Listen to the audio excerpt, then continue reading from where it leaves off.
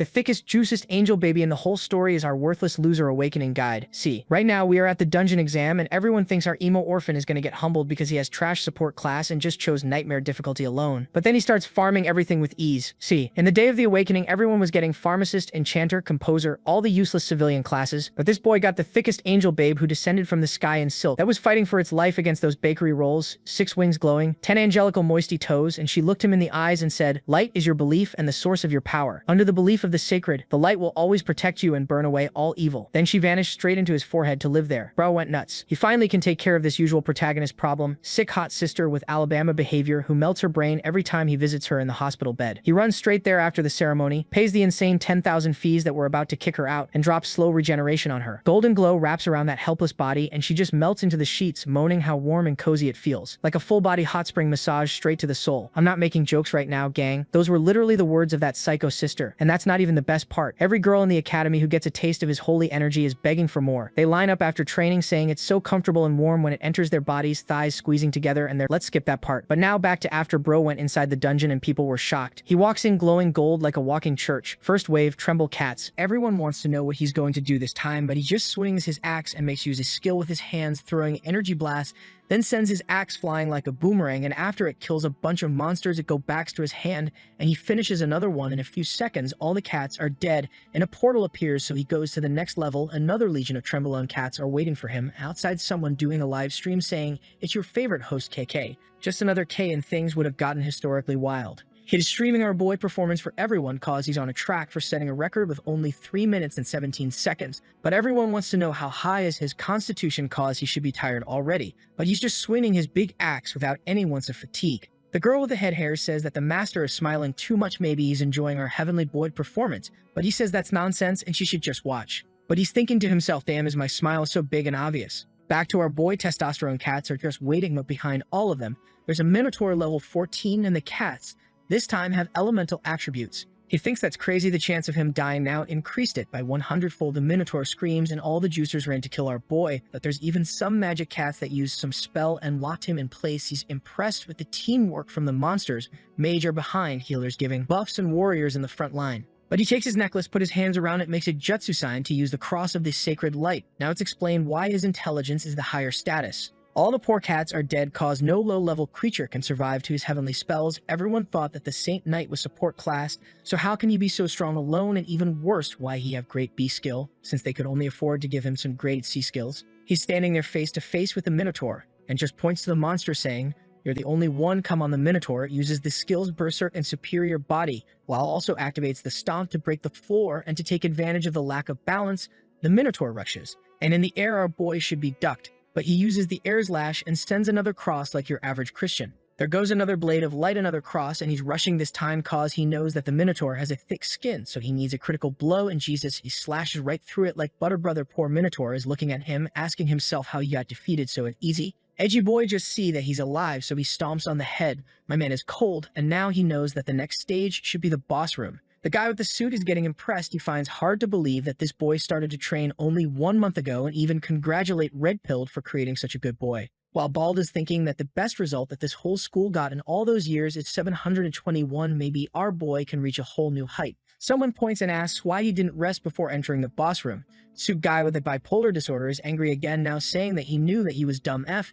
Now he lost all his advantages because he should have recovered before. But the reason for that is cause he's going for the record, and if he wants to be in the top 100, he needs to finish this in the shortest time. Sitting in the throne, the boss says, "Human, how you dare to step into my place? It's a level 16 Minotaur king. Because the level difference is too large, he cannot see anything else." The Minotaur instantly attacks him, saying that he must be prepared for death, but he uses the blessing of courage and the gift of God, also the gift of protection. Bro is Overload 2.0, getting ready for a fight. Now with the pay to win, he says, "Little cow, I'm over here." All buffs activated. Saint Knight's initial form is up. They go towards each other, and the Minotaur is way bigger than him. He slashed and handed the Minotaur, but unfortunately, even with 4 buffs, he cannot pierce the flesh, and now is purple meatball time to attack, and its hammer is already over him. He sidesteps in the right moment, but the second one he couldn't dodge, and that hit was critical, sending our poor boy 5 pillar to the other side of room. Thanks to this armor, his bones are intact, otherwise he would be dead. But luckily now, after this exchanging of blows, he knows what he needs to do and pulls out the Spear of Victory level 3 grade C,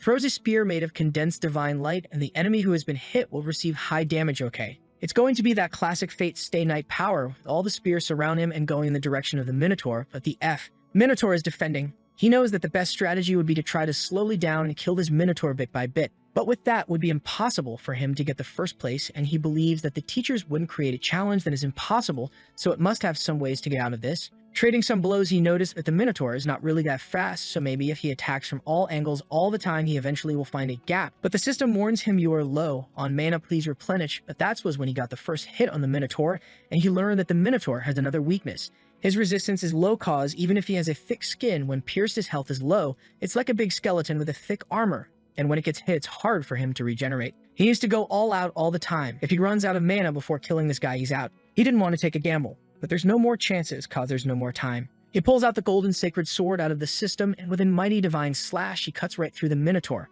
and finally killed the boss. Congratulations on completing the nightmare difficulty. Time 90 minutes and 24 seconds.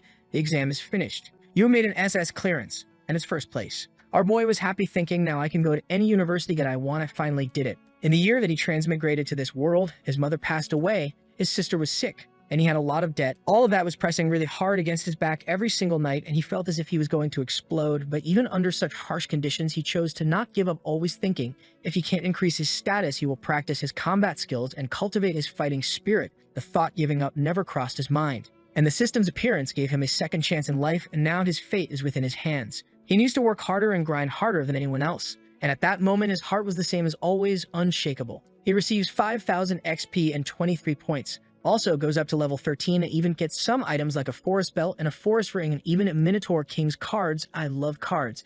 That reminds me of Ragnarok Online and Hunter x Hunter. When he arrives in the middle of the arena, everyone is shouting his name, Master Yi, you are my god. Fill me up with all your healing. Hearing such offers, he got shy. He asked himself what was going on. That's when Bald shows up. He went solo and finished in under 10 minutes. You are an honor for this academy. From my years of experience, I know you have the highest potential of this district and your future is bright, boy. But our boy is humble and just says that they are overpraising him. He's not that much. When suddenly a car pulls up, come on, the results will be up in 3 days and you need to rest first. After that, the mayor fulfilled his promises to our boy. His sister got a professional medical team 24/7. When he arrived there, he told the nurse that he's here to give his sister some good news, and even the nurse knows that it's because he placed first on the exam. But when they are in the elevator, it starts to get too cold inside. When the door opens, everyone is frozen. He knows there is a problem with his sister, so he runs and the nurse tries to follow him, but she's got frozen in place. When he arrives, he sees a dragon and a healer with her. He pulls out the holy energy. The healer tells him to not attack, but her arms are already becoming a popsicle. He stops his attack and asks why he can't attack. She explains to him that her heart is at risk.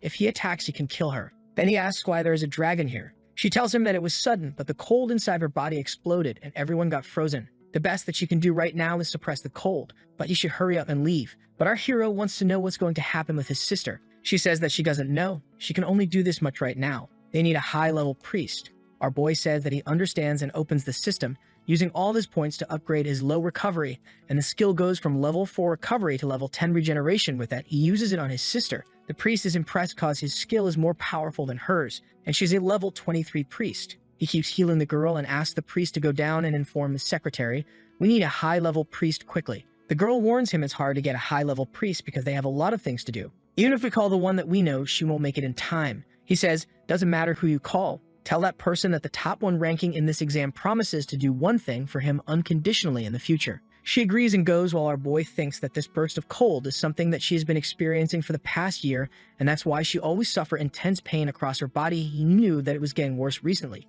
but he didn't imagine that it could affect the outside world. Some time passed, and it's afternoon already while our edgy boy is trying hard to hold on, but things aren't going that well. That's when a green ball hits the dragon and bounces through the room. He looks back and shouts, "Don't touch her." But he also gets hit and is sent flying. That's when we see a big-breasted baseball healer, and that's a new search tag for me. She looks at the dragon and says, "Come." The dragon attacks her, but she just hits it on the head. Then she uses a bind healing spell on the dragon, activates a power within her eyes, and hits the dragon once more. With that, she sends the dragon inside the sister again, then hits the floor with her bat, sending a healing shockwave, and everything starts to unfreeze. She says, "You must be Zhu Yi. I heard about you." Her name is Chu Ling Na, a level 35 secondary awakened priest. He says that it's nice to meet her, and she tells him that she came over because of the director, but she's thinking that it's impressive that the guy didn't freeze for this long time. He goes to her and asks, "Mr. Chu, do you know what disease my sister got, and is it curable?" She tells him that the leaking of cold energy and the refinement into a form is a sign of bloodline awakening. Zhao Yi is shocked because when the game first appeared, a lot of players chose the characters to be other races as elves, giants, and demons.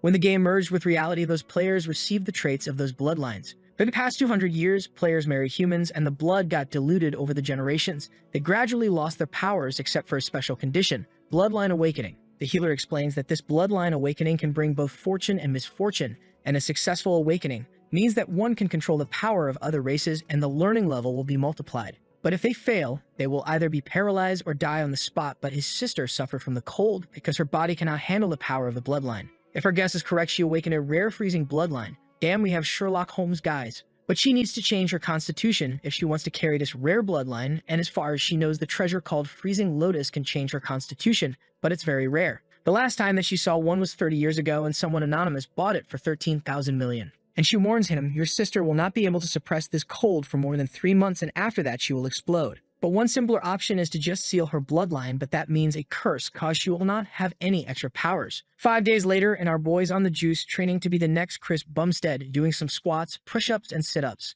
Right now he's choosing the stats points reward, and every day he's leveling up everything equally to reduce his flaws. He has the notification giving the exam results. It's announced. Congratulations for receiving the first place. Rewards are going to be according to your results, and you got a bunch of skills. God Hands, Great Divine Ting, Resurrection Cross, 1 Mystery Skill, Exorcism, Punishment of Light, and 33 stats. In the news, everyone is talking about our boy. The guy was only a level 10 when he entered the realm and even got first place. He is the headline everywhere. The guy from his school is always smug. Yeah, I knew he would be successful when I saw him. That's why I advise everyone to invest in him as much as possible, because I have a good eye. But of course there are some people that don't believe in him. A Saint Knight, which is a support class, finishing a nightmare alone, I think he's cheating. But the girl says that she has the recordings. It's really powerful, and his Holy Cross is more powerful than a high-tier flaming magic from a main mage, while also he has a bunch of buffs. Someone is watching on a big screen, and he's impressed with the fact that it only took him 9 minutes, and that's 20 seconds faster than him. He says that he's interesting cause he dares to take his honor. That means that he's looking for death. Our boy was just chilling and walking in the city when he got a notification on his cell phone. He just received the 5 million, and the secretary Zhao Wenbing explained that you will also get a luxurious place to live. He knows that everyone's acting like that because he got the first place bunch of gold diggers. He tells the guy, choose the house for me, and the guy on the phone tells him that the people from the top 3 universities are on the way for him. But actually, they are already there. Someone goes to him and say, hello, Mr. Zhao, I'm from Raoyang University, and I'm here to recruit you. But a helicopter appeared and the guy shouted, yo, you told him that he was dumb, so why are you here today? The guy trembling says, Mr. Zhao, if you are willing to go to our school, we will pay you 4 million. But the other one jumps from the helicopter and tells him that whatever Rao University offers, they will give him the double. Moda University will have Zhu Yi. But that's when a pink-haired fish-eyed bimbo appeared saying that she's going to be taking him, then she just grabs him and goes flying. Whispering some juicy offers with her warm breath in his ears cause this girl knows how to negotiate. She says, Mr. Zhou, King Jing University has nothing but cultivation resources. For the 4 years that you're going to be staying there, you're going to receive a great cultivation resource every year. But someone blocks her flight, and it's a dark masochist gothic fit, and now the competition is getting fierce. The goth girl tells him that whatever they offer to him, the Kung Jing University will give him more. The guy from the helicopter increases his bet. If he goes to Moda University, they will give him a full set of golden grade equipment. They fly down back to the floor, and the pink-haired girl says that she's not kidnapping him. She just wants to have an intimate conversation with our boy so he can warm her body with his cozy healing skills. But Sato Babe ain't letting this heavenly boy slide off. I'm from the Sukang University, and I'm the recruitment teacher, Sumai ER.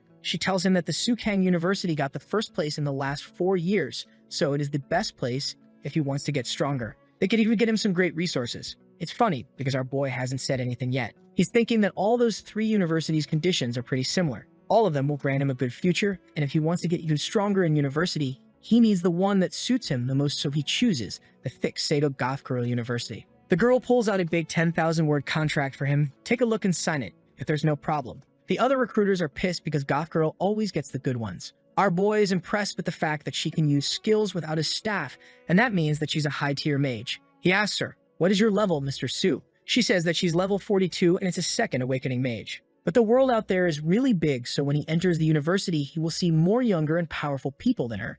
He thinks that this is great because after he received the system, there's nobody that can rival him in his age, and once he enters Shukang, he will face a lot of stronger people, and that means that he will get stronger faster. She says that she can see his desire for fighting. What an interesting boy, she thinks. Don't lose your time, teacher, asking for some healing. After signing the contract is fulfilled, and she says that she's going to give him 1 week to pack his luggage and take him there. He asks her if this semester is going to start already. She explains that this is so they can get the best result possible in the National Freshman Exchange Contest. Then we see our boy and his sister getting to their new house and she is in a wheelchair. This mansion is the one that the government gifted to you. There's 3 floors in total and the second floor has a specialized training room for you and also the area has a 3,000 square meter. I won't disturb you anymore, so please take a rest with your sister. Our boy tells the secretary to wait and says, I have something that I would like to request from you. My sister is not fully healed and her body is still weak even though Sister King will stay by her side. I hope you can look for her in my stead for some time. The guy says that it would be his honor to do that and the teacher from Su University came to take him. He tells his sister,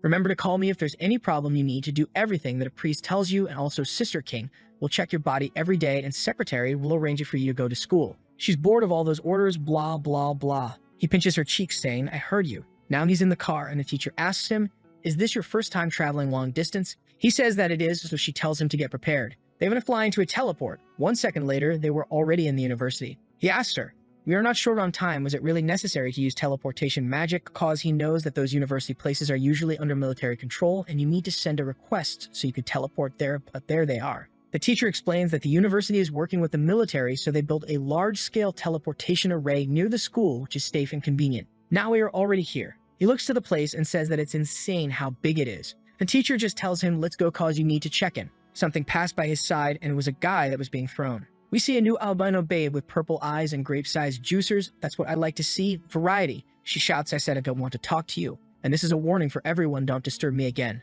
I won't go easy on you. Everyone looked at the guy. Our boy knows that the girl had a demonic bloodline because of the magic patterns. The teacher says that plenty of students and teachers in this university have different bloodlines, so we shouldn't be surprised when he sees them in the future. He responds, don't worry, even if there are other races, as long as they are on the side of humanity, I won't be hostile towards them, cause I wouldn't hate the whole demon race just because of my father's death. Okay, new information. The teacher tells him, good, here's your student ID. He sees that it even has a ranking score, and the teacher then explains to him the school structure. The first is the ranking. Every year has its own rank, and of course, the stronger you are, the higher you are in the rank. For the freshman, the ranks are based on the exam. He is number 1 and of course the strongest in the freshman, but the rank is temporary cause every month they will have a competition and the ranks will be rearranged according to the results. So from today onwards, he is the target of everyone. All the freshmen are going for him and in his position. He says that he's already the first place, so he doesn't plan to give this position for anyone. Next is the score system. She tells him that the freshmen receive score based on their ranking and you can use those points to buy meal equipment, potions, skill books, and everything. Also, if he gets enough score, he can get anything, even S-rank skills and resources. Other than ranking, there are 2 ways to receive scores. The first one, you go to the board of missions and grab some quests, and the harder the quests, the more points he can get. The second place to get points is the Heaven and Earth ranking. Everyone there also receives points based on the ranking, but there's 5,000 students in this university, so he will need to get stronger to get on that. He nods his head and says he understood. Then other than that, this university has 3 realms and can go to the training room to practice to increase your level. This training room remembers me from Hunter x Hunter. Hisoka is gone. I love that fight. There he can fight robots or people. And that's how this university works. The more points, the more resources he will receive. This is the way of surviving in this place. Our boy seems to like it. That's when another teacher greets her while they pass by. But the girls are all looking at our boy asking who is he. The teacher is leading him personally while we were led by seniors in groups of 10. Is he a VIP or something? The guy that is a senior explains to the overflow girls that special recruitment students will have a teacher assigned to them to help them. First, to familiarize them with the school faster, and second, to have an easier time recruiting them for their house. The albino girl is thinking about our boy, so he's the first place. I need to know more about him. The robot Sacy, first place, level 13 Saint Knight. And the randoms don't seem to believe, saying that it's impossible. A Saint Knight is a support class, and in the second place, it's a level 14 Berserker. How can a support class be faster than a DPS class? But the girls are thinking that our boy is handsome enough to be a celebrity, and it would be incredible to receive some buffs from him. Even Silver Bimbo is getting shy, and she cannot stop looking at our boy. The guy at her side gets envious, seeing that all the girls want to feel the healing of our edgy lord, and shouts, I think the first place is fake. Our boy looks back, and the guy points his finger, saying, I am a level 13 Punishment Knight, rank 38, and I suspect that you don't have enough strength to be rank 1, so I'm challenging you to a duel. The senior grabs him by the shoulder. Student duels are something that you resolve in private, so don't waste everybody's time. Everyone thinks the same thing. What the hell is this guy doing? But the side characters can't hold themselves when they see the chance to be humiliated, so he says, don't worry, senior, I got this. But everyone now wants to watch, of course, and they know that this Legion guy wants to use our hero as a stepping stone. That's because they think that a Saint Knight is not a strong fighting class, so we can easily step on him. But our girl healer asks, why should I accept the challenge? The guy bets 100 score points. You get that if you win, and if you lose, you don't need to give me anything. Our boy wants the points, so he needs to accept this challenge, but also wants to use this guy as an example. He needs to be cruel, and only then they will remember. So he says, 300 score points, and I will fight you. Everyone was puzzled and shaking. He only got 400 points by getting into the top 40. That means that he will lose everything if he don't win against our hero. People behind him are speaking, saying that's a heavy price for a loss. He's trying to stand out right when everything begins and proving that he's one of those fools from the novels. But the guy knows that the albino bimbo is looking at him, and now he made the offer with his honor in the game. Now he can't back off anymore, and he has to keep going. Our boy is leaving. See you later if you don't have the guts. But the guy shouts, stop it. Okay, 300, let's enter the ring. So if you got some guts after all, we don't need a ring if you don't fall to your knees. In 3 moves I lose. But the author had Alzheimer's, and they appeared in the ring anyways. The teacher tells everyone 3 seconds, then you can act, but no killing moves. 3, 2, 1, boom. The guy rushes in thinking that a punishment knight is just like a saint knight, since both of them came from the knight class. But the punishment knight excels in dealing damage, while the saint knight is just a support, so this will be a piece of cake. I just need to be fast, so he cannot use his buffs. Then the silver gorgeous princess Madam will look at me differently. But unfortunately for him, the name of the series is SSS Saint Knight, and boy, you're going to get humbled, while she's going to look at you differently, with disdain and disgust. There he comes with blood slash. Our boy just sidesteps and throws a knee in his belly, and the guy goes flying out of the ring, almost dying already. Our edge boy says that it was boring as truck. I thought that he had something up his sleeves. Turns out he's down with 1 hit. The senior goes to help the guy, and everyone is in shock. He comes and says the guy broke 5 ribs and has internal bleeding and of course fainted. Juicy Goth doesn't seem to care and just says, let a priest heal him. She gave back our boy's card saying that 300 points have been sent for him. The silver-haired demon girl cannot take her eyes off her boy, and her design is fire, gotta say. Everyone doesn't seem to understand what happened, and she's thinking about the difference in their strength. So she calls for him, please have a match with me, then hurt me a lot so in the end you can heal me. Joking, she just asked for the fight, but maybe the second part is going to happen. Our boy uses the system to look at her. He knows that it's the girl that was at the gate, and she has some bloodline and also legacy equipment, which is something like a legendary weapon.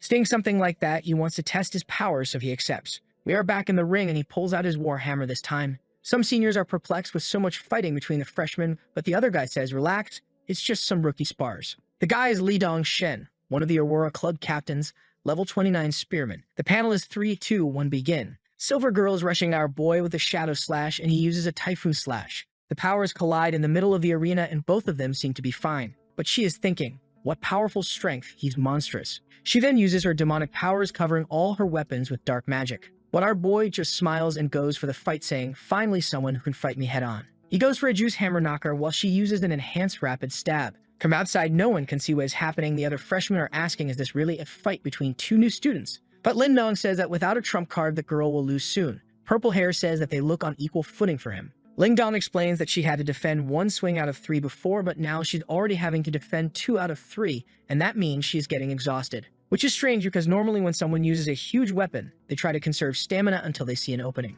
But Juvii is not showing any sign of conserving his stamina, and it's getting harder for her to block this warhammer. The girl is sent back, and her boy tells her, I'm done warming up gift of God, gift of courage, weapon blessing, and blessing of dome. She thinks that this is too much pressure. This is his true strength, while he is also pulling out the spear of victory. She uses a phantom slash and dodges our boy's attack.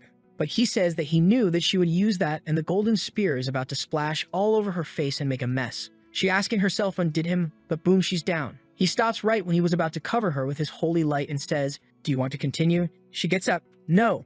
The result will be the same against such overwhelming aggression and brutality. But our hero knows that she didn't go all out because she didn't use any of her secret swordsman skills and also only a fraction of her dark elemental power. She smiles at him and tells him that he found out, but it's just a spar, so of course she's not going to use her trump card. Also, she knows that he's hiding something because she saw his video and then asks for his number. She saves his number, all happy, while our boy with his thick teacher. After some time, they arrive in the place that he will be staying, and in the door, she told him that she heard that he's looking for the Freezing Lotus, and gives him information about a party that 6 years ago was at the Tempest Range searching for it. But they eventually gave up cause the monsters were too strong, but she cannot guarantee anything. Suddenly, our boy becomes a hacker, which 300 screens searching for informations on that said mountain, and now he knows that he is way too weak to search in that place for the time being. The part is that the system rewarded him an item that can resurrect once for being first place, and because of that, he's going to buy everything that he can and go like a psycho. So using his Valorant flicks to buy all the skills he could and also acquire a forest set of equipment, he went to the mountain. Nami's also albino boy that is causing explosion everywhere.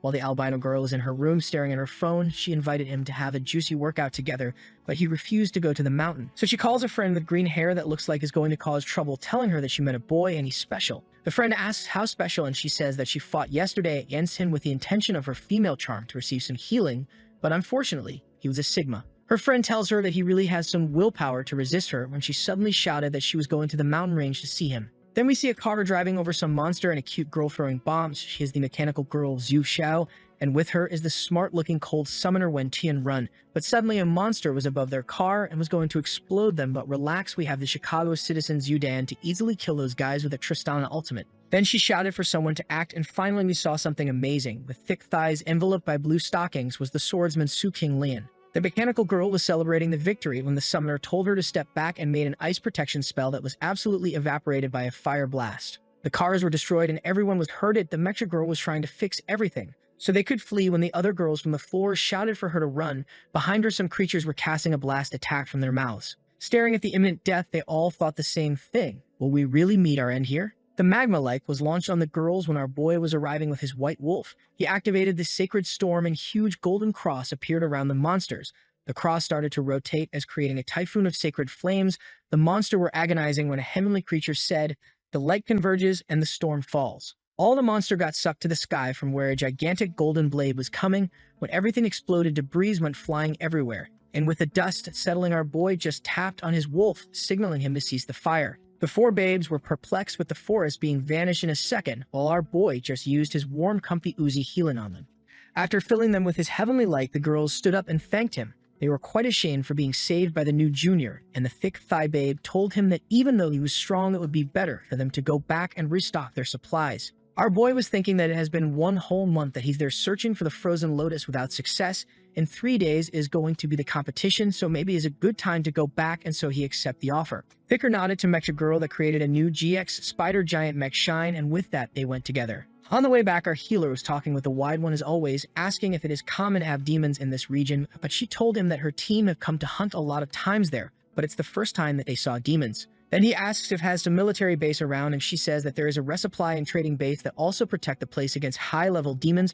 Because those demons were level 20, they were not detected. But it's strange how those demons suddenly appeared. Maybe there's some sort of dimensional crack that is bring them that means at any moment a ton of demon can appear. Suddenly in the car, they felt the presence of demons and a purple light from far away was shining. They instantly knew that was someone that had been targeted by the demons. Zhou Yi told them to go back first, and he was going to see what was happening there. They shouted his name, telling him that it was dangerous.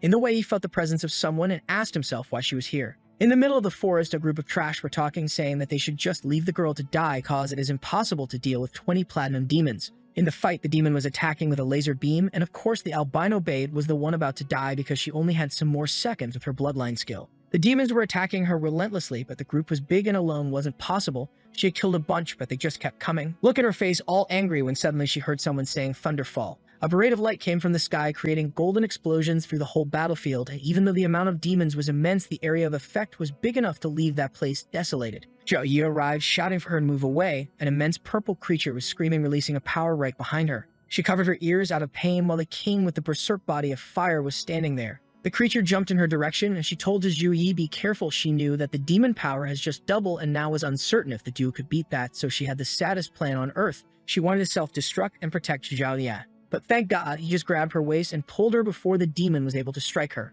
He looked behind and used his punishment of light in the whole area, and once more surrounded the whole battlefield with a light punishment from the sky. He told her that now he understood why so many people like to be mages. Killing monster from so far away feels great. But right in front of them, another group was coming, and suddenly, they were completely surrounded. Is it just me, or has the art style changed completely? Our edgy healer used his golden fingers to imprint some comfy warmth inside her. She felt her body being filled with all those buffs. Flom slow regeneration to the gift of God. Seeing her own status panel, she was impressed with the creamy points that she just gained. He told her to go left to distract the creatures while he was going to kill as much as he could. He rushed with his warhammer, and the monster was getting ready to attack him, but his holy slash was easily cutting everything. Running with the wolf, Jiang Chu was thinking that her status increased by a total of 25% superpower, almost double. But according to what she knows, not even level 25 Saint Knight can buff so much, and even stranger, he's only at level 16. But that was the moments that a creature punched the floor right in front of her. She had to stop with wolf and get ready for the fight, but the wolf easily attacked the purple demon.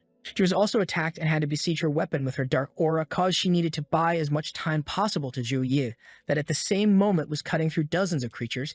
He distracted for a second, and a monster had the opportunity to attack him from behind. When the blade was about to touch his neck, a dark circle aura perpetuated the whole sky, vanishing that creature. It was Jiang Shu utilizing her shadow succubus whip that I wouldn't bother to let it hit me 3 times at max. Seeing all those creatures around them, our hero noticed that all of that was happening because of him. His holy powers was attracting every dark monster as a moth goes to flame. And he knew that it was the perfect time to use his best kick, like Cristiano Ronaldo sending a dome protection to John. He touched his chest and summoned a holy cross, but the size of this one was incomprehensible. With a hopping 200 meters range, all the demons in the area were disintegrated by the holy flame, while Jiang was standing there completely mesmerized with such a destructive power. The only creatures that could stand were those of high ranks, but relentlessly and without wasting a second, Zhou Yi said. Under the holy light, all darkness shall be vanquished, because if when the light converges, the storm falls. It was his special attack that creates a circling cross around the creatures that rotates until it creates a tornado that vanishes the whole battlefield. From behind the forest, no one could believe what they were seeing. Is that something that a human really can do? The soldier asked his captain, should we announce ourselves? The captain was level 26 and knew that his team couldn't fight those creatures, but that guys alone they're soloing everything, but maybe that was the perfect chance for him to make friends with such a prodigy. It was when the 4 girls that he just saved appeared again in the spider mecha. A Chicago Babe was about to say that they arrived to help him, but all they saw was a desolated place with our 3 heroes standing. Zhou Yi drank a potion, leveled up to 18, but his status was way higher than your average level 18, and with 156 plus 39 of wisdom, he was smart enough to leave a like in this video. Do you remember that the last chapter ended right when he and our dear Jiang Chu had just defeated the boss? He leveled up a few times and drank a little potion. Zhou Yi realized that he had many skills but not enough mana to use them all and decided that he would ask the teachers about it when he returned. Suxing Liang came to talk to him, asking how he managed to handle everything. Even the sharpshooter Zhu Dan commented that his strength was somewhat unusual. Before he could answer, Jiang Shu collapsed to the ground, exhausted. The long battle had drained all her succubus powers. The girls kept asking how he had faced so many demons. Zhou Yi said they were only level 23 demons, so it wasn't difficult. But the girl kept analyzing him. He asked what the problem was. She explained that the legion of demons like humans had a general, and if he wasn't there, it meant he would soon appear. With that, they started to retreat. In a forest, people were still wondering what the boss was going to do. When he was about to say something, everything started to shake, and they felt a demonic aura. In the sky, they could see something resembling a dragon's visage approaching. It was the white dragon, and there was someone on its back. It was a level 30 demon summoning monster, flying on a level 24 fire albino dragon.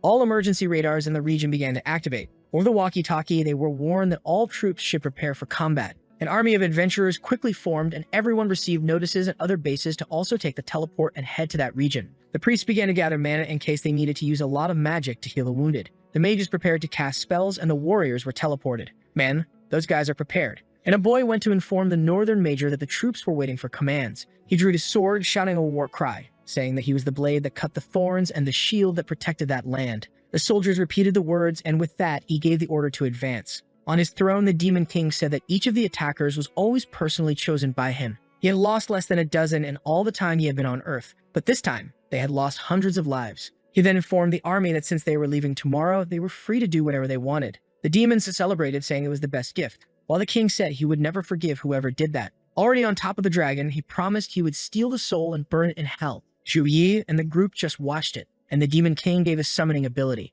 With that, platinum-level creatures were summoned. Suxing Liang used an analysis device and noticed that there were several platinum and legendary-level monsters. She turned to Zhu Yi and said that the blue squad would protect him and told him to escape. He was confused, and the babes stepped in, saying his life was very important. Suxing Liang thought that a genius like him could not die there. It's worth dying for the boy. Man, they are dedicated. You just met him and already want to die for our boy. From the sky, a foot started to emerge from a golden pentagram. Jiang Shu was confused, and the girls celebrated, saying it was the Northern Protection Team. But the demon told them not to celebrate because no one could enter with a teleport inside the barrier formation. Suxing Liang responded that it didn't make sense, but the army appeared. The problem was that it was very far, and the leader asked what had happened. The teleport guy said they went to the nearest place outside the barrier since they couldn't enter it and said they would have to wait for it to disperse. The northern major asked how long, and he said at least 5 minutes. He took a deep breath and said to prepare the information about the people who were inside. When the battle was over, they should at least collect their remains so that the families could hold a burial. Man, did they kill our protagonists and our babes just like that? Calm down, our boy is still there. And the system appeared saying legendary demons had been detected and missions were created. You should kill the demon spawn and would receive an S-rank talent plus a fortune medicine. Obviously, our boy smiled and got excited. If there's a mission, there's a way. He walked forward with a golden aura while the girls were all asking what the hell he was going to do again. The king remarked that he had a thick and sacred aura. What you mean by that? Expressing certainty that he was the one who killed the demons, and if that were the case, he would have to be killed. He advanced, declaring that he would die in infinite agony. Calmly with his golden eyes, Zhou Yi drew his weapon. The dragon prepared a lightning attack and launched it towards the group. Suqing Liang screamed desperately for our boy, but he simply raised his arm and sent a light attack towards the dragon. I thought it would be like a Dragon Ball Z impact where nothing happens, but his attack pierced through and even tore off the wing of the fool up in the sky. With that, the king and the dragon began to fall, crashing to the ground. The poor demon was still getting up when Zhou Yi was already beside him, ready for smash him. But the demon was not weak and managed to react, sending a slash towards him. Strangely, there was nothing where he struck, and something was already coming from the side of his head. He almost got hit by a hammer, barely defending himself. Man, the impact lifted the entire ground, and the demon had to retreat. Even he was confused about how it was possible for an 18th level human to have enough power to go against him. Zhou Yi, fully confident, said that he was more resilient than he thought. The demon, enraged, leaped towards him before he could finish speaking. The protagonist jumped, dodging, and sent a light slash from above. The demon was hit and got a disoriented status. With that, Zhou Yi prepared a light punishment, and the demon tried to activate a demonic fire shield. The attack hit the shield squarely, and the demon seemed to be able to withstand it. That damn Zhou Yi said it looked like he would have to take this seriously. It was time to use what he received when he finished the exam. The demon seemed confused and called for the approaching generals. He gave the order to kill Zhou Yi, who was dancing like a cute princess in the sky. The boy's dance was no joke, and that thing was radiating a golden aura. The girls were all in shock at the performance, and the knights were a bit confused. Even the monsters didn't understand what was happening, until Zhou Yi clasped his hands together and a giant palm came from the sky. The Demon King had a premonition that something terrible was about to happen. The light beam began to sweep the area until the hand crushed everything there. The girls were wondering if that really was Zhou Yi's doing. Even Jiang Chu's bloodline was scared. The northern majors said that it was enough to rival a magical canyon. He asked if they already had information about who was inside. The teleport guy said they were all students from Kang University, and the one who had unleashed this ability was the Holy Knight Zhou Yi. The major said it would be very sad to lose someone so strong, especially since the Demon King would not lose to that. At that moment, the king started to rise, saying that he was brave to have offended the great Arimas. He looked like the monsters from One Punch Man and sent the army of flames to advance. The army was still standing, and all of them now imbued with flames. The priests began to give buffs, and everyone jumped towards Zhou Yi. Debuffs were coming from all sides, creatures from above and ahead. The demon, while his arm was healing, said it was impossible to lose to an 18th level knight. The priest agreed, saying they would win because of the numbers. Zhou Yi was worried. God's hand had consumed all his mana, and the recovery was very low. The only thing left was the divine summoning, a secret ability of the saint that could only be used once. He activated it, and immediately, a beam of light came from the heavens towards the earth. The energy pierced the demon's barrier, consuming everything in its path. The monsters looked scared, and Arimas didn't know what was happening. Now the rascal drew the legendary 6 wings. Actually, he received a very warm, plumpy hug, right? Look at the cozy headrest. The demons were still all confused. What were those fiery feathers falling from the sky? Until they all started to burn in holy flames. The northern major realized it was a divine summoning technique.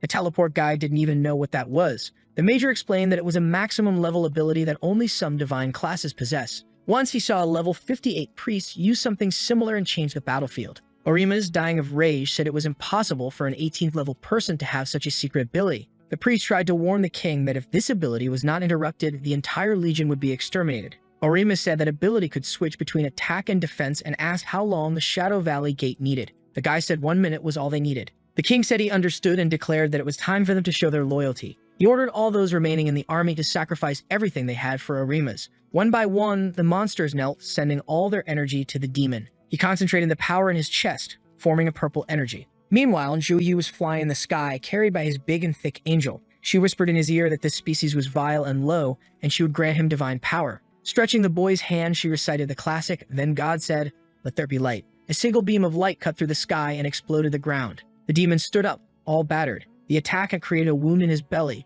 but the fiend had not fallen. He retaliated with an attack of black flames, raising an orb of malignant energy and summoning solar fire. Confident, he knew this was the secret ability of the demonic flame race, achievable only because his people had sacrificed themselves. Now he was resolute and sent the demon sun towards Zhou Yi. Our boy did not dodge. He stood still and static. The heavens exploded. Below, Orimas was exhausted from using so much energy, and the girls were all anxious, asking where the boy was. There he was, relief, intact with golden eyes. The demon started getting angry, saying it seemed they were now on the same level, but it was okay since a minute had passed and the return formation was complete. He only needed to get out of there. However, Jovia proclaimed that the heretic should be judged in the name of the gods and ordered him to die. He launched a light slash that hit the demon's back, tearing half the field. Through the smoke, he approached.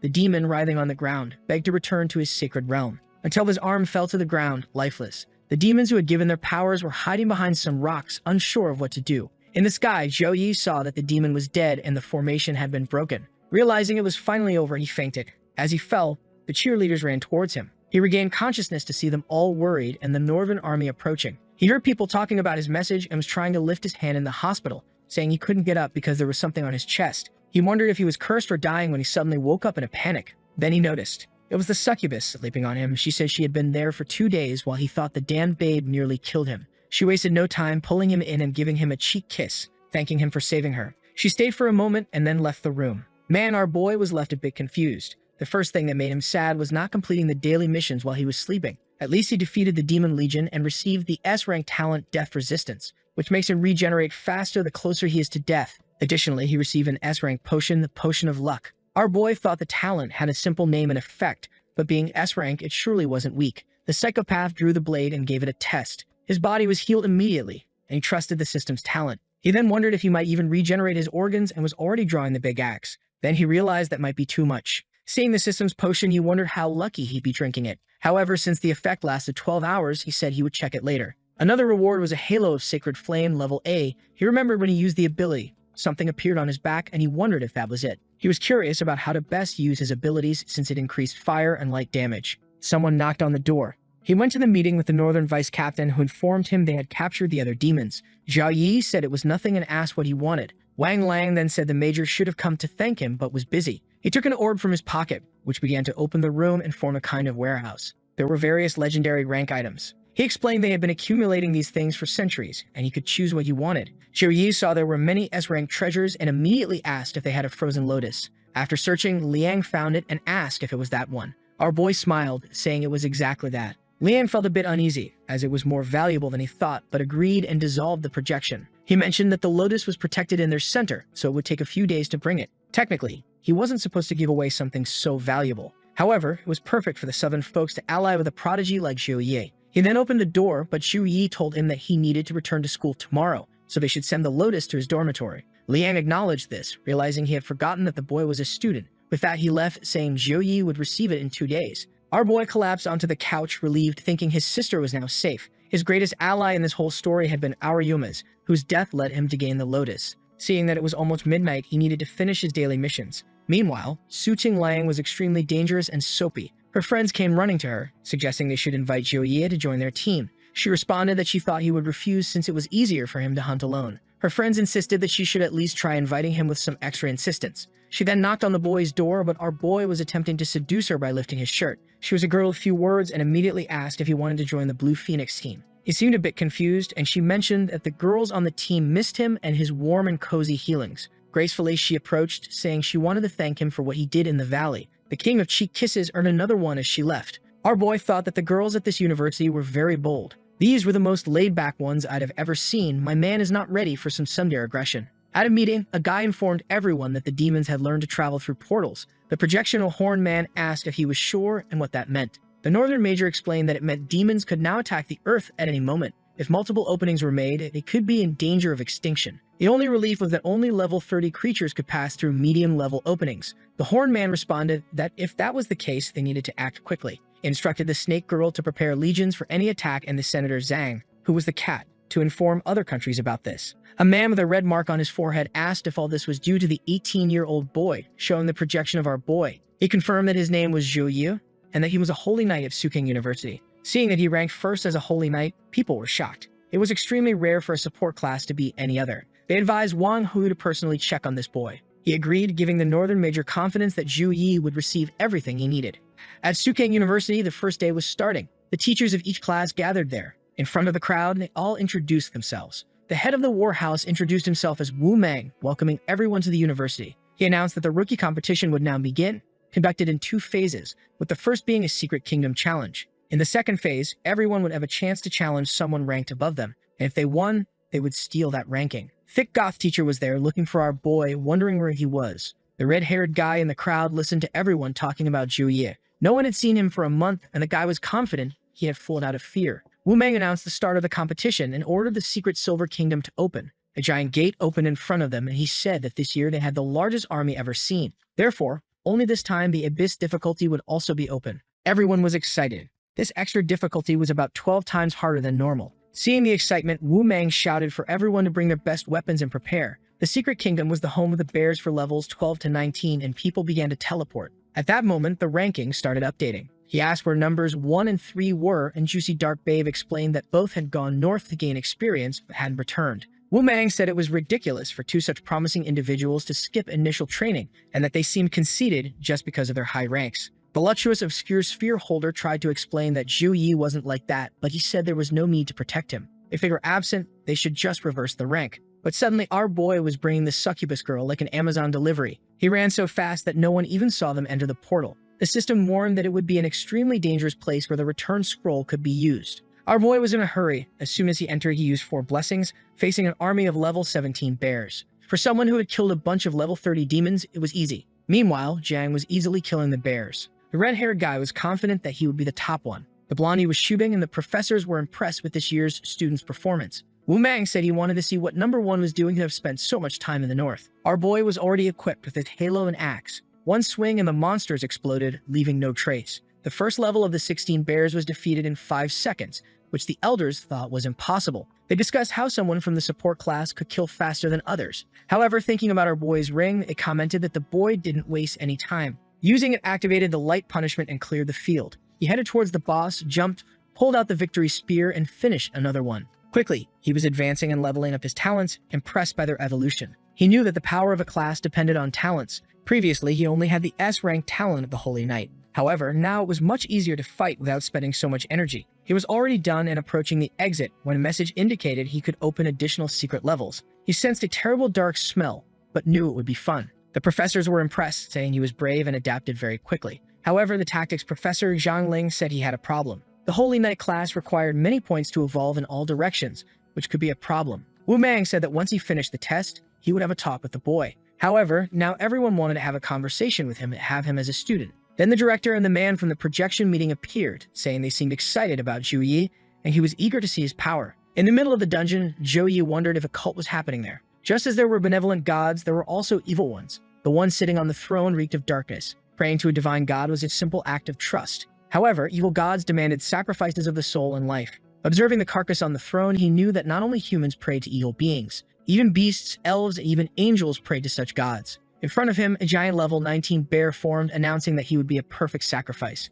Zhou Yi knew that the creature was immune to physical attacks, which would be very sad for a martial artist. He activated everything he had and called the beast to attack. Surrounded by a whirlwind of golden light, the bear said it was useless and leaped at him with a dark blow. The whirlwind dissipated, but Zhu Yi was intact in the middle. He just observed, and the bear roared, saying that light was strong but insignificant compared to the immortality he had achieved. He continued cursing Zhou Yi, saying he would die. Zhou Yi, tired, told him to resist this. He created a golden orb above the monster, and when the smoke cleared, it was still alive, shouting again that he was immortal and the light would not kill him. Zhou Yi said he shouted too much and began making multiple light orb summons above the beast. The poor thing began to explode, and the energy it had been accumulating was consumed. After a minute and 12 seconds of continuous magic, he finally won. He received a golden horn as a reward and left, saying that immortality was just an illusion. All he had to do was burn the power until it ran out. The only thing that caught Zhou Yi's attention was that the place had a strange power. It seemed like the opposite of the divine power he used for summoning. Probably the evil gods have something like that. The flame guy was fighting the bears until he finally killed them again. He was exhausted, saying this extra level was harder than he thought. Facing another one, he was confident he would win in 8 minutes and charged forward. The chubby one was impressed with Zhou Yi's magic, saying he was indeed a surprise for everyone. He had already left the zone and everyone wanted to recruit him. Then the director gave a little cough to the guy beside him. Wu Meng wondered if the chief of the place was really interested in the boy. They found it incredible that he was already at level 19, considering he was level 13 on the day of the test. The director explained that he evolved so much because he spent all his time hunting in the northern region. For someone who defeated a demon flame general, that test was too easy. Shortly after, the fire guy also emerged from the portal. Seeing Zhu Yi, he wondered if the kid had cleared it before him. He was already fuming, saying it was impossible for him to lose to this trash. He carried the glory of the 8 great families and was not supposed to lose to a northern trash. Meanwhile, Zhou Yi wondered why the guy was so shaken. Suddenly, Jiang started to fall awkwardly. You know what happens next? Our boy saved her in midair. The girl, mid-fall, was already smiling, saying he was amazing for finishing before her. A second later, people were crashing down around them. Sumai rushed in, telling them to call the medical team immediately. An hour later, everyone was healed. Manga announced that the first phase of the competition was over, and it was time to announce the rankings. For some reason, the red-haired guy was confident, even having seen Zhao Yi leave before him. Obviously, our boy came in first with about 5 minutes, while Sheng Lingfeng took more than 20. Seeing this, the fool was furious, wondering how the bastard had finished 15 minutes earlier. Distracted, he tripped and hit his chin on a pillar, thinking about how he would take down that kid later. Zhou Yi just looked to the side, wondering why that guy was up there. Manga announced that the second phase would start and everyone could challenge someone. Each participant had 3 challenge opportunities and a 5-minute rest. People started announcing their challenges, and someone, of course, mentioned Zhao Yi. It was Lingfeng, smiling confidently and calling him out. Cracking his fingers, he said now they would see who was really stronger. Jiang Shu explained that this guy was in second place and also had the dragon fire lineage. While she explained, our boy thought the guy was a fool for challenging him when he was clearly stronger. Without much hesitation, he jumped up and told the guy to come at him with everything he had. Lingfeng, excited, said they would see who was stronger, the Holy Knight or the Berserker. As soon as it started, Lingfeng leaped up with a fire punch and Berserker lineage. The professors commented that he seemed eager to finish quickly. However, the flames that hit Zhou Yi didn't even pass the sacred barrier. Lingfeng found it strange and asked when he had used that ability. Due to the B+ sacred protection, any physical attack was blocked up to a certain amount. Poor Lingfeng was already shaken. His plan was to prevent the guy from using this protection, but now it was ruined. Zhou Yi smiled, saying it was a good plan, but he activates that ability in 0.1 seconds. He raised his axe, saying he gave this chance just to see if the fight could be good. He then swung at his face, saying enough of this. Lingfeng tried to activate a fire shield, which was shattered in 0.5 seconds. The boy was being ejected from the arena, wondering how this bastard was so strong. He looked down and saw nothing because Zhou Yi was already beside him. Angry, he said he wouldn't lose and activated something. An explosion happened in the skies and he had activated the fire dragon body. Again, Zhou Yi appeared behind him, saying it seemed like that was his hidden lineage. Grabbing the guy's hand, he thought he envied those born with such blessings. However, ready to hammer him, he said that even with that, he stood no chance. He swept the entire arena and Lingfeng survived barely. Zhou Yi realized the guy dodged at the last second. Lingfeng declared that the dragon lineage wasn't limited to physical powers and now he would see its true power. He sent a fire breath towards Zhou Yi, who stood there as always. The audience had no idea who would win, and Zhang was becoming insecure. Then Zhou Yi activated the sacred fire ring. Since it had flame properties, Lingfeng's powers began to be absorbed. For him, that guy in front was like a king. He shouted to himself that this was impossible and sent another attack. However, Zhou Yi said it was useless as flames never escaped his control. Attacking with a hammer, he announced it was time to finish this. Seeing his own flames coming at him, Lingfeng said he would never die from the power he had. He activated his lineage power, claiming he would regain control of his flames, but he got smacked in the face and was thrown out immediately. He collided with the arena's protection and then the lineage dispersed. With that, Zhou Yi had won, and the medics came to help the poor guy. The professors commented on how strange it was for someone with so much magical power to also have so much physical power. Suddenly, another girl, also the top of her region, entered the arena. She introduced herself as Song Xiaolin, a level 17 Taoist priestess who wanted to learn from him. Zhao Yi thought that the Taoist priest class was quite rare. He introduced himself and she asked if he had used all his power and requested that he activate all his buffs so she could feel his stats. Everyone commented on this strange request, and our boy agreed. She thanked him and he began activating a bunch of buffs. She was impressed, and our boy raised a golden light, stating it was his maximum power. Confidently, she activated several talismans and asked him to use everything he had. At that moment, he swung his hammer at her head. She surrounded him with talismans, cast an enchantment, and commanded an explosion. The terrain was destroyed, and as she ran around, she wondered where Zhou Yi had gone. He appeared behind her, asking if she really thought she could escape that easily. He swung the hammer again, which she barely managed to defend against. She was scared that even with all her defensive passives, it was difficult to defend. Deciding to take a risk, she threw some spheres at him and performed a jutsu. She borrowed the power of Qi and Ku and commanded the horde to obey her. Zhou Yi found it interesting that a Taoist priestess could summon soldiers. They charged at him, but our boy just prepared and hammered them all. He noticed the creatures weren't strong, but seemed to recover very quickly. He kept striking while the girl couldn't believe it. That formation had trapped level 30 people before, and he was handling it easily. A second later, he was behind her, about to strike again. Realizing she couldn't win, she surrendered, apologizing and admitting that Zhou Yi had won. He asked why she didn't go all out. She winked, saying she knew she couldn't win, so she accepted defeat gracefully. She wasn't stupid. She knew that taking Zhou Yi's heavy hits on her small, plumpy body would prevent her from fighting in the other 2 battles. She left, thanking him. Our boy turned to the crowd, spun his hammer, and asked who was next. Obviously, no one was eager to challenge him. Jiang Shu was proud, while Su Mai said it was expected that he showed strength beyond imagination. Wang knew that all the professors would want to recruit the boy. Su Mai turned to speak to the chief, who said she didn't need to worry. He had a strategy to recruit the boy. A guy came to knee Lin Feng in the chest, and before he fell, he grabbed his arm and kneed him in the chin too. Poor guy was done for. Wang Li, the blondie, said it was a good fight, but that he didn't stand a chance. Half an hour later, it was all over. Zhou Yi was first, Jiang second, and Song third. They then gathered in front of the professors. Wang Lai started introducing each of the houses. The house he belonged to focused on battlefield survival and was called the House of War. The wizard with magical powers was obviously from the Elemental House. The redhead announced that those who wanted to use weapons should join the House of Armaments. The old woman, or possibly just someone with white hair, said that her house was for those who liked battlefield strategies. The chubby guy said that those who liked to create weapons could go to the House of Logistics. Each of them was boasting in their own way. At that moment, Jiang approached our boy and asked where he was going. Wu Mang said that if Zhou Yi went to the House of War, he would be his instructor. Our boy asked about the advantages, and Wu Mang replied that each mentor could recruit an elite student who would learn various techniques and receive exclusive resources. The wizard immediately offered legendary magical equipment, claiming he would be the best mentor. However, the armored guy disappeared and reappeared beside him, saying he would receive any weapon he wanted. There was a fight, with all the mentors wanting to recruit our boy, who felt something similar had happened once before. The underdogs were all shaken, having become second choices. Wang was trying to come up with a plan to steal him from everyone else. The school director then suggested that Zhou Yi become his personal disciple. Everyone turned around without saying a word. The director mentioned that he would bestow upon Zhou Yi the power of a bloodline. Zhou Yi asked what he would gain from this. The director explained that if it worked, he would receive the bloodline of another species. People were amazed, and Lin Feng grew even more enraged at our boy. Meanwhile, Jiang was intrigued, thinking her brother would become even stronger. With the director's offer, no one dared to object. He then brought out an orb with a sword, saying it was a gift from the captain. Ling Feng recognized it as a Medal of Honor. How did the damn Zhu Yi receive such a thing?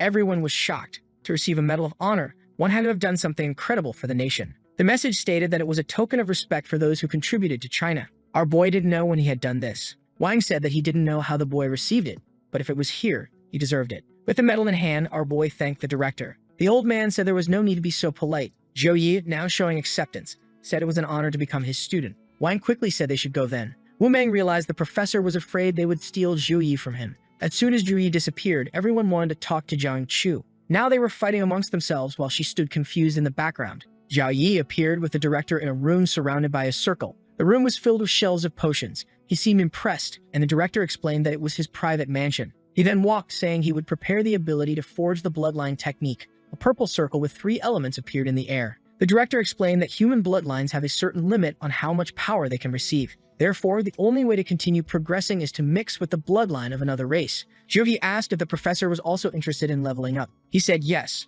but at his level, it takes years to gain enough experience. Even though he is at level 64, creatures from other worlds that are at boss level are still not easy to defeat. He could receive the bloodline of angels, dragons, or titans. Since his body couldn't accept all 3, he had to choose one. The angel bloodline would give him a high affinity with the light element. The titan bloodline would allow him to control lightning. The dragon bloodline, the purest of all, would enable him to exert pressure on any nearby creature. Zhou Yi knew these bloodlines were from creatures of at least level 60. Humbly, he asked the professor which he thought would be best for his case. The professor appreciated his caution for such an important decision. He advised that the titan and dragon bloodlines were very powerful, enhancing strength and mana capacity. However, since Zhu Yi had such an affinity with the goddess of light, the angel bloodline would probably suit him best. Zhou Yi agreed that this seemed to be the right choice. The director remarked that Zhu Yi seemed comfortable with the angel bloodline and said he would introduce him to the seniors later. Zhou Yi then asked why he had received the Medal of Honor, and it seemed excessive for just eliminating a simple army. The director revealed that his battle against those creatures last time exposed their plan to invade Earth with small-scale portals. Our boy, shocked, asked if this meant they could appear anywhere in China. The director confirmed, saying that several armies were currently being prepared to handle these teleportations. For now, things were under control since the monster levels were low. Therefore, the priority was to nurture future talents, which was exactly what he expected from his student. Our boy was now fully obedient, responding with "Yes, Professor" to everything. The director then handed Zhou Yi a cue and instructed him to return the next day as the technique would be ready. Observing the choices, Zhou Yi still had decided. He considered using the luck potion, thinking it might help him gain even better things. Without hesitation, he drank the potion, showing no fear. He opened some chests he had stored and received an S-rank flower that increased constitution and spell damage after being consumed. Seeing how much better the gift was under the potion's effect, he knew it was very good. It was time to return to the professor. Meanwhile, the mage from the elemental house told the professor that he was being too generous. An angel's bloodline was something that could spark wars between nations. The director said he had been saving it for a long time and Zhou Yi was the right choice. Just then, our boy appeared. The director said he seemed prepared and mentioned that the technique was ready. He instructed Zhou Yi to take off his shirt and sit in the center of the formation. There he was, ready to receive the angel's bloodline. The director turned to the mage and asked for his assistance. He activated the forging technique and flames of light rose from all four sides. Zhou Yi's chest began to glow and energy flowed into him. A strange blue light started emanating from his body, rising into the sky. The old man noted that Zhou Yi already had the cold bloodline. Now the entire place was freezing. The poor mage struggled to maintain the forging technique. The director remarked that he knew Zhou Yi's sister had something similar, so it seemed to be in their bloodline. But they didn't need to worry since the angel's bloodline would override the other. The strange thing was that they seemed to be in harmony. The director wondered what kind of ice power he had within him to be comparable to an angel's bloodline. Perhaps he was a descendant of a high-level player from the beginning. The biggest problem now was the two bloodlines clashing and ultimately losing both. The old man warned that if this happened, it would be like consuming a simple ranked treasure. But now all they could do was trust that Zhou Yi would achieve results. However, at that moment, a kind of dark energy entered his ear. Zhou Yi opened his eyes and the gate of consciousness had been opened. A woman in the back of a room said her child had arrived. Zhou Yi wondered if this was inside his mind. The woman congratulated him, saying she was there to give him true strength. He no longer needed to follow any morals or rules and should follow his own desires from now on.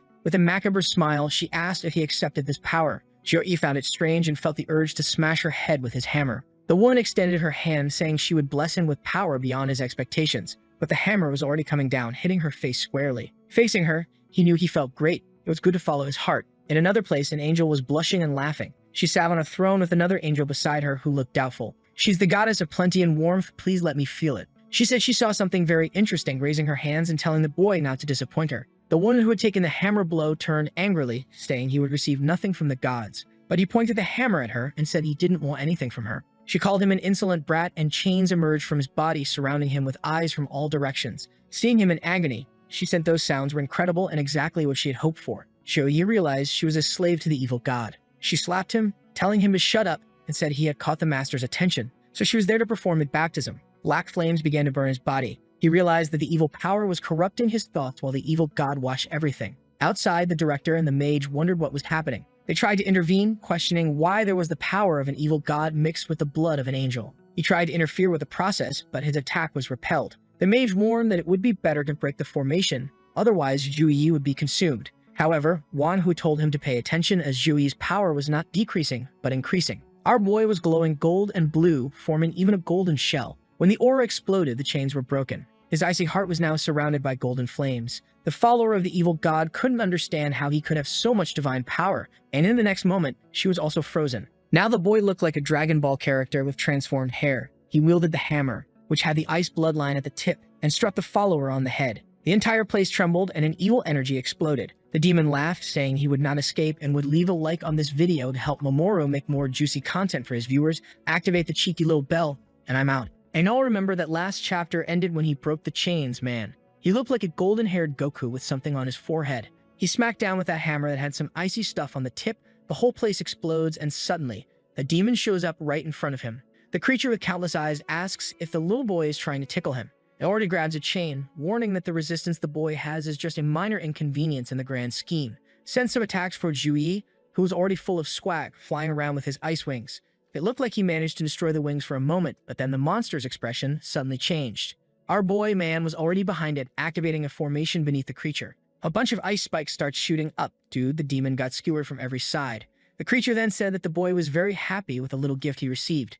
The power humans call magic is merely the remnants of the light granted by the true god, but he, as the greatest servant of Master Exia, possesses a power beyond mortal understanding. Now the monster was gigantic, and our boy looked tiny in comparison. Here comes another barrage of attacks, but Zhou Yi dodges with ease.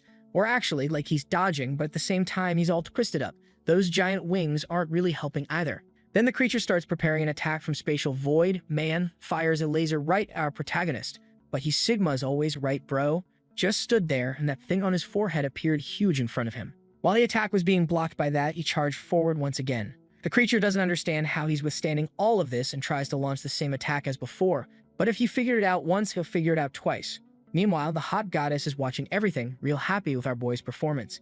Last time I didn't notice, but this goddess, she looks exactly one-to-one like that goddess from the Reaper story, man. Bro, it's literally the same character. And what our boy is doing, man, is cruel. He's poking the monster in the eyes.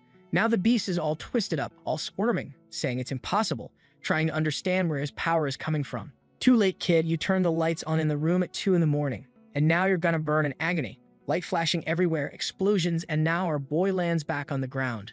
In his hand appears this orb all full of swag with stuff floating around it. Finally, our boy turns back into the regular Zhou, but even after transforming back, the item was still floating in front of him. A giant pillar of light shoots up outside. The old men are shocked, trying to understand how someone with the power of an angel managed to completely suppress the power of an evil god. I don't even remember anyone's name anymore, guys. I made this story 8 or 9 months ago, but we're gonna call this dude Pedrinhan Testa, little rock on the forehead, until we figure out his name again. And Pedrinhan Testa says it's unbelievable, but it seemed like Zhou managed to merge the energy of an angel with the bloodline energy of ice. In front of him, bro, is this big old angel chick, always good to see drawn, floating there while our boy is just quietly cultivating. A symbol appears on his chest, and the angel comes over and presses her big milkers on his head. When he opens his eyes, bro, he's radiating that power smoke. The old guys are congratulating him, saying Zhao Yai is lucky, got a talent like that, and even overcame those challenges. They wanted to know how he was feeling. Our boy, now totally buffed up, man, this angel came in with the testosterone, says that his power went through a qualitative change. Then something in the little window catches his eye. He had awakened the bloodline of a 6-winged angel. This was the talent that gave him dominance over both ice and light, and the more it evolved, the more elements he'd be able to control. On top of that, he gained immunity to B+ tier magical attacks, plus abilities like Purify and Disperse, for removing negative effects. He was all happy, telling the old men that he got a bunch of divine talents. The stone forehead guy congratulates our boy. Far as he knows, the 6-winged angel is the highest bloodline of them all. And now, the talents he had already received would keep growing stronger. But as if that wasn't enough, our not even a little bit balanced protagonist has to get even more, right? Like he clearly needs more help. He asks what this new thing is that just popped up. It's the S+ angel physique. That's the technique that activates the 6-winged angel's bloodline power, and he'd need to master it before reaching level 50. Every time he activated it, though, he'd be weakened for a while afterward. Stone forehead guy immediately tells our boy to use it. He wants to see how much power it gives him. Zhou just nods and says, alright, let's go. He closes his eyes and shouts out angel physique. Energy appears beneath his feet, starts gathering at his chest, and a ball of light forms. The old man couldn't believe that so much elemental power was coming from a single person. On our boy's forehead, that same symbol from before forms again, and his eyes turn golden. With that, he reappears in that chartered transformation state. And Pedrina says that now he can feel the kid is at least 5 times stronger. He asks how our boy feels, and Zhu Yi explains that his body feels more filled with energy than ever before. The light and ice elements felt like loyal allies he could control however he wanted. The energy was even setting off sensors nearby. A bunch of alerts started spamming, saying it was getting dangerous. Pedrina congratulates our boy, but tells him to deactivate it before the system's defense protocols kick in. Then he returns to normal. The alarm shuts off, but Zhu Yi notices something weird with his hand. He keeps opening and closing it while trying to heal himself. The old man asks what's going on, and Zhu Yi explains that even though he used the power for only a short time, his body was already exhausted. Immediately, the other instructor says that this will have to be used as a trump card. It's obviously powerful, but it drains all of his energy. While the two of them are talking, the old man thinks to himself that whoever wants to surpass Zhu Yi among the other students is gonna have a hard time. Pedrina then tells our boy that since his ice bloodline is so strong, his sister's probably isn't bad either. He says it's best to give her the lotus soon so she can recover and have a good future. Then he puts a hand on our boy's shoulder and tells him to rest. I think our boy teleported out of there, right? And the old man asks the other guy what he thinks about Zhou Yi having attracted the power of an evil god. They need to be careful not to risk losing the kid's life. Stone Forehead says he has no idea, but thankfully Zhu Yi survived. Still, he's going to investigate and won't let anything slip. Now our boy, holding that cube in his hand, knows that soon he'll receive the ice lotus from the people he worked with. The problem is getting something called ice grass, which is part of the process. He shows up in a room counting how many points he has and what he'll need to buy it. Then suddenly, someone knocks on the door. If I had to bet $1 million, it's a big-boobed girl. And yep, bro, it's the most badass of them all. I'm even scared of this one. He turns around and asks what the giant goth girl wants, all blushing and thinking that she saw him just a day ago. But today, he looked way stronger. Seems like he awakened his bloodline. She smiles and says she brought some gifts from the war house that they had promised him. Our boy's confused. He had chosen Wang Hui as his master. So why was the other house giving him resources? I think Pedrinhan that Testa is Wang Hui, right? As Umei sits down, glances in the side, and says that even though Master Wang Hui is his personal tutor, he'll still take classes with the war house crew. He asks her if she isn't part of the mage class. Man, this woman's power is so intense that the scene even gets a sunlight effect just to block our view. She says yeah, she's a mage, but she teaches in the war house. Then she waves her arm and says he can take the resources, and we already see in the list the second item, right bro? It was the chilled grass. He clicks it, saying that he's one lucky boy. Huh. Who would have thought he'd get exactly what he needed? Interesting. He writes down his name and thanks her. Whoa, suddenly she gives him a glare, saying that now that everything's settled, she's gonna have to teach him a little lesson. Then she starts poking him non-stop, saying he took way too many risks in that test and should have been more careful.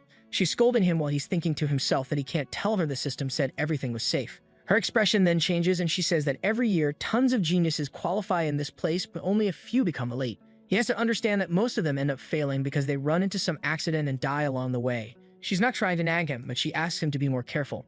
Our boy says he understands and then asks if she can recommend a few safe dungeons so he can go back to farming. As towering as always, she says alright.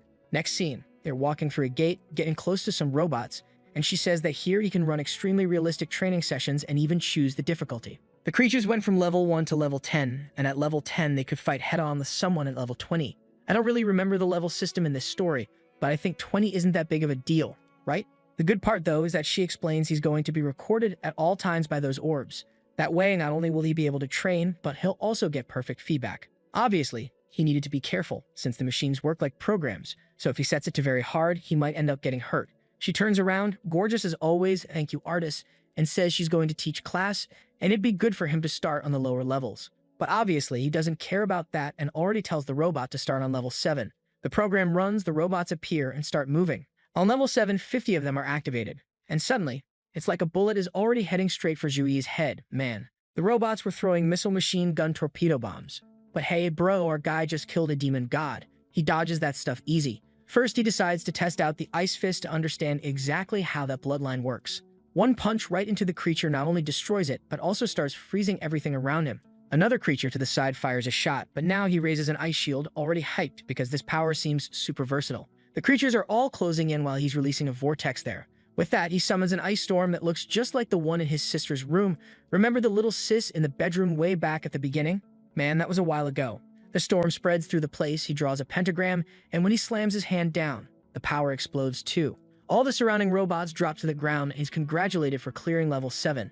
The training results start being calculated. The system shows he took 3 minutes, and our boy's thinking that hopefully the final one will at least push him a bit. Without wasting any time, man, he already orders the system to move to level 10. But the system says the level 7 robots have been damaged severely. That's why they were initiating the backup system. Some robotic arm starts hammering on the core and the chest of a robot.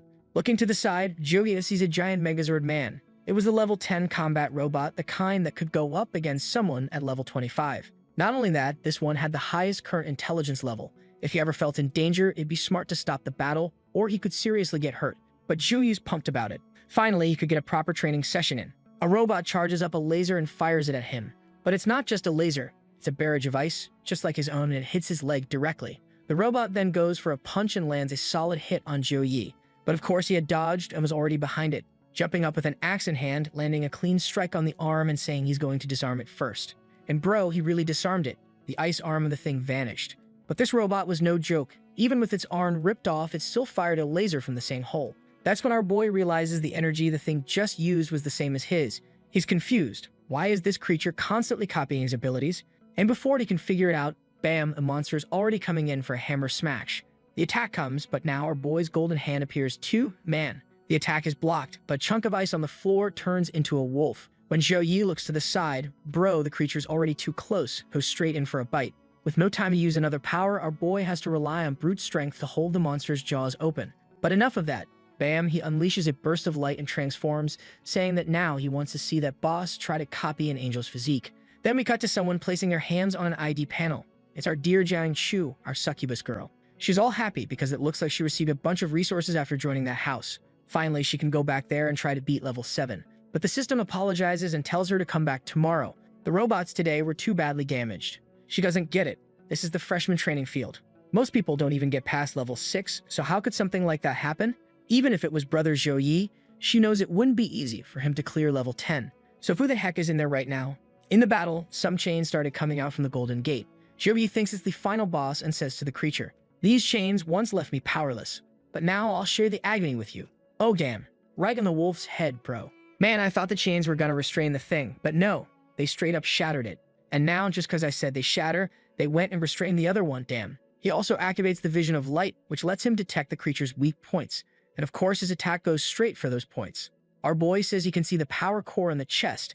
I mean, to be honest, right, it didn't really take a divine vision to see that huge glowing thing in the middle of its chest, looking like Tony Stark. Xiaoyu punches and creates a massive energy barrier. The robot has to initiate its self-destruct protocol to try to take him down with it.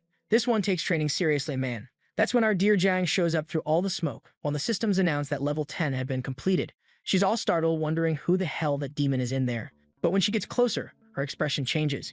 She sees our boy from behind, radiating that golden aura. He's totally worn out, exhausted, while the robot congratulates him, saying his performance went beyond excellent. Zhao Yi, though, was thinking that because of that wolf, he ended up using way more time than he should have. He needed someone, or maybe a pet, around to handle those little distractions. Haha, someone's approaching. Super thick thighs. If you want to have her as a pet, just say the word. And there she is already walking up close asking, "Did you awaken your bloodline?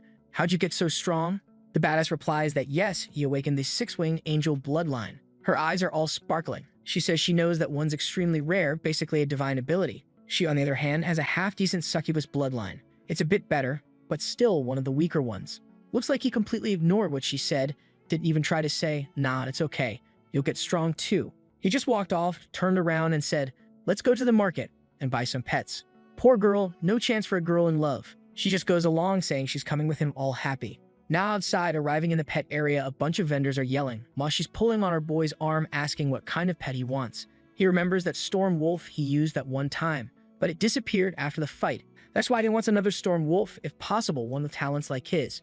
That's when someone with their hand on their waist walks up, saying if that's the case, he's got just the thing. The guy introduces himself as Liu Jixu, a third-year student and seller of level 22 creatures.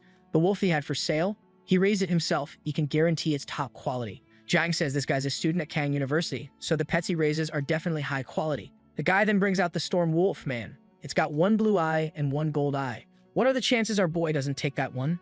The guy says, right, that this furry sewer rat has been alive for 10 days and its mother was a silver tier storm wolf, so clearly, it's a good one.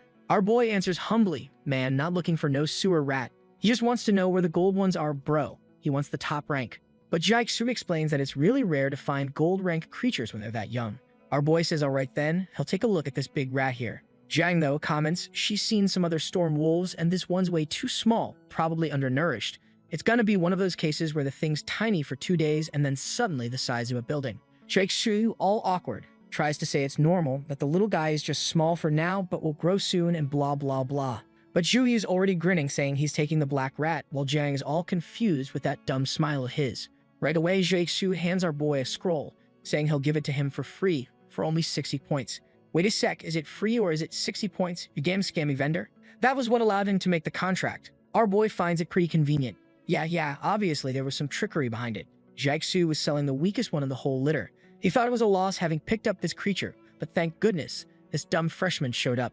Our boy places his hand on the scroll and says the command to awaken. What are the chances now that it turns out to be an insane creature? Jixu's face already changed.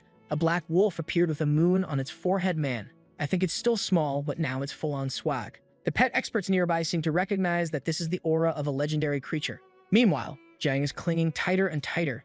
Any minute now, she's gonna crawl under his shirt. Jixu, on the other hand, is losing it. He sold a legendary creature for dirt cheap. The black rat jumps onto our boy's arm, and of course, it needs a name. And that's exactly what our spherical succubus girl says. Oh no, wait, you're calling it gray? The thing's black, dude. I'm not calling it gray. Ah, damn, I'll respect your wishes, Zhu Yi. Of course, right then, Jixu comes creeping up, saying that unfortunately, he sold the creature at the wrong price. He was supposed to charge another 1,500, but hey, he could cancel the contract now and take the pet back, and still come out ahead with 300 points. The other vendors, though, are all laughing at him, saying the idiot sold it for way too cheap, and now realizes what a mess he made. And Zhu Yi, man, you think he's a fool. He says he's never heard of anyone asking for more money after his sale's already been finalized. The guy's shaking all over, and Zhu Yi tells him to go stop dreaming, man. What's up with you, kid? This talent of yours awakened some evil in your heart. Of course that clown Jixu is still trembling, trying to figure out how he's gonna get out of this. He takes a step forward and already falls backward in fear. Our boy turns to his waifu and says he never wants to see that guy's face again. Meanwhile, Jiang, who's awakening her succubus bloodline, looks at the expression he's making and says, now that you've got gray, unfortunately, we'll have to see each other more often, so I can play with your pet. As he walks out of the pavilion, everyone starts murmuring. They just now remembered. That's Zhu Yi, the guy recruited by the Grandmaster. That's when a guy with flaming shoulder pads and red hair steps up, telling everyone to make way. Looks like he's the brother of the loser who just got wrecked. He's already begging for help. But man, he kicks him so hard, geez, even Zhu Yi doesn't do that to his enemies. His name is Liu Wucheng, and he tells his idiot brother to understand what it means for someone to have received a gold medal. He's lucky the boy just walked away, so it's best he disappear before things get worse. When he finds out Zhou Yi is the one who got the gold medal, the guy's already got his ham on his face, wondering what the hell he's done. Our boy, on the other hand, is observing Gray watching the aura it's giving off. He wonders if this has anything to do with the Lucky Potion's effect, and whether it's still active. That's when suddenly, someone knocks on the door. It was the guys from the northern region, right? The ones he helped before, bringing the reward he had been waiting for, the Ice Lotus. Right away, Zhou Yi accepts it and thanks the captain. They place the box on the table, and when he opens it, the lotus is inside. Now he could combine the lotus with the grass to finally form the frozen pill. He clicks to craft the item, but it's so rare that he needs to hire a pill master. Unfortunately, that's not something so easy to deal with. The scene then switches to the pill department. He's arriving there among giant furnaces and finds a receptionist. He wants to know if this guy Yitan is around. The girl explains that he's on a date and that she's his student, known as Lim Yi. She says all he has to do is tell her which pill he needs forged, and she'll take care of it. Right away, he shows her the ingredients and says he needs an S-class pill. She's shocked, since those are extremely rare resources, and she wants to know how a freshman like him has that kind of stuff. The humble boy says it's all just luck. She then tells him that since he already has both ingredients, he just needs to pay 800 points. That's the cost of production. He leaves his contact info and is told to come back later for it. Numbers are exchanged, and the scene cuts to one of the university's corridors. Two guys are chatting about how they heard that creatures from other worlds started showing up in several places. Zhou Yi is listening in, and one of them also says that apparently most of the frontline fighters had to retreat. That's because the creatures are spreading all over the world, and there aren't enough people to handle them. As he takes his seat, Zhou Yi knows these reports are going to spread. It was inevitable. Then suddenly, someone taps him on the shoulder. It's Song Selan, glowing outfit perfectly matching his too. She immediately says she was chosen by Master Wu Mang and from now on they're classmates, and asks him to take good care of her. All right. He offers his hand and says he hopes she'll take care of him too, but she replies that she's way too strong, so that's probably not gonna happen. That's when someone enters the room. It's our massive professor, as always welcoming the students and introducing herself as Su Mei. But before starting the real classes, she had an important announcement to make. As the rumors said, large-scale invasions were happening on every border. Even though the creatures that had appeared recently weren't that strong, the government had to take it seriously. Because of that, the resources allocated to schools like theirs were being multiplied. And also, the rewards for missions they take on would be increased. Everyone's getting excited. Not only would they get more resources to grow stronger, but they'd earn even more when they succeeded in missions. That panel right there was just the artist showing off his skills drawing Su Mei. The guy's getting good at illustrating that lady. She then asked everyone to calm down and stop focusing so much on the rewards. As students, their first priority should be getting stronger. Our boy is completely love-struck looking at the professor, thinking she seems to be getting stronger every day too. What kind of strength is she building up? Then she crosses her arms and says class is about to begin. Sometime after class, a few guys are talking. One of them says he challenged the goblin dungeon but got destroyed super quickly and lost tons of points. The blonde friend tells him to stop being dumb. He can't go around challenging nightmare difficulty places like that. Hearing all that, Zhu Yi knows that now that he's level 19 and no longer needs the Lotus, he doesn't have to go back to the north. A dungeon like the Goblin Abyss might actually be a much better place to farm experience. That's when he sees a shiny, radiant succubus standing in front of him. He calls out to her and she's already sticking close. I'm telling you, this girl cannot stay more than 15 centimeters away from him. She tells him that the school is increasing rewards in the realms and came to invite him to go along. Of course the rascal says yes, and now we're already in the dungeon. She asks what difficulty he's going to pick, and he says it's Abyss, obviously. The poor girl, gorgeous and a little awkward, says Abyss is way too hard. There's a huge gap in strength between them, and it's obvious she wouldn't be able to handle something like that. But now he's the king of minimum distance, pulling her close and saying she doesn't have to worry. If they're on the same team, he'll take care of everything. Just look at the face she makes, eyes a little crossed, saying that if he promises, then okay. But suddenly she gets all shy and steps away, saying she's feeling too uncertain and will start by trying the hard difficulty first. I thought they were already in the dungeon, but turns out they're still at the entrance, and there's a whole commotion going on. One guy is yelling, asking why Shiming Zhuan, someone with Earth rank, is there. People around are saying he must be trying to break the dungeon's record to get some extra rewards. To Javier, though, this is just nonsense, so if he goes straight for challenge mode. Bet you anything our boy's gonna finish this dungeon in like 10 seconds. Then that other guy's gonna spend an hour in there and come out like, ha, I set the record, only to step outside and see he's in second place. As soon as Zhu Yi enters Abyss difficulty, everyone watching freaks out. Xiaoming Zhuan says that all these extra rewards are making people way too confident. For choosing Abyss difficulty, the moment he enters, he loses 400 points. At any time, he could destroy the crystal to instantly escape. Looking around, he wonders if the goblins had destroyed the whole place. It looked like nothing but ruins. When suddenly, the first little goblin appears and immediately swings at him. Bro, in my other stories, goblins were all skinny. These ones are jacked. But for our guy, this is easy. He stops the attack with one hand and slams the trash into the ground. Seeing how many goblins are already charging at him, he starts to get excited. He came into this place looking for a real challenge. Hammer in hand, he smashes the first hit into the creatures. The hammer, though, is more like a sword, because instead of crushing, it ripped through them. But then, bam, the same scene repeats. He looks to the side, and there's another wave of creatures coming. That's when he starts to understand the difficulty here isn't in their strength, it's in the numbers, which means he's going to have to conserve mana. For now, he sticks to using low-cost abilities to kill the creatures. The good news? The XP is awesome. After some time, he had finally cleared everything. And as expected for someone already at level 19, leveling up was getting harder and harder. He at least hoped the dungeon rewards would help with that. He then opens the final boss door, the Goblin King, level 24, already talking trash. So the foolish human came here, but I have prepared your death. Obviously, the creature doesn't stand a chance, and Zhu Yi easily dodges the first strike. Still, Zhu Yi's impressed. Even though it's not that strong, it really wasn't something to underestimate. When the king looks up, bam, a huge beam of light hits him in the head, or almost. The boss activated a dominant body skill that formed a barrier. The creature even says it's impressive that a human could even scratch him. Seeing that physical attacks weren't working well, our guy whips a chain around the boss's back and completely restrains him. And right then he notes that for a boss, its magical resistance was shockingly low. So he blasts it with a Kamehameha, and that's the end of the monster man. Dungeon cleared.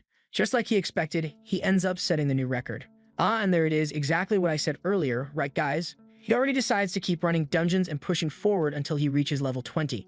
Outside, people were talking about how this Abyss level was actually harder than they expected.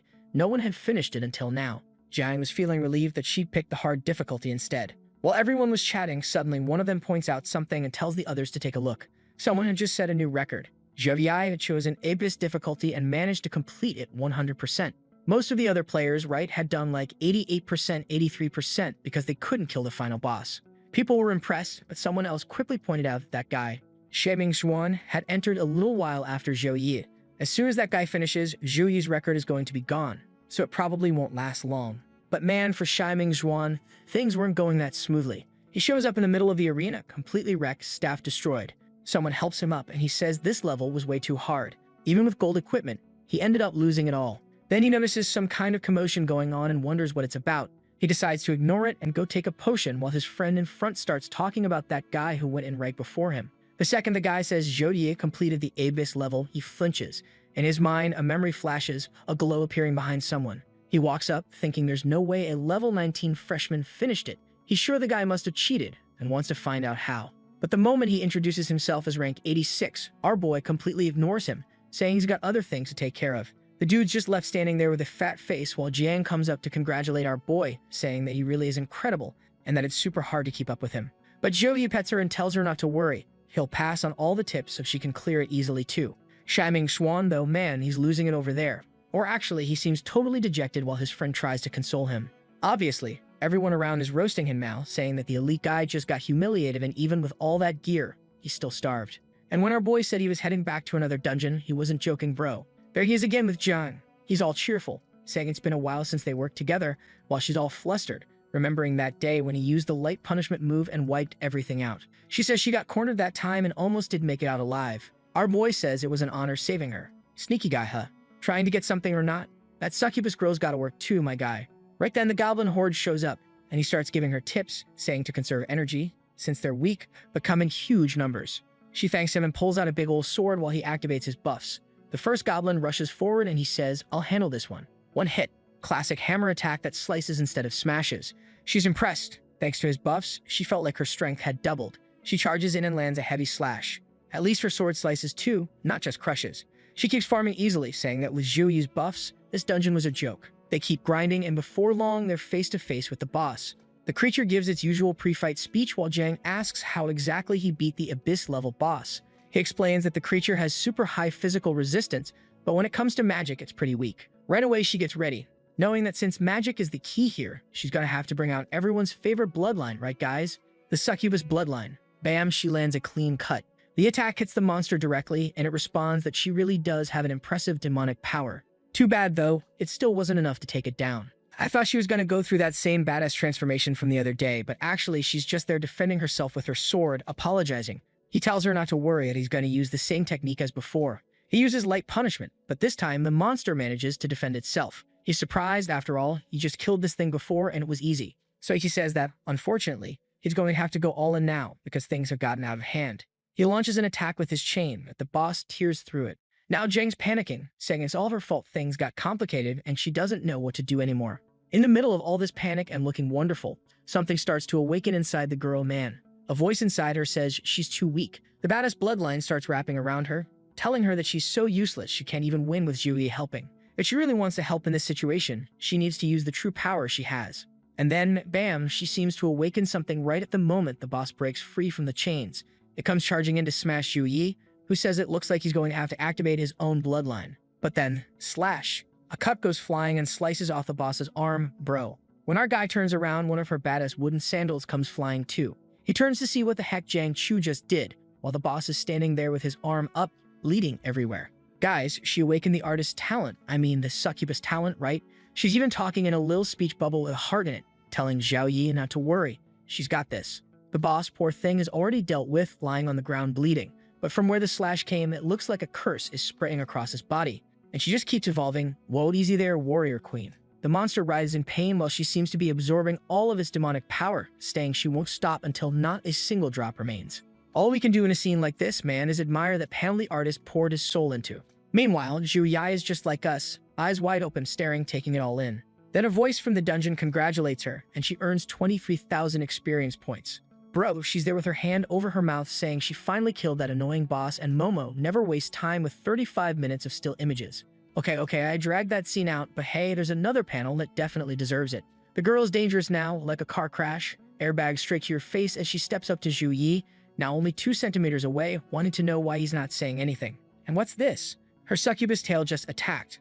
Our boy thought about stopping her, but too late, she's already grabbed his hand. He tries to pull back for a second, trying to explain himself, when suddenly, he activates his bloodline. He uses that calming buff to try to keep it together and asks if she's really the Jiang Chu he knows. And that's when she catches the Chaves syndrome, bro. From 1 second to the next, she drops to the ground all shy. I think she realized what she was doing. Her power starts fading and she gets all awkward, apologizing, trying to explain that it was all because of the succubus bloodline. Our boy lifts her chin and says it's okay then. He thought she'd been possessed by a demon. This couple is complicated. When she wants it, he doesn't. When he wants it, she doesn't. He tells her to get up so they can get back to farming. That's because he's sure that once she gets used to the demonic power, she'll be able to handle all of this on her own. While he's thinking about their next steps, people outside are once again complaining about how hard the Abyss level is. And once again, the message pops up that our boy broke the Abyss record, the one he himself had already set. A little while later, another record. A few minutes later, another record from Zhu Yi and another from Jiang Chu. The poor folks watching are already holding their heads in disbelief. They say there's no way, there's just too big a gap between them and these geniuses. Once more, the poor Goblin King got taken out, this time by the combo of Zhu Yi's chains and Jiang Chu's attacks. And there she was already saying it looks like there's gonna be a fireworks show and asking if he wants to go watch it together. After all that farming, man, the poor guy's exhausted, so he says yes. In the streets of the Elemental Hall, even though lights are powered by magic, the couple's broke and just wandering around while Jiang Chu thanks him for all the help he gave her today. She gained a ton of experience. He says he didn't do much, it was just a little push. Then they stop in front of the statue of Wei Yang, a mage who once stopped an entire legion of demons all by himself. In life, he was considered a deity. Our boy turns to her and asks if she knows anything more about the Dark Era and asks her to explain. She says that in the year 2544, tons of talented classes started appearing, and that period was considered a golden age. On the front lines, they had countless legendary heroes and humanity was no longer at risk. But that's when the era known as the Dark Age began and creatures started invading every corner of the world. Those considered the Golden Elite gave their lives to save the world and eventually took back the land, securing the peace people enjoy today. The problem is, if something like that were to happen again, humanity might not survive, because we're no longer in that golden age full of legendary heroes. Zhao Yi places a hand on her head and tells her not to worry. The creatures showing up in the rifts aren't that strong. She smiles back, saying she's sure everything will turn out fine. People are recovering and humanity is getting stronger by the day. That's when the fireworks start. And of course she grabs our boy's hand, pulling him to go watch. Oh come on, all this little romance build up and nothing ever happens. I miss our Chen Yuan from A Perfect Life, bro. 2 chapters in and he was already playing League of Legends with the professor and the prettiest girl in the university. Sometime later, I think our boy's heading home. He's bummed that he doesn't have the professor's teleport skill. That's because he wants to get home fast to deliver the pill to his sister. But to be honest, it's been a few chapters now with that pill just sitting in his inventory, right? I don't think the urgency's all that serious. For some reason at home, his sister is drawn like a tiny little dwarf, wondering where her big brother is. Dr. King pats her head and says not to worry, he'll be there soon. And the door opens. And who's walking in, huh? It's the Chad, full swag, saying he's back. She jumps up and hugs him, and he's impressed. Her condition seems to have improved. She's way more energetic. Bro, seriously, last I checked, wasn't this girl in a wheelchair? But whatever, man. The doctor's happy to see our boy again. He says it's been a while since he last saw his sister King. She asks how long he's staying, and he says 3 or 4 days since the tournament ended. Man, I'm still confused. Why is his sister so small now? Am I going crazy? In the early chapters, she was like shoulder height. Now she's there smiling with that little psycho face of hers, asking if he brought a gift for his cute little sister. First, he pulls out a horn that summons a gold-rank ghost to protect her. She gets all happy and he pats her head, saying that once she's fully healed, she'll be as strong as him. Still can't accept how tiny they made her look now, but whatever. Then someone rings the doorbell and our boy opens the door. That guy, the same one who gave him the house, says he brought the priestess Zhou Yi requested. Madame Chu, who definitely has tons of healing stored up, says she came because of Secretary Xiao's request. Our boy thanks her and says he managed to get the pill. The secretary, though, is shocked, asking if he means the ice pill, which is extremely rare. He, a little embarrassed, says yes, but explains that later. First, he wants them to treat his sister. His sister, man, is clinging to his shin. She's so tiny, asking if this is really going to work. He gives her the pill and tells her not to be nervous. All she has to do is take it and her bloodline will awaken. Then she won't have to rely on him for everything anymore. Bro, did he just roast her or help her? What was that? Then he activates his aura and says he's gonna throw some buffs on everyone to help with the process. Off he goes. Blessing of protection, blessing of dawn, blessing of courage. Right away, his sister feels a strange power. Meanwhile, Madame Shui is stunned. She's a super high-level priestess, but not even her sacred power is that pure. He tells her to activate the formation, and she agrees. There's a little flourish with her hands and stretches her arm toward the sister, and boom, a pentagram forms under her feet. Then he gives the order for his sister to consume the pill, and she obeys immediately. A cold breeze starts coming out of her mouth and eyes, and a wave of energy spreads across the room. Is she finally gonna grow and get strong? Everyone in the room's freaking out, wondering if something's going wrong. But our boy says not to worry. He'll handle this. He enters her sacred form zone and starts buffing her to the max. He even forms some of his own frost energy, probably to support her somehow, and says this will be the last time she'll go through this process. After that, she'll have full control. She's wrapped in a blue orb and Madame Chuli is right next to our boy, saying the hardest part is already over. Inside the orb, she looks like a ghost when suddenly she pulls a Kakashi headband move, man. What the laser beam explodes straight into the sky. Madame Shui immediately recognizes it as an extremely pure power. The awakening had probably finished. Our boy walks over to pat the little garden gnome and asks how she's feeling. All cute, she says she's sure the illness is gone. He praises her and tells her to check her stats, but she completely ignores him and instead summons a little blue bird, saying her talent lets her control ice. Not exactly a surprise. He replies that this already proves she has a really good bloodline. Then he starts thinking, he and she both have such strong bloodlines. Maybe they have some kind of insanely powerful ancestor. He asks Madame Chu to give his sister a quick check to make sure everything's 100%. The dude in the suit is already kissing up, saying that with this kind of evolution, they're gonna need even more resources, and he'll make sure stuff gets delivered to both of them. Our boy thanks him, and then thanks King Fi, the doctor who took care of her all this time. Then he asks his sister if she already has an idea of what class she wants to pick. She says absolutely, she's going to be a mage. While she's striking a pose, he says alright, when she hits level 10, he'll give her the class conversion book. Out of nowhere, she gets this kinda evil-looking expression and thanks him, saying that finally their power is going to be unleashed. Our boy's all shy while the other two look a little freaked out. Right away, Madame Chu starts casting healing magic, asking if this girl's gone insane. Apparently, when they were younger, they used to play around talking about dark powers, saying that one day they'd awaken them. Now our boy's all bashful again and pulls her aside, telling her to stop talking nonsense. Madame Chu, though, standing off to the side, seems confused by the power she just displayed. Sometime later, his sister says she's not going to hold back anymore, and he better get ready. She summons the ice spirit and orders it to freeze everything in her path. Then she points her finger and sends an attack flying toward Zhu Yi. But Big Bro Man just lifts his barrier and stands there, Sigma mode activated. Then he says that since she's recovered, it's time for her to start practicing. But suddenly, she starts pretending she's sick again, saying that unfortunately, the cursed ice came back. And then he walks over with his power fully activated, and immediately she says she was just kidding. It didn't come back, nope. Sometime later, the poor girl is exhausted from training, but Big Bro has a healing spell. I'm not gonna say anything inappropriate, man. Back off, sis, come on now. You think I'm some kind of inane weirdo? Our boy shows her grade, saying he's the little pet he contracted and he's gonna stick around with them for the next few days. And now suddenly, the girl's back to being 1.70 meters tall. Oh my god, but it's rough out here, huh, artist? No, but don't fire this artist. Let him be. When Jang transforms, the dude goes off. Now the sister's rubbing it in his face, saying how cute Gray is, but man, how is she suddenly the same height as him again?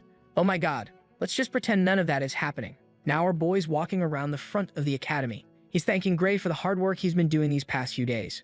What work, exactly? I have no idea.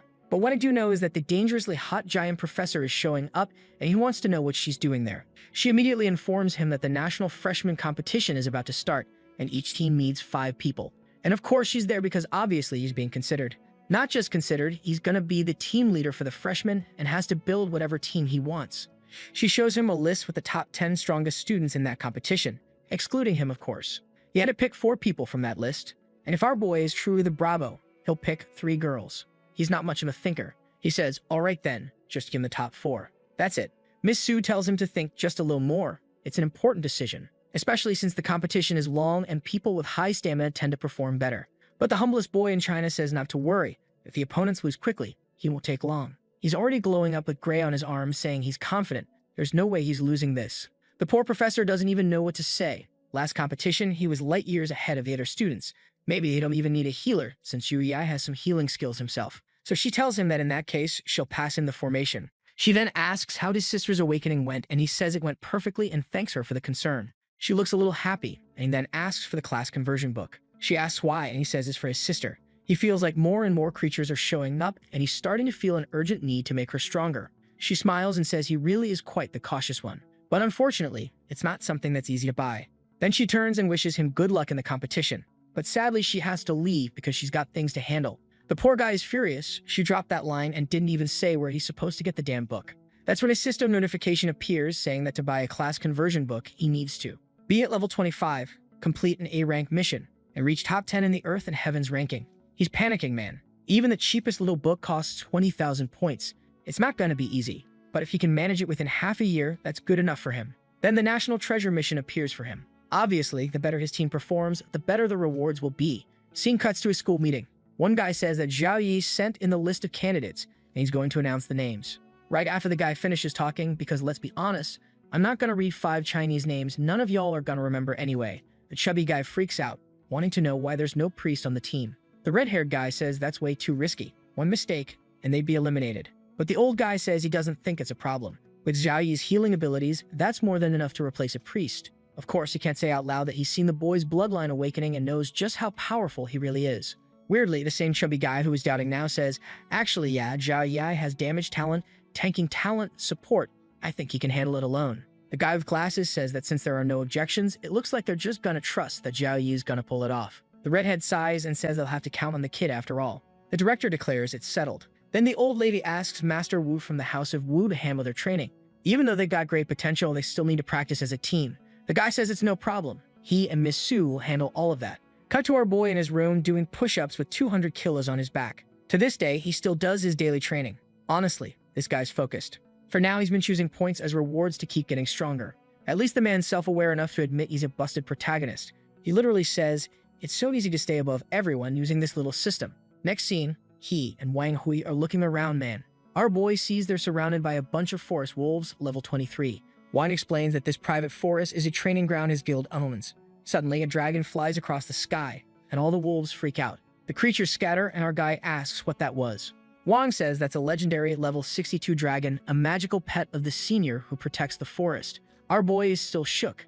If the pet is level 62, what's the master's level? Wang Hui replies that the senior is level 64, but his compatibility surpasses even that. That's why he handed over the TMU guild to the guy without hesitation. Zhao Yu's stunned that someone could be level 64 at 30 years old. That's truly insane. To be fair, ever since our guy hit level 19, it's been ridiculously hard to level up. So if this dude's already in his 30s and at level 64, yeah, he's the real deal. Then Wang Hui tells him to pay close attention. He's going to teach him a special skill. A beam of light shoots up into the sky. He activates Heart's Shield. 2 giant walls appear, so huge I can't even really tell what's going on. I don't know what happened. Zhao Yi doesn't know what happened. but the whole forest got wiped clean. And the teacher says that's the first technique he's going to teach him, the Sacred Heart Shield. To learn the basics, he has to connect his consciousness to the skill book and use skill points. Now that we've got the skill description, I finally get how it works. 2 giant shields appear, one on each side, and slowly close in. Our boy unlocks the skill at level 1 and is curious how Wang Hai even has something like this. Wang explains that this specific technique was created by his master back when he was still a holy knight. He inherited it, and now he's passing it on to our boy. Then he tells him to give it a try, and off he goes, man, activating Heart Shield. Of course, his shields are way smaller. He commands them to close in, and boom, the explosion happens in front. The teacher praises him, saying it's amazing that he managed that much destruction with the skill at just level 1. He tells him to master it well, because this technique will be essential for team fights. Suddenly, the dragon descends, man, and lands right on Wang Hui's back, saying that now that our boy's got the ability, it's time for a more practical lesson. The dragon, in fact, was going to command all the surrounding creatures to attack our boy, and the amount of EXP you get, obviously, right, would depend on how well he performs. The dragon lets out a roar, and all the creatures around start reacting. Trees start falling over immediately, and the first bite comes straight at Zhao Yi. But of course, he hits back with the famous cutting hammer blow. As the monsters start closing in, he activates all his buffs. A stomp on the ground, and boom. He's on the first monster's face, activates the ice power, explosions everywhere. Hammer to the head, chaos all around, man. Not long after, he's completely exhausted. Wang Hu congratulates him for going all out. He can't believe the boy used all of his mana and energy. What was he going to do if more monsters appeared? Our boy gave the obvious answer, "You're here, bro. If I'm about to die, you'll help me, right?" Then chose a potion like a champ. That was rough, but farming EXP at this pace was awesome. And just because I said leveling up was hard, look at that. Dude hit level 22. He's there striking a teen magazine pose, all seductive, talking about how he's gonna allocate points into that new ability he just got. Wang Hui praises him. He thought the kid would kill around 100 monsters, but it was over 400. Looking toward the horizon, he tells the boy that as his student, he better do well in that championship and keep up the confidence. Our boy says not to worry, he already guaranteed first place. Scene switches to the Storm Forest at a rest base. Over the loudspeakers, it's announced, the National Freshman Competition is about to begin. Over 280 schools are participating. Who's going to win? 2 girls watching are already freaking out, wondering why Suhang University showed up without a priest. 2 more approach, saying that's because they've got Zhao Yi. Duh. Those ones believe in our boy. Seeing people talking trash online, saying he's gonna lose, they just laugh. Clearly, those folks don't know who they're dealing with. The thick-thighed samurai chick tells her friends to go fetch their orders while sipping a drink, saying she's sure that with that guy, their victory is guaranteed. I think they're saying they because they're all from the same university. Meanwhile, our boy is wrecking those level 10 training robots again, man. Each day, it's getting easier. Problem is, the easier it gets, the less it's helping him train. So he's gonna have to ask Professor Su for help. The badass is calling him at that exact moment, saying their training is about to start, and he better come now. He's hyped, says he's excited to show everything he's been practicing. He heads toward a door, and on the other side, people are shouting, saying they can't wait for the match. When our boy walks in, it looks like it's the team he put together, right gang? The Succubus, now a little calmer, walks up and says she's been waiting for him. Our boy greets the chief and Miss Su, and then the guy says he'll introduce their new teammates. Another girl joins the team, wearing high-rise undies and a shredded six-pack. A level 18 warrior named Wei TXC, who thanks him for the invite. Right next to her is a thick mage, level 18, named Tangling SA. Am I going crazy, or does she kind of remind you of his sister? Then the chief says he didn't expect our boy to have grown so much with Wang Hui's help. They're shocked he's already level 22. He says it's all thanks to the master's support. Then the chief says he'll get straight to the point. To help them prepare for the national exam, he himself will be their training partner. Today, the focus would first be on team coordination and combo skills. After that, they form a party to challenge the Abyssal Goblin Dungeon. Man, he already did that one solo, did it again with the other girl. It's gonna be way too easy now. Tangling C, the little blue mage, is all shy, saying she's only level 18. Now she gets why this place is gonna be kind of embarrassing for her. She's walking right beside him, thinking there's basically no way she could lose in this dungeon with him around. Our boy notices her looking and throws out a cheeky smile. AIA, this dude's feeling himself. She is a little flustered and runs ahead, and he wonders if he's that ugly or something. Then they're teleported in, and our boy says, since it's our first time working together, let's go over a few tactics first. Abs Girl will focus on defense and drawing aggro. Zhang Chu and Ling XA will handle physical DPS, while he and Song She Lan stay in the back to support. Everyone says they got it, and the first goblins appear. They get ready, the creatures charge in, and Abs Girl steps right up, throwing down a full-on brawl. A punch to the ground launches the goblins into the air, and she's stunned by how much energy from our boy's buffs is flowing into her. God's blessing, blessing of protection, dawn blessing, courage blessing. Tangling ecstasy is blown away that he can cast so many buffs without even prepping anything. Even she, a trained mage, would struggle to keep up with that speed. The ice bird she summons starts distracting the goblins. Jiang Chu takes the opening to slice right through them. Our boy tells everyone to watch out for precise attacks. An arrow flies in, but the tanker jumps in and blocks it. Looks like some different monsters showed up, probably because other challengers are active too. For Zhu Yi, this was perfect. More challenge means more growth. Light punishment blasts through the middle of the mob. He says to chill. He'll handle the ranged ones. The two girls thank him, and Song Lan says she can't slack off either. She fires off some talisman scrolls that stick to a goblin and explode the entire area. Outside, the director and Miss Su are watching. With this level of sync and power, this tournament was basically in the bag. Meanwhile, Miss Su can only comment that Zhu Yi just keeps growing non-stop. Yin Jiang alone already had multiple dungeon records. The boss says he knows that very well, which is why this time the dungeon difficulty has been cranked way up. Back inside, Jiang Chu is struggling a bit, surrounded by a swarm of goblins.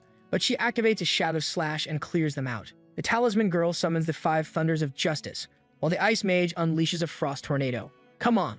The buffed-up brawler is flying around punching, jump-kicking, roundhousing, going full anime. She's amazed at how insanely different everything feels thanks to our boy's buffs. Then Tangling Kaisa comments that finally the goblins are done. But our boy warns, that was just the warm-up, don't let your guard down. YTXI says not to worry, with double the strength, she's got this. The girls all agree, it's easy mode with these buffs. But our boy, deep down, is wondering if he really picked the right team. Oh, come on, you rascal. Don't pretend. The second you saw it was 4 girls, you picked the top 4 immediately. Don't lie. Next scene, they're standing in front of the boss door. But this time, Zhou Yi senses a different kind of energy. He has no choice but to move forward, so he opens the door. This time, it's the second Goblin King, level 25. He says, so the children have finally arrived.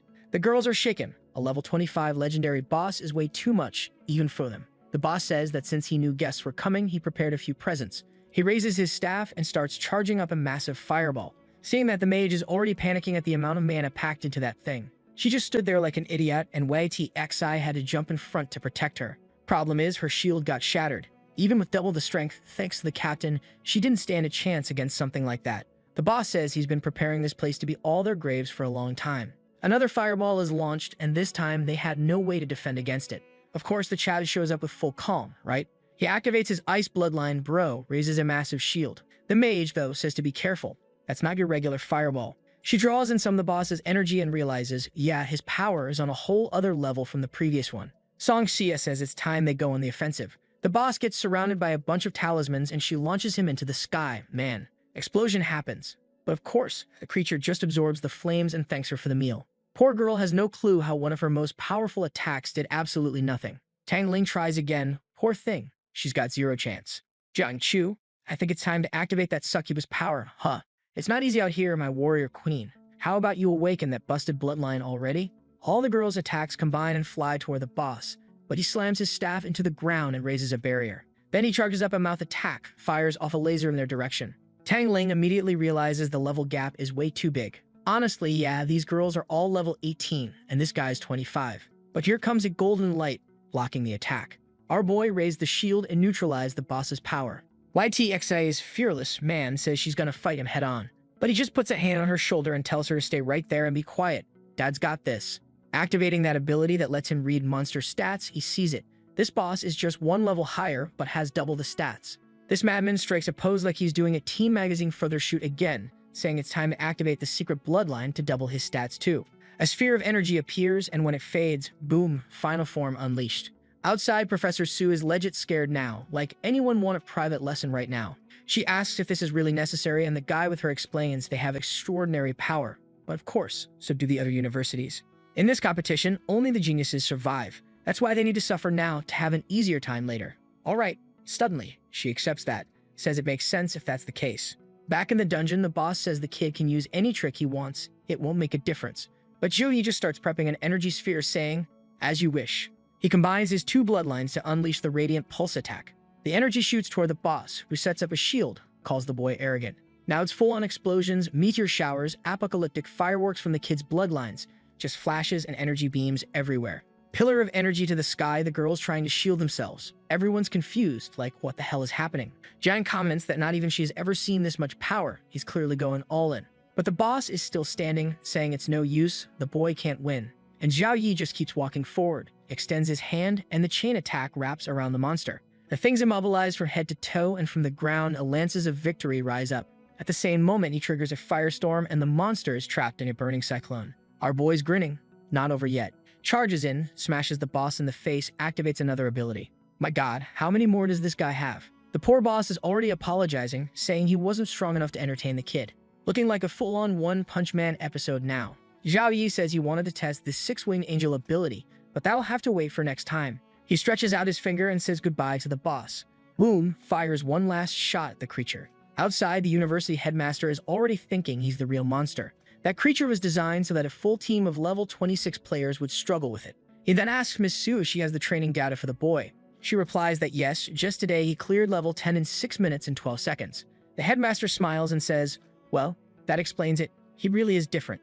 Look at that different right there, man. The little system handing him rewards again. And since the girls were part of the party, they all got EXP too. One run through this dungeon with our boy was worth more than a whole week of training. Zhao Yi finally powers down, gets 11,000 EXP. Someone comes running. It's Jiang Chu, asking if he's hurt. Sadly, she still hasn't awakened her Succubus bloodline, to everyone's disappointment.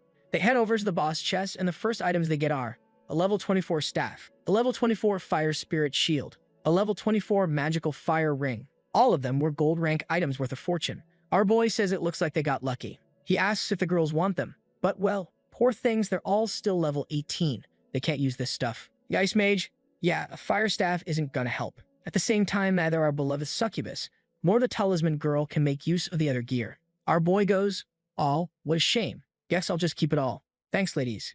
Kidding, he's humble. He says he'll put the gear up for school auction, and then split the gold equally between them all. The buffed up girl protests, no way. You should get at least 70%. You did everything. Song agrees, saying it would have been impossible without him, so he deserves the biggest share. But our boy insists, splitting it evenly is better. That way they won't have to stress about points for a while. And Jiang reminds them, when it comes to points, this guy's never lacking. Humbly, he tells them to use those points to prep for the tournament. They weren't just going there to win, but to defend the school's honor. The girls thank him and promise to train hard. They'll give it their all. In the panel, the poor skinny ice mage looks like she got vacuum sealed into her outfit. With that, the mission ends. They reappear outside. The director shows up right away, congratulating everyone. They truly exceeded expectations. He puts a hand on Zhao Yi's shoulder, saying, "You always surprise us." All shy, Zhao Yi says he just did what needed to be done. The guy asks if he's confident about getting first place. Zhao Yi says, yes. Then he smiles, saying he can't wait to see them become champions. Miss Su then explains the strategy.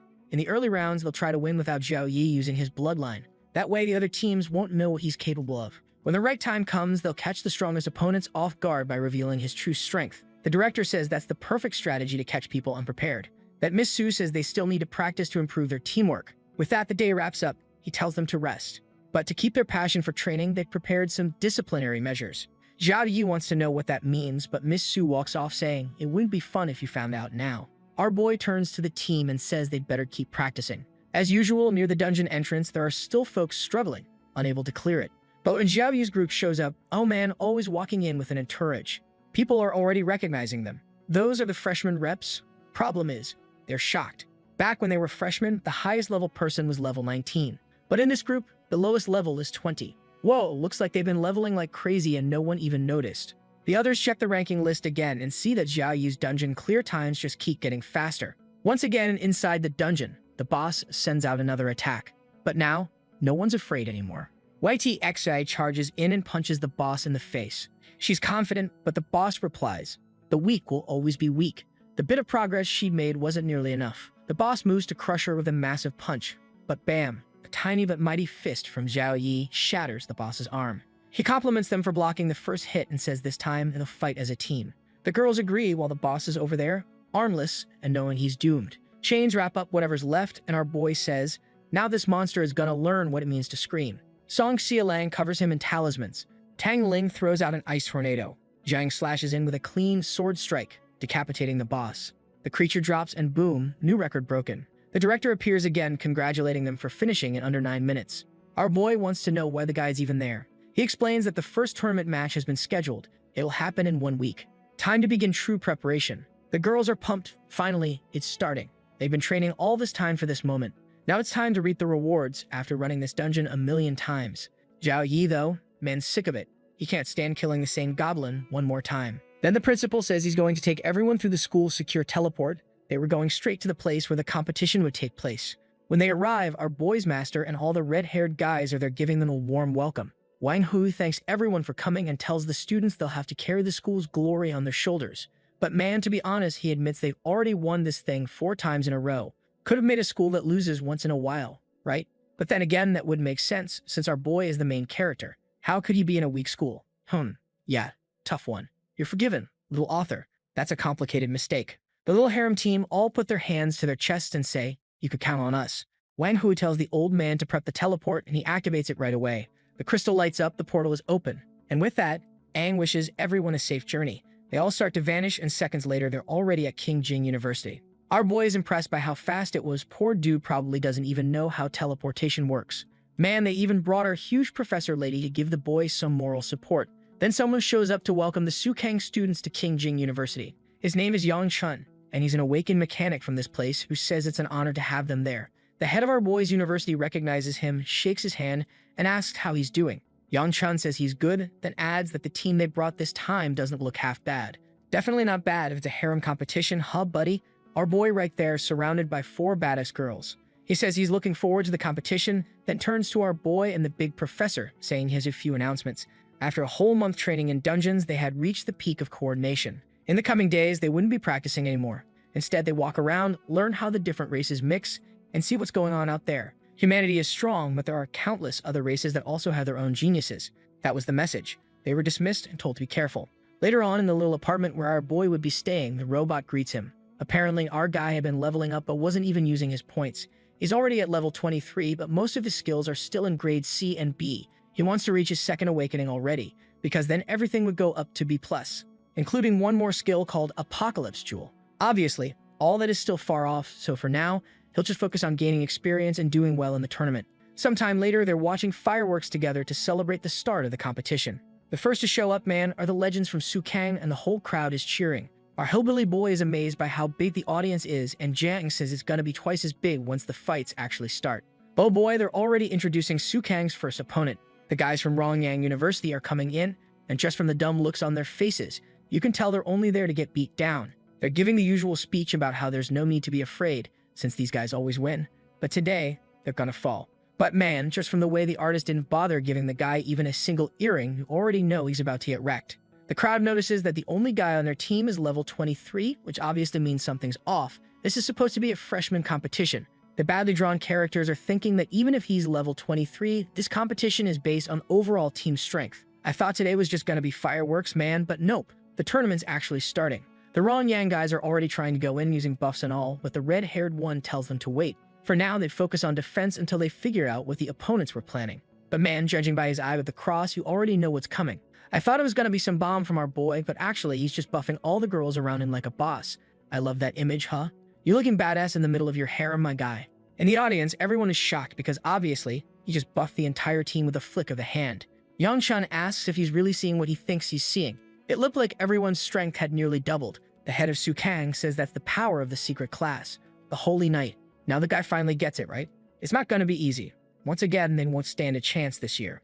If anyone has to face this Zhu Yi, they'll have to take him out before he buffs the whole team. But for Rongyang University, who had no clue what was happening, poor guys, they weren't going to survive. The Rongyang guys, poor things, are already dropping their swords and asking their captain what to do. At least the captain has some perseverance.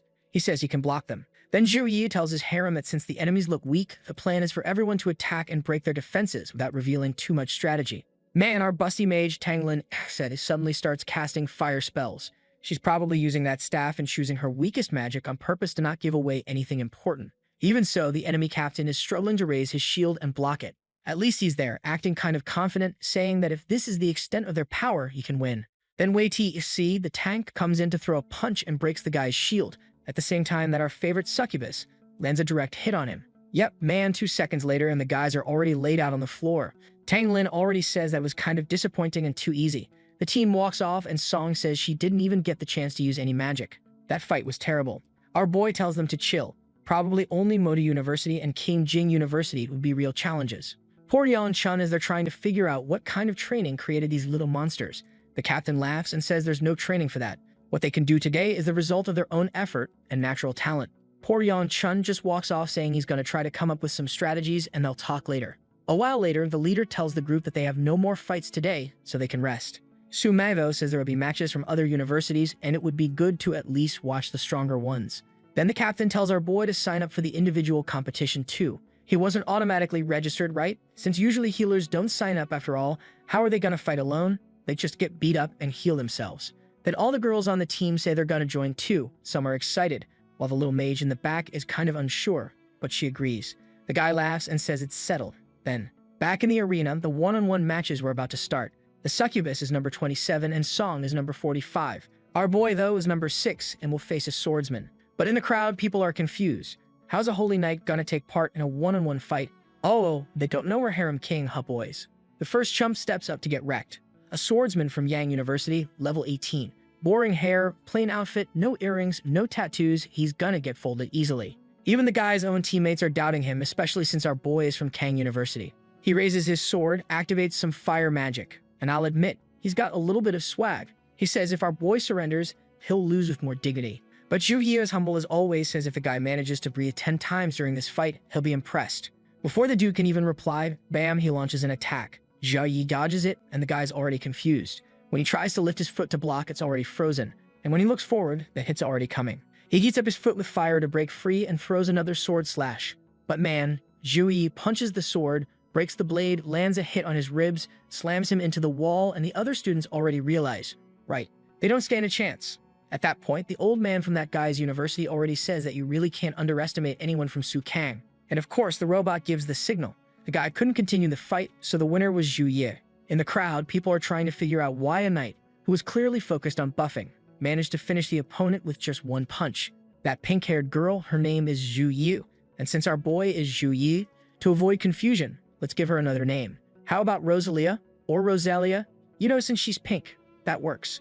And she's saying she spent some time at King Jing University and our boy has improved a lot since she last saw him. But honestly, I don't remember this crazy chick. Oh Yon Chun says our boy almost became a student at their university. Probably that girl from the beginning who took him up to the skies to bring him to her school, tried to kiss him too. She's wild, acting all holy like a saintly nun, but don't be fooled. Xiaolan, that huge green-haired one, also says she misses him and that he's a special kid. Another girl who's impressed. That other one's name is Xiao Bai, and she notices it seemed like he had a bloodline. Apparently, she has an ice bloodline too, and it looked like hers was kind of resonating with his. Xiaolan asks what's going on, and Xiao Bai hides her arm, saying it's nothing. Then she walks off, saying she has some things to take care of, and they'll talk later. We then see someone receiving a call from Xiao Bai. A blue-haired guy answers and asks if today isn't the day of the competition, so why is she calling now? He then tells his father that he found someone with an awakened ice bloodline and his name is Zhu Yu. According to her detection, the purity level was over 70%. The guy is confused, asking if that's true. That level of purity was extremely rare. She says she's sure, and maybe if she gets closer, she can confirm an even higher number. The guy says okay, he'll keep an eye on this Zhu Yi. While looking at his reflection, he says maybe this kid could be the one to save him. Back in the arena, the whole crowd is chanting Zhou Yi's name. The next group about to fight is super confident. The leader tells them not to underestimate the kid just because he's a healer. He senses an imminent danger coming from him. That guy in the blue jacket replies like, alright, chill. He's got a bit of swag, summoning machines, and gears and stuff. That puffed up girl on the right says she hopes Zhou Yi doesn't cry from how bad he's gonna get beat. Poor girl, right? Her team leader's about to be humiliated, and the crowd's all hyped. Looks like the girl's dad has already arrived at the competition, teleported in. Wait, hold up. The dad's here. The mom's here. The whole family showed up. Yeah, it's obvious. They're probably trying to use our boy to heal someone's bloodline, right? The dad says they're here to watch Zhu Yi. But the little girl with the cap says she has nothing to learn from a support class guy like a holy knight. The mom, though, tells her to pay close attention because he has an ice bloodline with over 70% purity. The girl, shocked, asks how that's possible. As far as she knows in their family, the strongest person only had 40%. The dad tells her not to tarnish the family's reputation by saying that about her brother. Then the mom tells her to focus on the match. The robot makes the announcement our boy steps into the arena, and this guy named Like Sin shows up. He says he originally planned to end our boy with an instant kill. Jiaoyai is ignoring everything he's saying while activating his power to get a read on him, and realizes this guy should be underestimated. Still, the guy is level 18. Our boy is just being humble saying that. He's saying all that, but at the same time he's thinking that he can't show his full power because tomorrow he's fighting against Manga University. The countdown begins, and as soon as it hits 0, our boy immediately activates the Blessing of Protection. The guy takes advantage of that moment, saying he's not giving Zhou Yai a chance to buff himself and runs in to land a big kick. But our boy busts out some Muay Thai. Man lifts his shin and blocks the first kick, then retaliates with an elbow right to the mouth. The guy's actually kinda tough, look at that. He didn't die in one hit. Oh wait, nope, never mind. He got launched far and exploded against the wall. Okay, he's still alive, folks. Not in good shape, but he's standing. You just can't understand how a holy knight has better fighting skills than him. Jiraiya tells him he's misunderstanding things. He's not that good. It was just a lucky hit, just a bit stronger than normal. But then he charges in and hits him with a JoJo-style combo. The poor guy is trying to block, but his entire armor starts breaking apart. Joe comes in with a punch to finish the fight. The dude sees One Punch Man charging at him, throws his arms up and says he surrenders.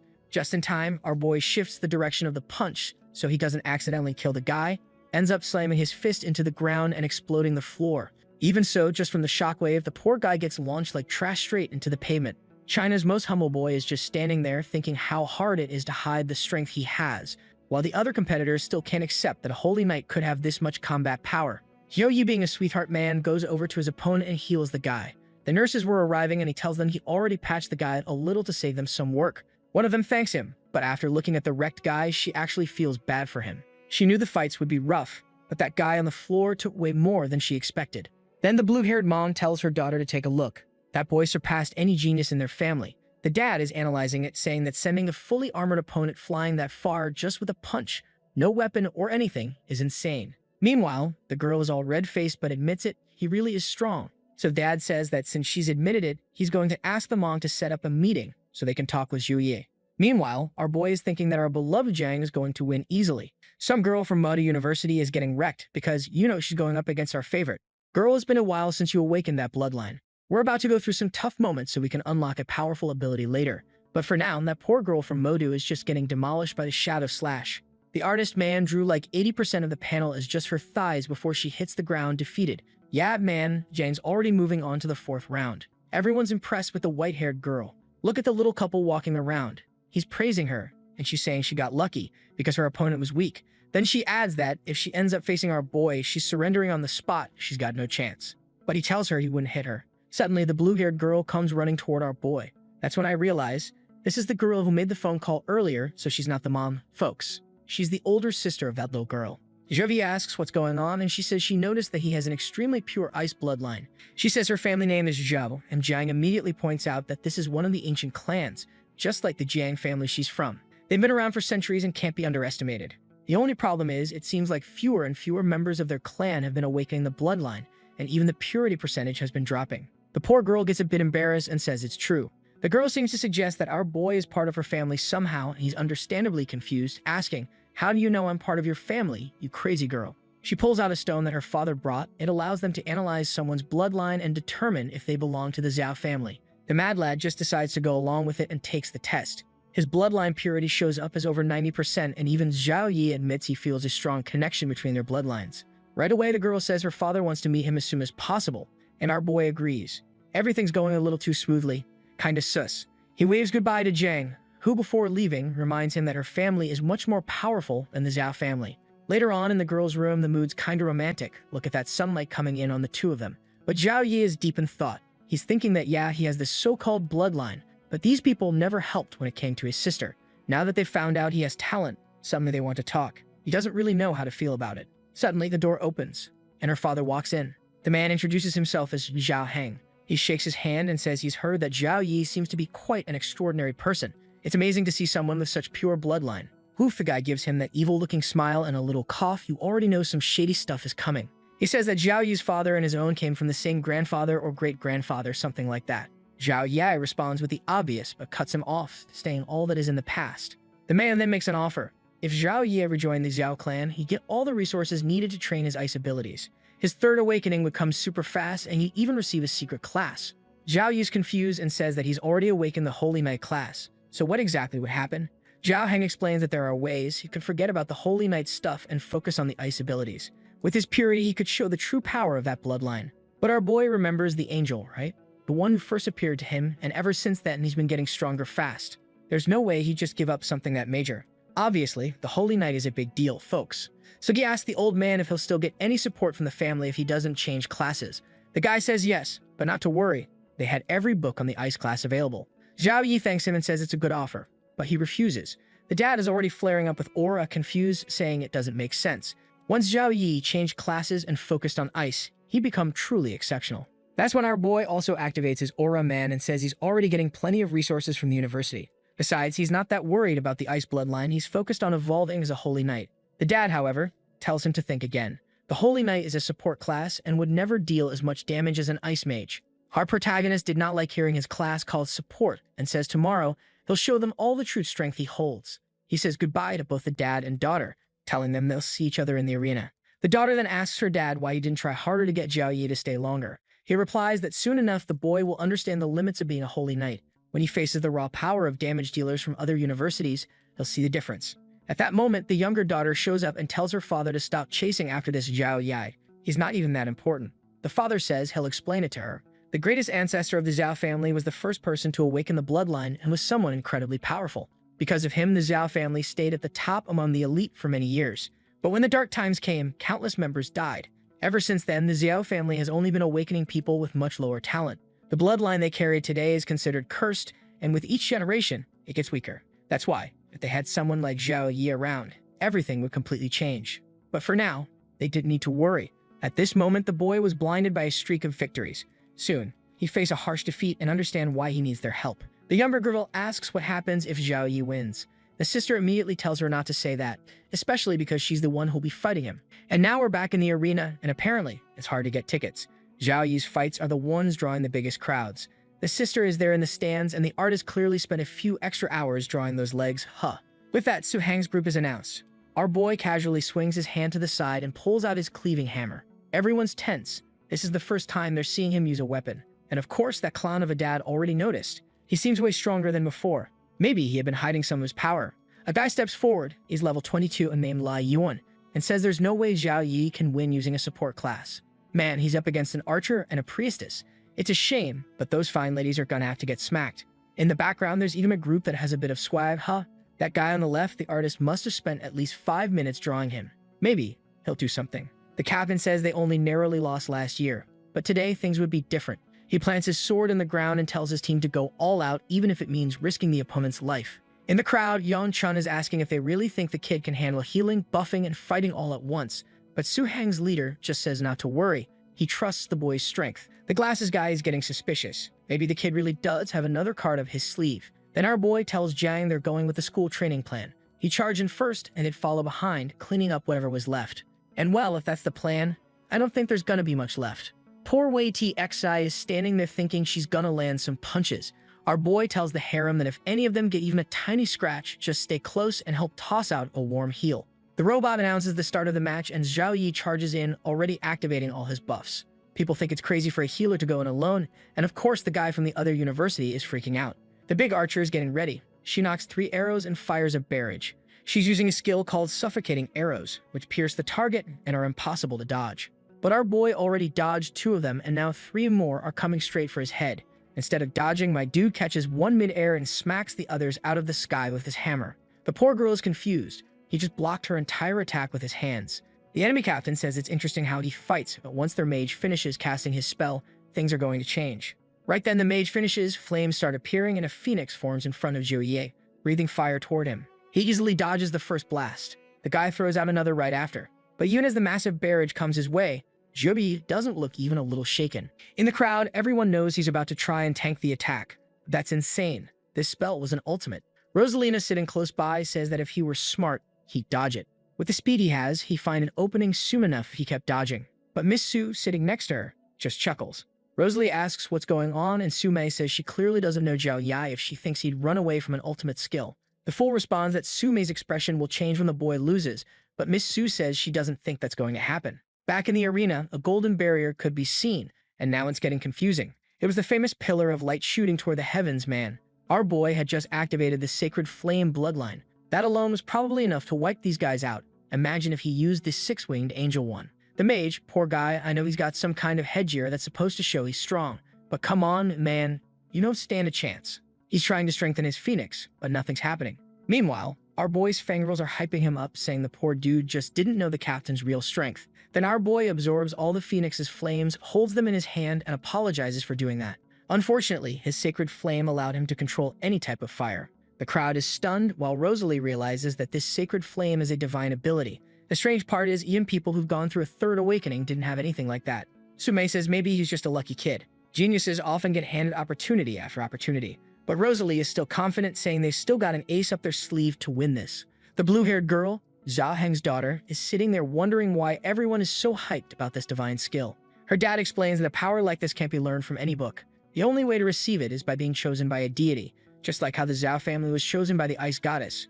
They've always worshipped her and received her blessings. Now the poor guy's devastated. He finally understands why Zhao Yi didn't care about the skill they were offering. He had already been blessed by a goddess, which meant his potential was immeasurable. The daughter says it looks like they came here for nothing, but her father says no. After the battle, they'll try to talk to Zhu Yi. They can't just give up on their only hope to revive the family so easily. Meanwhile, in the arena, the mage is still trying to understand what happened to his phoenix. His teammate puts a hand on his shoulder and tells him not to give up so easily. If Zhou Yi was good with fire, they just try another element. Besides, this time he makes sure Zhou Yi couldn't dodge his blade.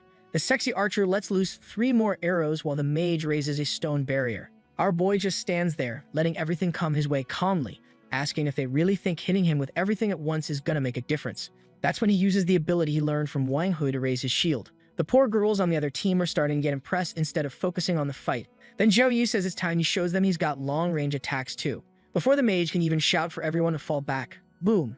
A fireball explodes in front of him and a pillar of flames shoots up. The poor archer manages to roll out of the way, but she knows if that fire had hit her, she would have evaporated on the spot.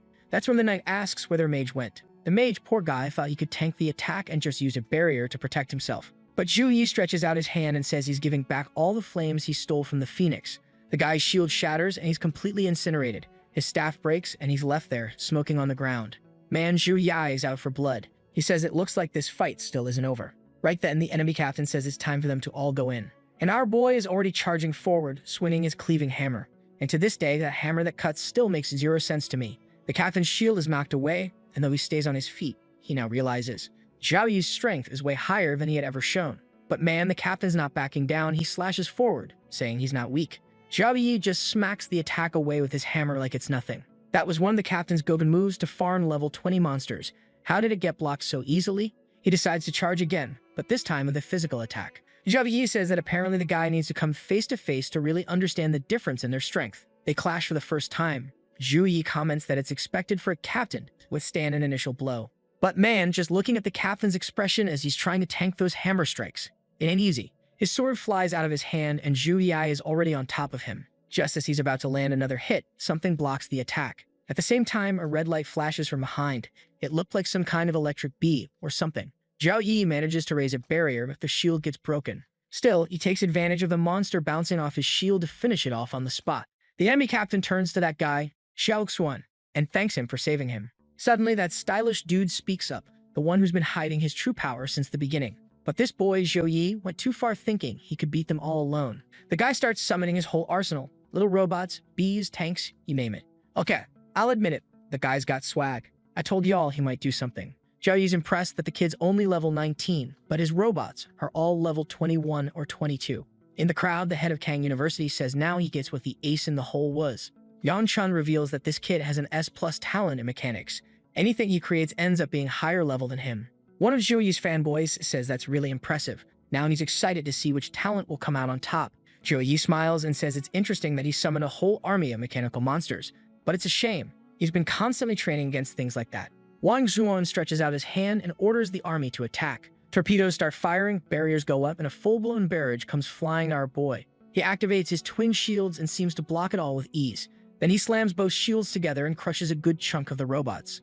At the same time, a golden light flares behind him and he unleashes his sacred area explosion. The robots start evaporating, exploding one after another. Wang Zuan, poor guy, is practically crying. He says he used all sorts of bulletproof materials, but even that wasn't enough. He pulls out a virtual keyboard and says it's fine. He's still got something more.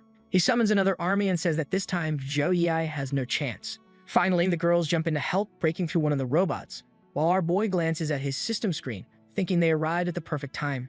Once again, a vortex of fire surrounds one of the robots, and when the guy tries to call for a retreat, it's too late.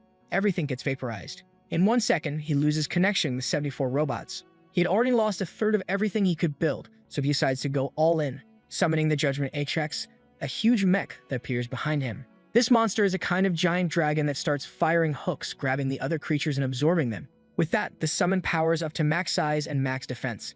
In the stands, everyone's being covered by the shadow of this Megazord the guy just pulled out. A legendary rank creature, level 23. There's a girl in a blue skirt who's super impressed, but honestly, I don't remember who that crazy chick is. Meanwhile, the captain of the enemy team is just stunned, saying their ultimate card has finally been played. He squints over at Jiang and mutters that at this point they don't stand a chance. But Jiang doesn't even blink. She charges forward, shouting that her big bro's not going down. Inside the giant robot, Wang Xuan yells for Zhu Yi to face the power of judgment. The first barrage of missiles is launched, but as always, our boy's standing there calm as ever. As the attack's about to hit, he dodges the first wave. But then he glances back, he can realize they were coming straight for his head. The slick little guy used a technique like dash here, dash there, and made the missiles crash into each other. Wang Xuan starts losing it, yelling for him to stop running and face the firepower head-on. Another wave of missiles is launched, but Zhu Yi just starts spinning his hammer, swatting everything down. Then the robot pulls the sword from its back and unleashes a slash that rips through half the arena. They even mocks him, asking if all Zhu Yi can do is run away. To him, Sukang University was full of cowards. Jia Yi replies, "All right then," and says he'll charge in. But that was all part of Wang Xuan's trap, to lure him into an ambush. If a guy with no self-control like that was the captain, they were definitely gonna win. Wang Xuan swings his sword again, and our boy meets him with a hammer. The attacks clash, sending the mech's arm flying. At that moment, Zhao Yai activates God's hand, forming a golden vortex above the robot. Even the cameras recording the match start to lose power, saying their energy is being drained. More drones are deployed to keep filming it in real time. The vortex keeps drawing energy from everyone around, while our favorite Succubus is in the middle of the fight herself. She runs over to Tang and says they better get out of there. Song and Wei Tai look at each other and realize, yeah, it's time to bounce, man. They start retreating, and the enemy team thinks they're scared. But when they stop and look up, they realize this power is not normal. Out of nowhere, a literal hand of a god descends from the heavens. Had he used this power before? I don't think so, right? This might be something new. The crowd's confused. Wang Xuan has no idea how he's gonna block that. Even though there was only one tier above his robot, the gap in power was massive. Still, the kid goes nuts again, shouting he's not afraid to die. He puts his robot into extreme mode, and the sword starts spinning, glowing purple. The hand's coming down, and he's just going wild, screaming upward. He fires off a rapid combo of slashes toward the hand. They seem to land, maybe. But when he looks again, boom, the hand's already come down and flattened the entire arena. The crowd shields their eyes as Zhu Yi comes in kicking. Poor Wang Xuan's lying there like a half-crushed bug. The girls on his team are already realizing it. They all just got destroyed. And our boy, not even a scratch. Didn't even have to hit the girls. A true knight, through and through. Wang Xuan is there, barely conscious, muttering Zhu Yi's name before passing out. Obviously, the fanboys go wild, screaming his name in the stands. The team walks out of the arena, calm and collected. Yangshan knows it now, there was never a chance they could win. Even with their secret weapon prepared, there was no way to expect a monster like Zhu Yi. He quietly exits, admitting that this year the Kang House really brought top-tier competitors. Honestly, it looks like it's the 5th year in a row Kang is gonna take the championship. This pattern's been repeating for a while. The headmaster laughs and the crowd celebrates. Meanwhile, our boy is walking out, surrounded as always. The girls are saying that match was way too easy. Jiang notes there's way more people watching than last year. With this fight being broadcast, Zhu Yi's name was sure to spread to the 4 corners of the world. Up above, a blonde girl is watching from a high platform, saying that Zhu Yi isn't bad at all. Looks like she's got her eye on him, saying he might be exactly what her guild needs.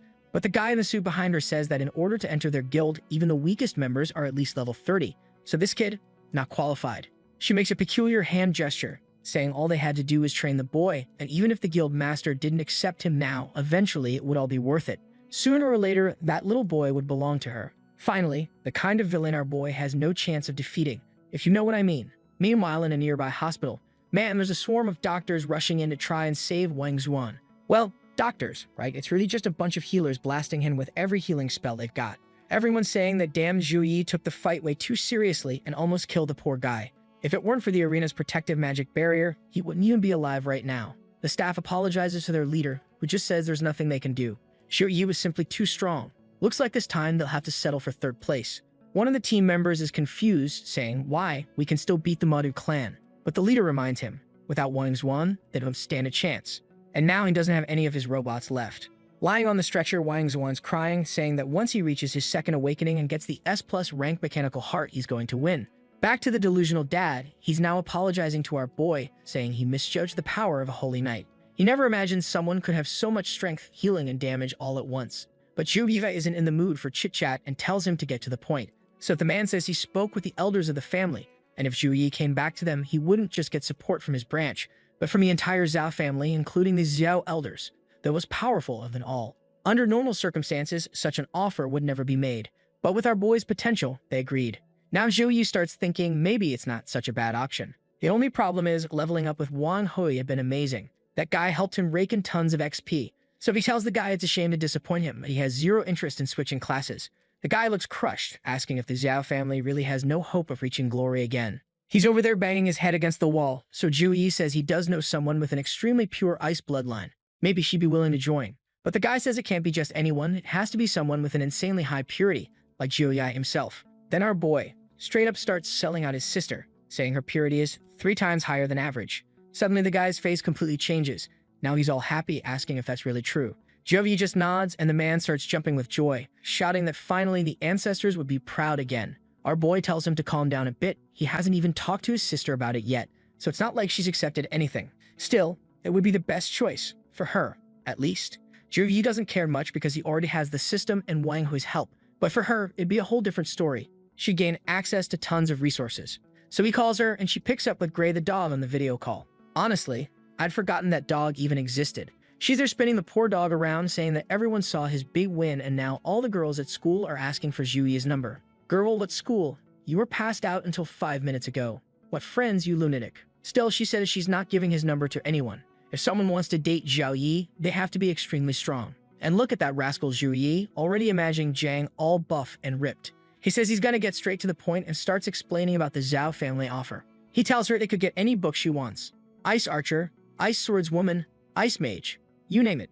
This is an inclusive story, folks. Even if you've got Alzheimer's, the author will remind you. Because yes, it was already crystal clear that she was going to choose ice. And yep, she picks ice.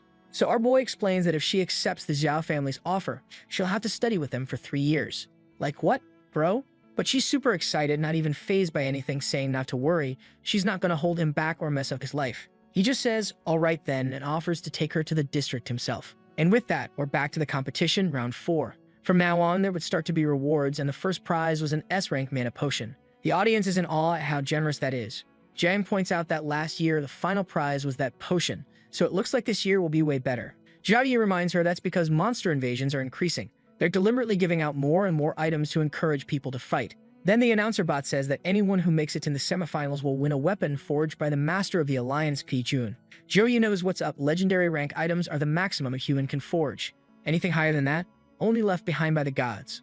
Obviously, this just makes all the players more greedy than ever. Jiang waves goodbye to our boy, saying she's rooting for him. Back in the arena, a green-haired guy approaches. He puts on a hat and says he knows just how strong Zhou Yi is, but he's not weak either.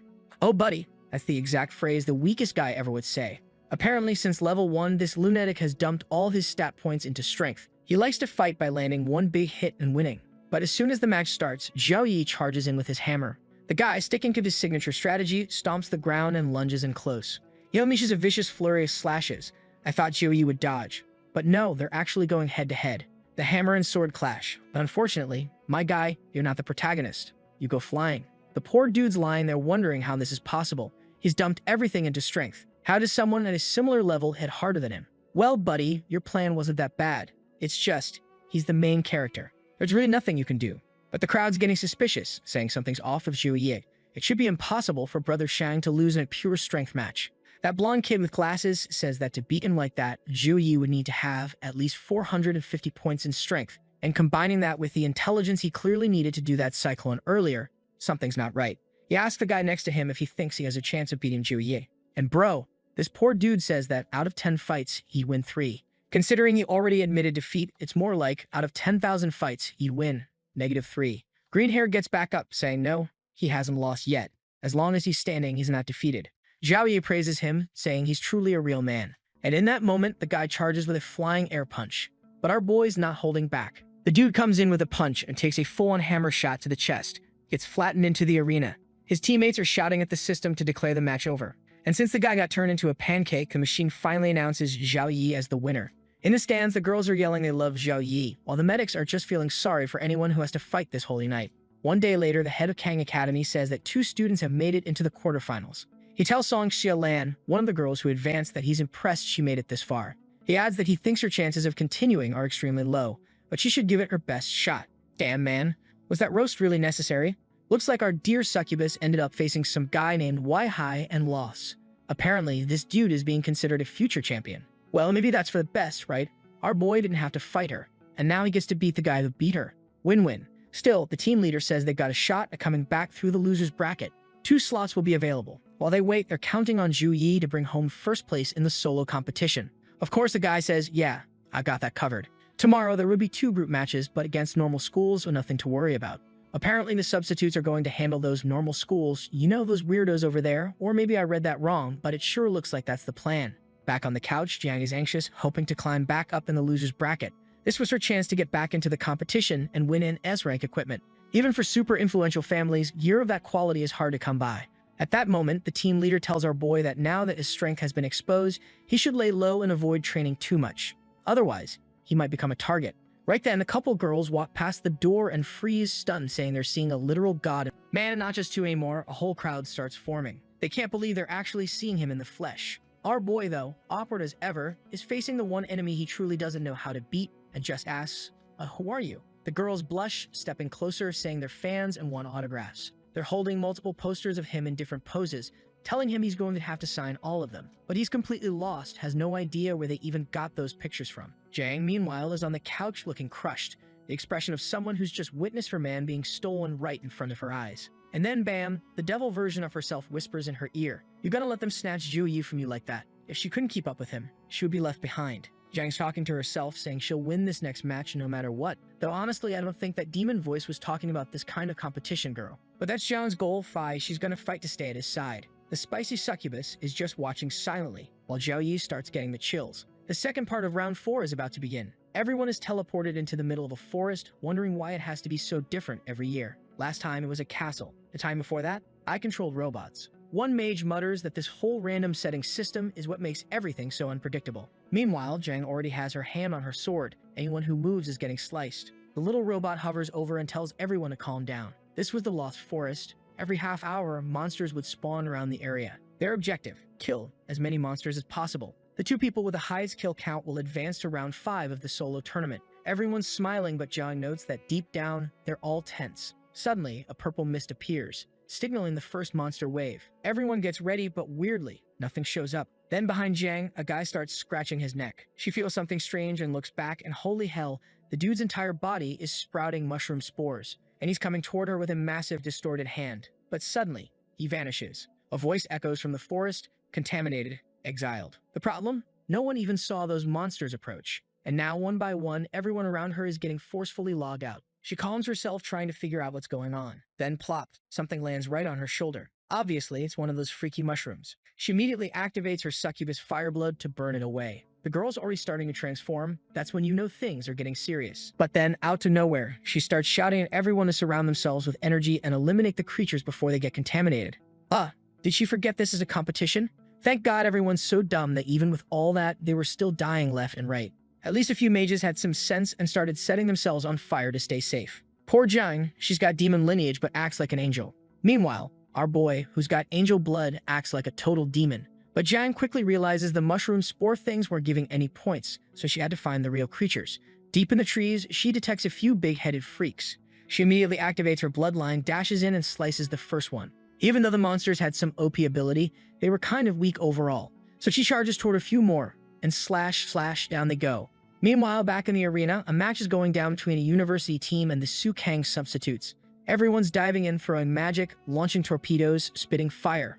Mechs jumping in, slashing here, punching there. Then suddenly, bam, a volley of arrows heads straight for one of them. But that golden shield appears out of nowhere. Yep, our boy from the main team had to step in and save the goofballs. And of course, he takes the moment to scold the priestess in the back, telling her she's not providing the protection they need. The poor girl's all flustered, apologizing.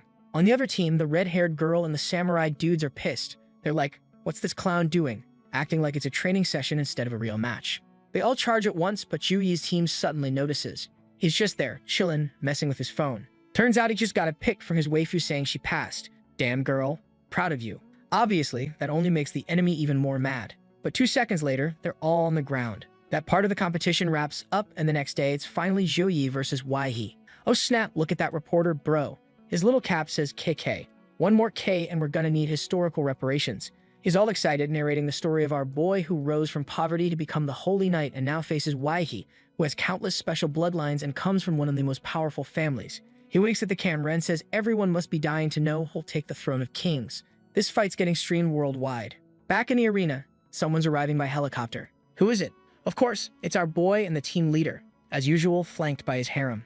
I mean, what can I say? It's a harem. What are you gonna tell me it's a tactical team? They do nothing but stand there like, oh my god, Ju-yi, you're amazing.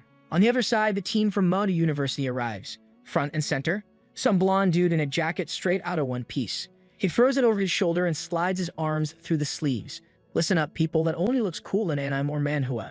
Try that in real life and people will think you're mentally unstable. He walks over to greet the Sukkang leader, saying he's excited for a friendly competition. The headmaster says sure, welcome, while thinking how hilarious that this chump actually thinks he's gonna beat Joye. Our boy's humility has become contagious in the school. Joye gives the guy a long stare. Yep, that's definitely Waihe, the one who smacked our beloved Succubus. Oh boy, you laid a hand on her and we didn't even get to see her transformation? Double punishment incoming. Zhao Yi's already smiling like a psychopath. No mercy for this one, folks. The names start getting announced and a crowd is going wild. Over at home, blue-haired dad is watching it all go down on his 130-inch TV.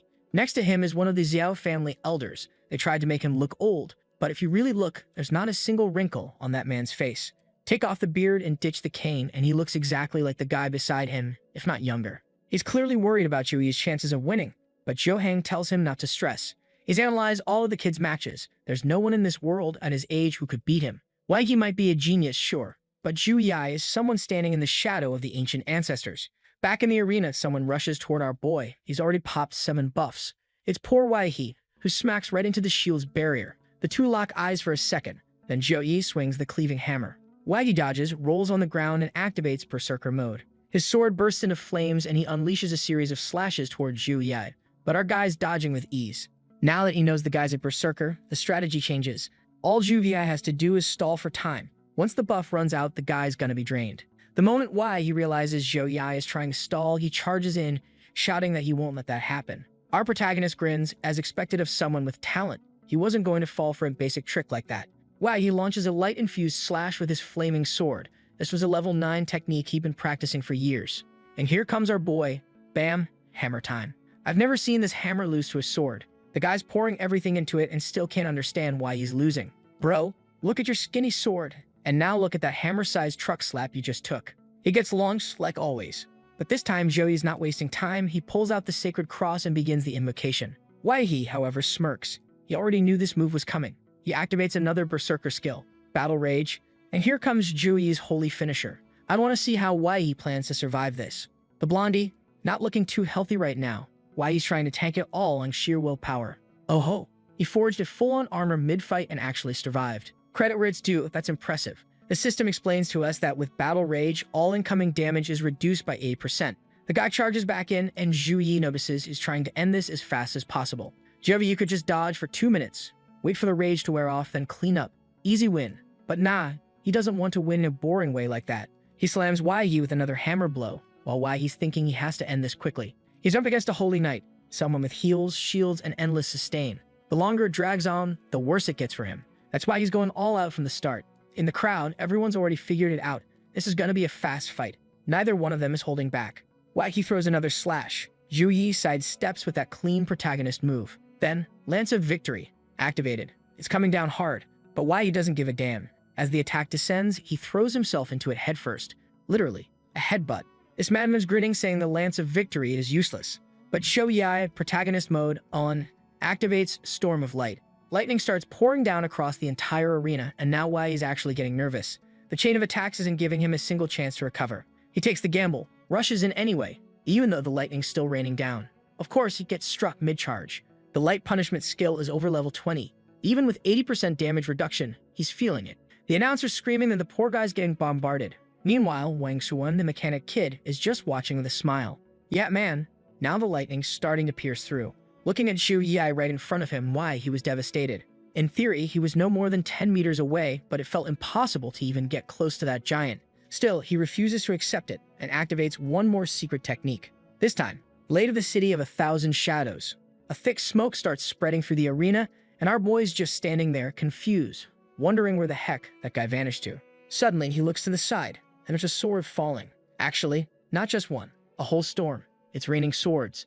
Jiaoyi recognizes the move. It's a technique from a legendary ancestor who could turn their entire body into a sword. Basically, every blade falling is Wei himself, a technique designed to instantly massacre massive groups. Jiaoyi finally says, "All right then, time to get serious." The swords begin pouring down from the heavens and Zhu Yi stretches out his hand, muttering that the audience would be disappointed if he just repeated an old move. So instead, he combines abilities, activating the sacred flame, but with ice mana. Our boy starts stepping forward, freezing everything beneath him, forming a barrier that wraps around the whole arena. And as usual, it's the poor recording drones that suffer the most, glitching out as they try to film it all. Meanwhile, the viewers are all confused. Why is there ice magic happening now? The old man from earlier, who, reminder, barely looks 30 if he's shaved, stands up. All that's missing is Barbie kicking away the cane. He asks out loud, can't they see that's pure, perfect ice magic right in front of them? All the swords Wei summoned, frozen midair. Once everything's turned into popsicles, Zhu Yi just closes his hand, and they all shatter. Plus, there were golden strings attached to all of them. When Wei's real body finally reappears, it's already completely slashed up. The poor guy collapses to the ground, unconscious, and the victory goes to our beast. The crowd erupts, cheering that their senior is way too good. Jiaoyi even pauses for a little photo op, definitely fishing for more poster material. With that, the solo battles are over, now only the team competition remains. While the teacher praises him, our beloved Succubus is twirling her hair, y'all know what that means. But the university headmaster, he's shook. He knows Zhu Yi still has cards up his sleeve, and hasn't even gone full power yet. He claps a big hand on Zhu Yi's shoulder, saying he truly brings honor to Su Kang. That's when the girls reveal. Su Kang always wins the team competition, but never the individual one. So this is the first year they're taking everything home. Giant hugs the mage girl, saying he could cosplay as an archmage now. Then she calls out to our boy with that mischievous little look, saying, "Tonight, we got our lax tilled." Unfortunately, no matter how much malice you try to inject into that line, they'll know what's going to happen. They're just walking together through the streets, arm in arm. That's the peak, the max, at least for now. Still, there are some random dudes worse off than our MC, just eating meat skewers, drooling over how hot that chick is. And then one bold fool decides to hit on the Succubus, saying he can't pass up this chance. She's one of the most beautiful women he's ever seen. Dude, she gives him one look. He gives up instantly, bro. The moment he realizes it's Miss Wei, he backs down like a toddler seeing the belt. They head over to a little stall to sit and chill. Jang runs into a shop and buys what looks like an agility potion. Oh wait, nah, it's a wine that increases agility. Of course. So our boy starts drinking with his waifu, who congratulates him for placing first. They clink glasses, take a sip. She says the flavor's amazing. 10 minutes later, she's slumped, all wobbly, completely drunk, asking why she's seen two of him. Zhao Yi realizes the city wine with agility buffs is way stronger than usual. He looks up to go find the rest of the crew so they can head out. But then, bam, an e-girl latches onto his arm. Man, she came in swinging with a mountain-crushing grip. Careful, Zhuye, you're gonna end up with a fractured collarbone. And she's already saying her cup is empty. Would you mind buying her a drink? Our humble lad replies that he just bought a bottle, and if she wanted some, it cost her 10,000 yuan. She laughs, saying he's funny and interesting. Maybe they could go somewhere a little more exciting to talk. That alone was enough to shake Jiang Fai. I don't know if she's about to go full combat mode or just give up entirely. She comes in with the double-handed approach, ready to eat the competitor off the battlefield. But the e-girl speaks up, saying, if you're not his girlfriend, maybe you don't get in the way of someone else's luck tonight. Oh boy, this wasn't random at all. She knew exactly who Zhu Yi was, and she knew exactly who Jiang Su was too. She had her charm aura activated. Dangerous. She knew this was the perfect timing, right before the two of them officially become a couple. And just as she's reaching out to touch our boy, Zhou Yi grabs Jiang Shu's hand, pulling her close and says, if it's her, I don't mind her interrupting my romance.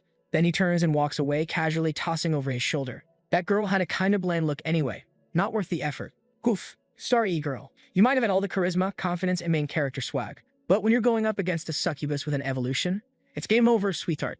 Better luck next arc. As the two of them walk off, Zhang stops him and says, wait. She places her hand on his arm and says, like this video that helps. And do you remember how the last chapter ended with that little waifu saying she liked our boy? He was shocked and his eyes went wide, blushing like crazy. Xiaoran said she should have said it before his date and that she hates seeing a bunch of girls hitting on him. Meanwhile, that little demon next to her is just whispering for her to kill everyone. Then, out of nowhere, she throws herself into the protagonist's arms and asks if she can be his girlfriend. The tan girl stops eating and the three of them just freeze in total shock. Time passes and the scene cuts to someone waking up. It's Xiaoran. She wakes up already remembering last night when she said she liked him. Then we see her spying on the protagonist while he's having breakfast. An old man at the end of the table says, you woke up really late today, Xiaoran. We're already finishing breakfast. Meanwhile, Zhou Yi is sitting there eating non-stop and the girls are staring at him. Ran pulls out a chair, wondering if that whole scene was actually just a dream. But then she turns red as a tomato, questioning if it really was a dream, while all the women keep staring at her. Then we find out she probably fainted right after confessing, and he asks them to please pretend they didn't see it. The blue-haired girl asks if they don't like each other. Zhou Yi explains that the Jiang family from Chuan District is an old family that existed even before the Eternal Game. After the Eternal Game started, they became one of the country's top families over the centuries. Now I've got a bit of fame and I'm also Lord Wang Hu's direct disciple. On the surface, it sounds good. But it's not enough for the Jiang family. I don't want to bring trouble to Zhao Ran. When I have absolute power, no authority or family will be an obstacle. It's only a matter of time. Back at the table, the Walmart Chun-Li says she'll always support him, and that from now on she's going to be the Cupid for his love story with Sister Ran. But then the old man starts a speech. 10 schools will take part in the finals of the National Freshman Exchange Competition. Each school has to fight the other 9, for a total of 45 matches, and the top 3 are decided by number of wins. Today is our team's 9th matchup. As long as we win this fight, the championship is ours. I hope you can stay humble and defeat Madu University. Everyone shouts that they understand, and the old man raises his hand, smiling like he's thrilled. Then the scene cuts to 3 insanely strong women, if you know what I mean. And someone says, Sun Jiao, you're participating as a substitute, so don't feel too pressured. Sun Jiao is a summoner, and she'll bring huge support to the field, so all of you need to prioritize protecting her. Then this blonde guy shows up and says, as the team mentor, I could hype you up with some words, but there's no need. We're here to rise again from our injuries. Our team's strength was built through slow defeats, which made it impossible to take first place from the beginning. He remembers how strong the protagonist is and says he never imagined a freshman like that could exist. He says his strength is worth 2 or 3 people, and that he's a monster who can beat the best schools without any trouble. Like any good teacher, he gives that motivational talk. Even if they lose, they have to lose with honor and not let the other schools look down on them, and he asks if they can do it. The dorks shout yes. Then they head into battle. While the other students are talking, the little elf girl is deep in thought, wondering, if I use that again, can I recreate the miracle from 7 years ago? Then the drone announces that the match Ao Hing versus Modru is about to begin, and says the reward for the top 3 is a set of soul crystals and training weapons based on their current level. It continues. Second place gets a set of 4-star gear, and first place overall means every team member gets a set of 6-star epic equipment. The crowd goes wild, saying they're jealous, and that these rewards are better than last year's. With his hand on his chin, our boy thinks, in terms of value, the prize is smaller than last year's exclusive gear. But the amount of rewards for team matches is huge. A full set includes top, bottom, boots, weapon, necklace, and ring. In total, each team including reserves has 10 members. 70 high-grade epic pieces are enough to forge 2 max-level legendary items. The busty girl says they're lucky if they win this match. They'll get all the prizes. Our boy shows up with his squad of waifus, and the crowd loses it, screaming their names. The drone tells both teams to get ready and starts counting. 3, 2, 1, begin. Without hesitating, the protagonist team charges straight at the enemy. The enemy elf girl summons a magic circle with a purple orb, points it at the protagonist team, and calls up a bunch of weird monsters. Seriously, there's a winged lion and a Cerberus in there. This is looking bad for our boy's team. All 5 enemies rush at him, and he doesn't even care, just keeps walking forward with that huge hammer. The lion lets out a yellow lightning roar, but our favorite mage blocks it and fires lightning back, sending the lion flying. The giant bees go after Zhou Yun, and she counters by throwing a bunch of cards that stick to their bellies. One command and they evaporate. The busty girl is out there punching the poor snake into the ground. It never even had a chance. Ran spins in with her sword and throws out a bunch of slashes at Cerberus.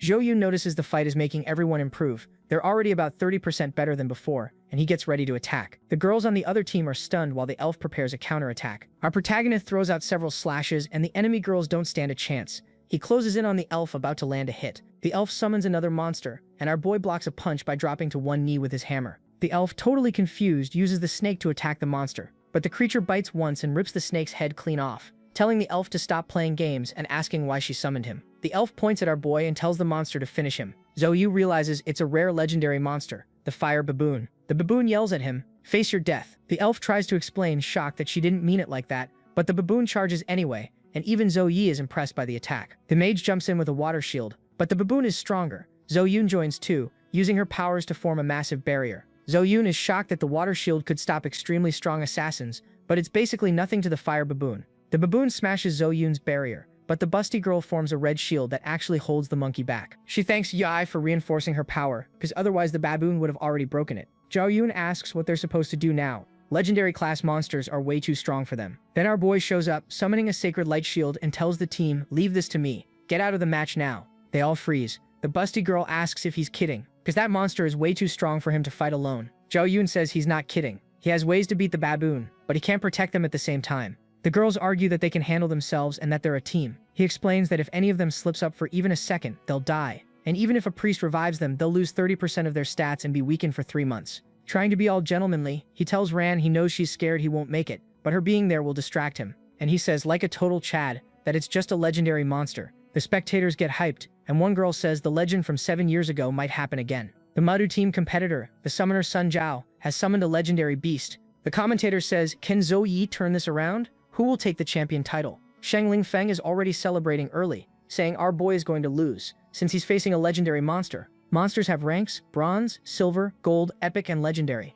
The higher the rank, the stronger and tougher the monster is. A legendary monster is extremely rare and powerful. Even the Goblin King doesn't reach that level. That's why everyone thinks it's both insane and dangerous for a legendary monster to show up in the competition. The commentator notices the girls are forfeiting and leaving the game, and Ran is the last one to quit. She says goodbye to Zhou Yi and tells him to do his best. The baboon breaks the shield, and with one jump, our boy dodges. Then he fires off a yellow power. Next thing you see is blood droplets. The baboon realizes his hand got torn off in that exchange. Our protagonist floats in front of the baboon and says, now that the kitty's gone and the others too, I've got nothing to worry about. The other team is stunned that he injured a legendary monster with one hit. The baboon says, I sense a powerful bloodline in you, human. My mother warned me about beings like that. They should never be provoked. You're weak, but you carry that rare power. I thought it was a mistake, but now I'll fight with all my strength. The monkey charges at him using nunchaku. Zhou Yi, full of power and smiling, summons his sacred chain of light, blasting the baboon away and forcing it to brace itself against the ground with its weapon. Zhou Yi realizes that even so, the baboon is basically unharmed. The organizers start panicking. Someone wants the match canceled because they can't afford to lose the family's hope. Everyone begs Mr. Wu, stop it. If Zhou Yi dies because of this, our nation will lose a rising star. Zhou Yi will definitely become a powerful force. It would be pointless to block his growth if he dies here. Please stop. The Zhou family is willing to compensate Suhang University 10 times, no, 100 times, if necessary. But Mr. Wu is sick of hearing it. He remembers his talk with the principal, who said our boy can fight as long as it isn't a legendary beast above level 26, since a level 26 monster is like 10 level 24 monsters. Mr. Wu knows the baboon is level 24, so Zhou Yi can handle it. The fight continues. The baboon throws heavy blows, and Zhou Yi summons Light's punishment. Zhou Yi uses a powerful light skill that doubles his strength, enough to kill even the Goblin King, but the fire baboon regenerates instantly and takes no real damage. Its regeneration is ridiculous. The baboon comes spinning in with its weapon, getting dangerously close, but Zhou Yi uses a web of chains to hold it. The baboon gets furious at his tricks. Zhou Yi realizes he's beaten a legendary demon before, but that one was weak to light. Now he's facing an enemy that adapts fast and resists light magic, and he understands just how much stronger monsters can be. Zhou Yi reapplies his buffs while in angel form and reaches his maximum power. The rival team sees he just keeps getting stronger and says it's a good thing he didn't go after Zhou. If she dies, the baboon is done for. So they increase protection around the elf girl. Zhou Yi, still in angel form, is about to use his god's hand. The baboon, now wearing fire armor, charges forward and unleashes its power. Zhou Yi's power is massively higher, and God's hand creates an explosion that would hit everyone nearby. But a girl reacts with water protection, creating a shield that saves everyone. People are relieved because they thought they were about to die in the stadium and would need priests to resurrect them afterward. The shield girl puts up a level 7 shield, since they knew the battle would be brutal. Zhou Yi's skill completely destroys the creature. The baboon, totally wrecked, still tries to stand, but the light power interferes with its regeneration. It screams, damn human, damn sacred light, I won't be defeated here. But our boy doesn't give it a chance. He immobilizes the crazed monkey with a punch and finishes it off with his angel form power. Then the protagonist surrounds the rival players with his chains. The other team has no choice but to surrender. Mr. Wu smiles proudly, and the blonde old man breathes a sigh of relief. The game announces Suhang University wins the tournament, and everyone celebrates. They praise Zhu Yi's strength and determination, saying without him the fight wouldn't have been anywhere near that incredible. Suhang University wins the tournament with 9 victories, and Zhu Yi is recognized as a young genius with the potential to become one of the country's top powers. Our boy returns to normal form. Ran runs over to him, worried about how his body is after using angel form. The cameras go crazy trying to film the couple. He tells her he's fine, just a little weak, but at least he leveled up. Their broadcast is blowing up, and everyone is shipping them hard. When Mr. Wu shows up and kills the fun, he covers the camera and reminds them of the rules. They can't film players' personal lives after the match ends. Mr. Wu orders Zhou Yi to return to the mansion, and says he'll inform him about the final competition, the survival match. Back at the mansion, Mr. Wu explains the rules of the final test, which will be a survival battle in a real realm. Competitors earn points by killing monsters and enemies. The map shrinks over time, and anyone outside the boundary gets eliminated. There are dangerous areas with deadly rifts, and the entry point is random. The school with the most points at the end of 7 days wins. The whole team says they understand the rules. The scene cuts to the old blonde guy walking down a hallway. He steps into a room and finds a group sitting around a table. The old man says, "So you finally made it, Master Su. What are you planning by gathering all the mentors except the ones from Suhang?" The dark-haired man with a mustache answers, "If nothing goes wrong, first place in the survival match will belong to Suhang University too." The final event of the National Freshman Competition, the survival match, is about to begin. It'll last 7 days and 7 nights with no audience on site, and it'll be live-streamed on every platform. The fight will take place in the ruins of the millions of Su beasts, an ancient battlefield packed with powerful monsters, deadly hazards, and hidden treasures. Only the competitors with both strength and brains will make it through and stand out. They're encouraged to fight bravely and carve out their own legends in this deadly challenge. The players get teleported into the match. Our guy realizes he isn't with his team, so he'll have to track them down. One player notices he's close to Zhou Yi and takes off running, but our guy wasn't even interested in fighting him since he was weak. Summoning his hammer, our guy gets ready to hunt these little pests. The scene switches to a green-haired girl with a bow, aiming at the guy who ran away from Zhou Yi, thinking it was our guy. But the boy notices and dodges before the arrow hits, realizing she's on his team. The girl asks why he was running so fast. With a grin, he says he got nervous because he ran into someone from Suhang University. Then they start walking, sticking to their plan. 2 boys watching the broadcast think it's weird to see someone from Modu and someone from Qingjing moving together, probably because their levels are close, so they're being careful and not picking a fight. Teaming up is the smartest move. Our protagonist is already taking on monsters one after another, beating them all and stacking points. A giant spider leaps in, and Zhou Yi smashes it with his huge hammer. Our guy gets excited because a tougher monster finally showed up, something that can actually boost his score for real. Mechanists are basically an army on their own, able to use robots to avoid strong monsters and hunt weaker ones, which makes them insanely efficient. Our guy is leading the rankings with 15,792 points, followed by Wang Xuan and Li Mengzhe. He sees that Xiao Ran, Xiao Lan, Tai Xin, and Ling Yi are ranking about where he expected. He studies the leaderboard, notices Tan Wei and Zhang Zhe have low scores, and finds out Tan Wei has been eliminated. He figures it could have been monsters, the realm itself, or other competitors, and he suspects some people have formed alliances. Soon, the system announces the safe zone will shrink in 3 hours, and he needs to sprint as hard as he can to make it in time. Our guy hears a scream and realizes it's Ling Yi. Our mage is fighting a group, using every trick she's got. She traps an annoying guy under a massive boulder. Just as she's about to get hit from behind, she senses it, and triggers a stone trap that locks the girl in place. Happy she took the group down, she starts bragging until someone starts clapping. The mage realizes someone was hiding. A hooded guy shows up with wolves, saying he didn't expect Suhang University to have mages this good, but it's a shame her group overshadows her. The wolves rush her. Using water arrows to defend herself, she kills almost all of them. But one wolf comes from behind, and the hooded guy starts celebrating, thinking the wolf is about to rip her arm off. Ling Yi summons a power circle that incinerates the hooded guy. The system announces the player passed out from severe injuries and will be eliminated. Ling Yi gets points for the win, but now she's out of mana. Then the annoying guy trapped under the rock throws an axe to finish her off while she's already on the ground. The protagonist arrives at the last second and kills him. Ling Yi is injured on the ground, but our guy uses mana to heal her. Zhou Yi saw that 3 competitors from different schools had teamed up to attack her. No way. That happened by coincidence.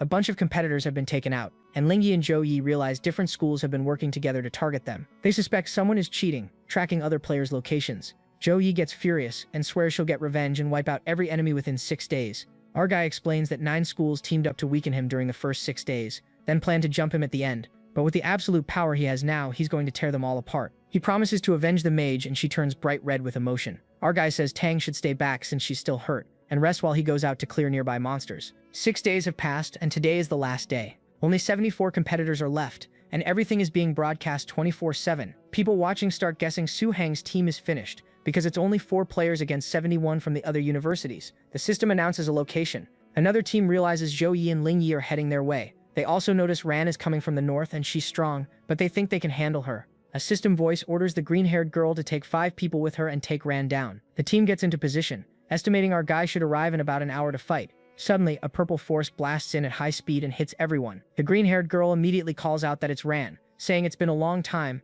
and that she has the advantage in this fight. Maybe at the end of the competition, they can have a fairer match. Ran smiles as she shifts forms and says she might look like an easy target, but she's about to teach her a lesson. The green-haired girl is shocked that Xiao Ran activated a full succubus transformation, showing total control over her bloodline. Rain decides to fight even with 24 enemies around her. She charges in, demonic energy forming wings and tails, and she unleashes a powerful purple magic attack and explosion so brutal it slams everyone nearby. Another team waits for Zhou Yi to arrive. The ground starts shaking, and they know he's here. Our guy and the mage appear in front of a sunset, with a stone giant behind them. A competitor steps up and says the protagonist should feel honored, because 47 of the best participants from the schools teamed up just to take him down. Our guy smiles and says they're nothing but losers. They call him arrogant, and he fires back, asking who there hasn't been beaten by him before. Zhou Yi accuses them of hiding behind numbers, saying without that, none of them would have the guts to face him. He dares them to come at him all at once, saying even together they're not on his level. The competitors get ready, summoning fire, wind, and light powers. Zhou Yi watches from a distance and confident tells them to wait for him.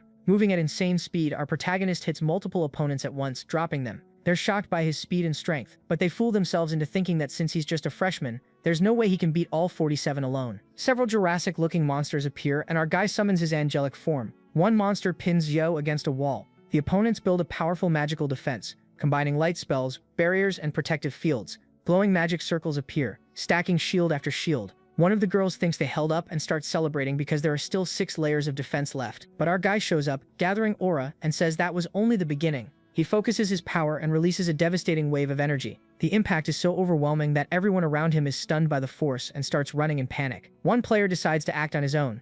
After analyzing Zhou Yi's power, he uses a plan he came up with after studying Zhou Yi's movements over and over. Even with almost no chance, he tries to block the attack. Zhou Yi, wrapped in a golden aura, fires off a massive energy blast and declares that everyone is under his power, surrender or die. A competitor tries to hit our protagonist from behind, yelling, "Fire tornado!" Other allies jump in too, using wind slashes and swords, trying to catch Zhou Yi in a moment of weakness. But our guy notices out of the corner of his eye and realizes there's no way, he's been way too nice to these people. Our guy summons the punishment of light, and for a while it's just Zhou Yi hitting them and them getting wrecked, until the system finally gives the competitors the option to forfeit. Mr. Wu, watching the broadcast, laughs, thinking it's hilarious that 9 schools are about to embarrass themselves like this. Qingjing University got crushed earlier, and now they're trying to save face by offering rewards to other schools to unite against Suhang. Directors from multiple universities coordinate strategies, telling their students to avoid direct fights until they've gathered enough strength to face our guy. Feng He gets questioned for taking part in this manipulation, since he's known for being fair and honorable. Mr. Wu mocks the whole thing,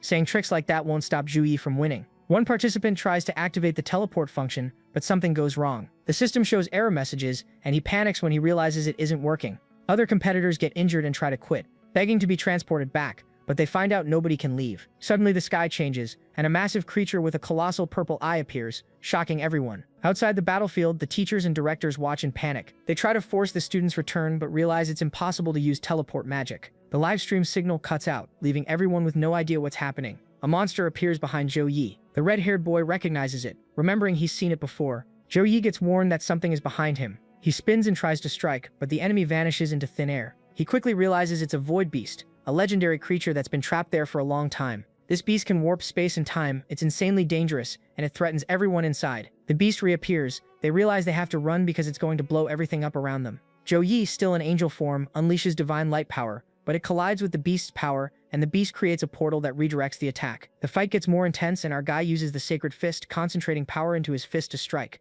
A purple beam appears and shoots past the beast. It was Ran grabbing our guy. The green-haired girl shows up, telling everyone to attack the monster. Ran and Zhou Yi are still down on the ground, in a position that's way too favorable for our guy. The protagonist asks what she's doing there. She says she realized nobody could leave the realm and came as fast as she could to help. Suddenly he senses a new threat and yells, "Danger!" The green-haired girl tries to attack, but Zhou Yi hits her dead-on with a golden explosion that sends her flying. Our guy gets hit and is poisoned. In no condition to fight, he asks Ran to protect the students while he recovers. The monster appears again in front of a boy in a white cloak. Ran rushes in and raises a purple barrier to protect them from the attack. The monster swings and the boy is about to get hit. Ran activates her seductive voice ability and screams for him to dodge. The monster, furious, yells, "Weak humans." The boy dodges, trying to figure out where that thing even came from. The monster keeps shouting that nobody can stand up to it and that everyone there is an ant. Our guy is healing from the poison. He realizes the void beast's abilities are way too abnormal. The monster can open spatial rifts and sense attacks from far away. Several students group up and try to attack at the same time.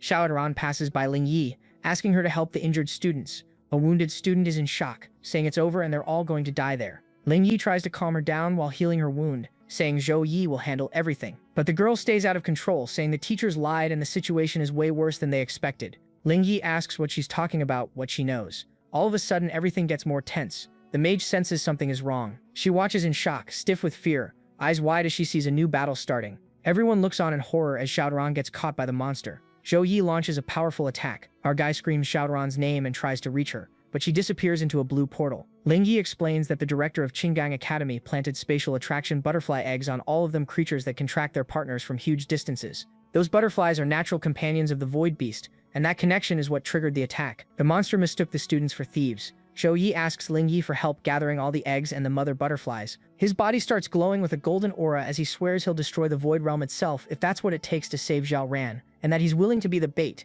The mage watches in silence, scared. Then they hear someone say she knows how to defeat the void beast. It's the little elf. She explains that the Sun family has a very special sealing technique. Even against an opponent at a much higher level, it can still work. But once it's activated, it drains all the user's mana. If the person can't handle the backlash, they die. The elf says she can't do it. Our protagonist offers to use the technique and asks the elf to teach him how. Zhou learns it and starts giving off an intense blue energy. In his hands, a glowing butterfly appears, the symbol of the creature's link to the void beast. The monster's portal appears again. The protagonist crushes the butterfly to provoke the monster. Taking on his angelic form, our guy goes to face the void beast. Only a true summoner can use this art at full power. But Zhou, being a different class, will try to force the technique using another method. He decides to concentrate all his mana into his eye, turning it into a summoning tool to connect with the power of the void. The void beast is shocked that Zhou can keep fighting it for so long, but it says it doesn't matter because it's insanely powerful. Then a devastating strike of golden light tears through space and hits the monster out of nowhere. It screams, stunned, asking how that's even possible. Zhou's gaze stays steady, determined to finish the monster off, even if it costs him his own life force. In his angelic form, Zhou hurls himself at the void beast as it tries to escape through a dimensional rift. He yells that it's not getting away and activates the celestial seal, warping the space around them until it twists and closes into shards of blue light. Furious, the monster says it's about to show its true power. Zhou remembers his training with the little elf girl. She explains that a summoner's mana can call forth powerful monsters. She'll help protect him, but her mana is limited.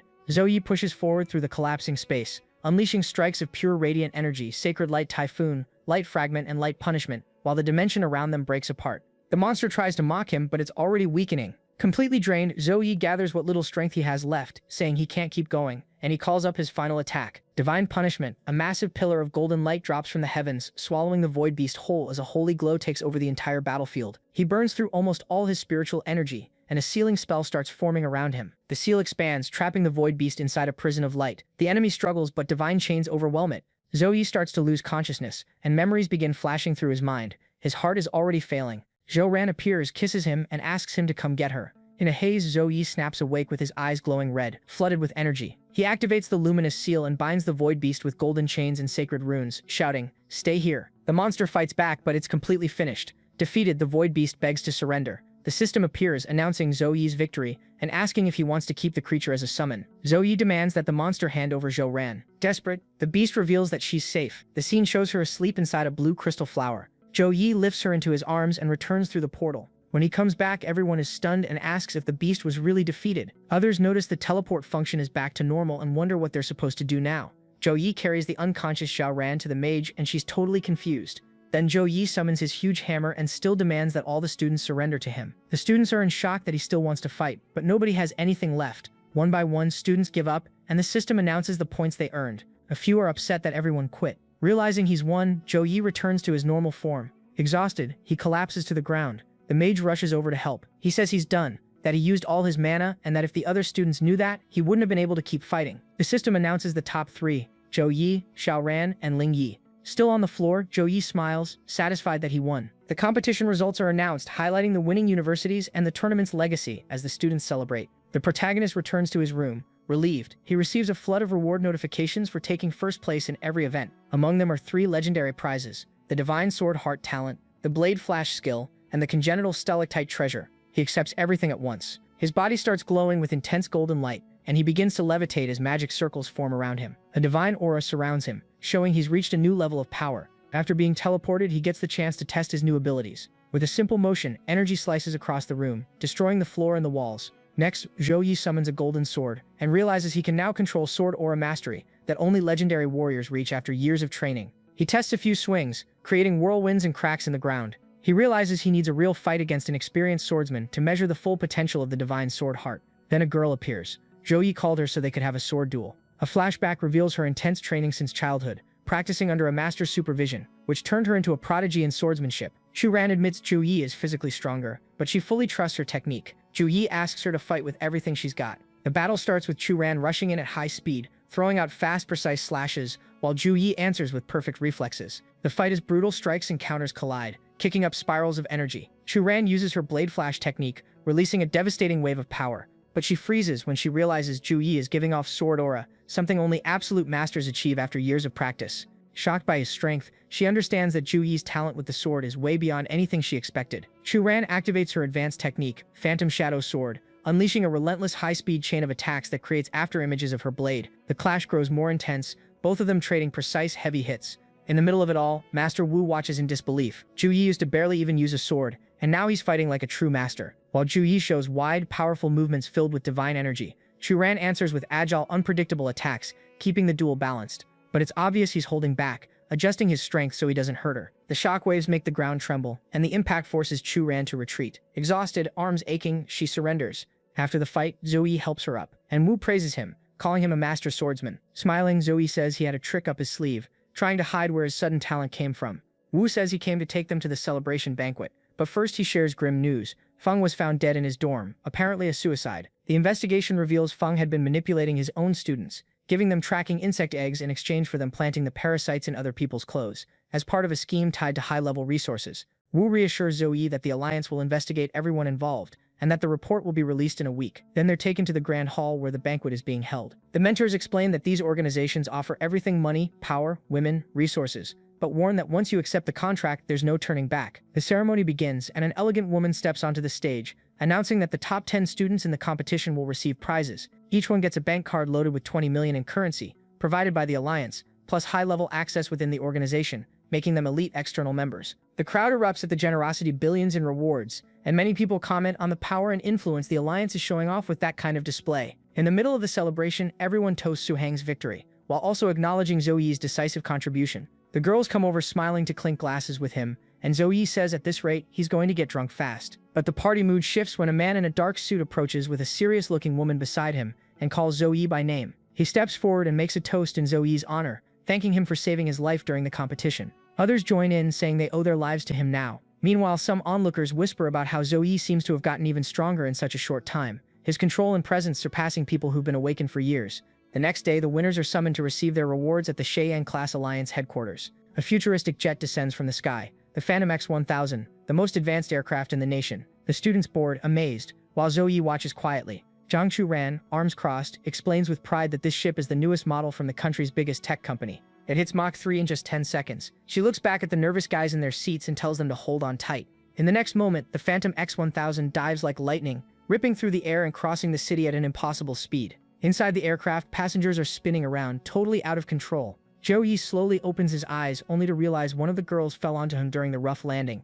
leaving him completely frozen. She quickly pulls herself together, giving a small smile and trying to hide how embarrassed she is.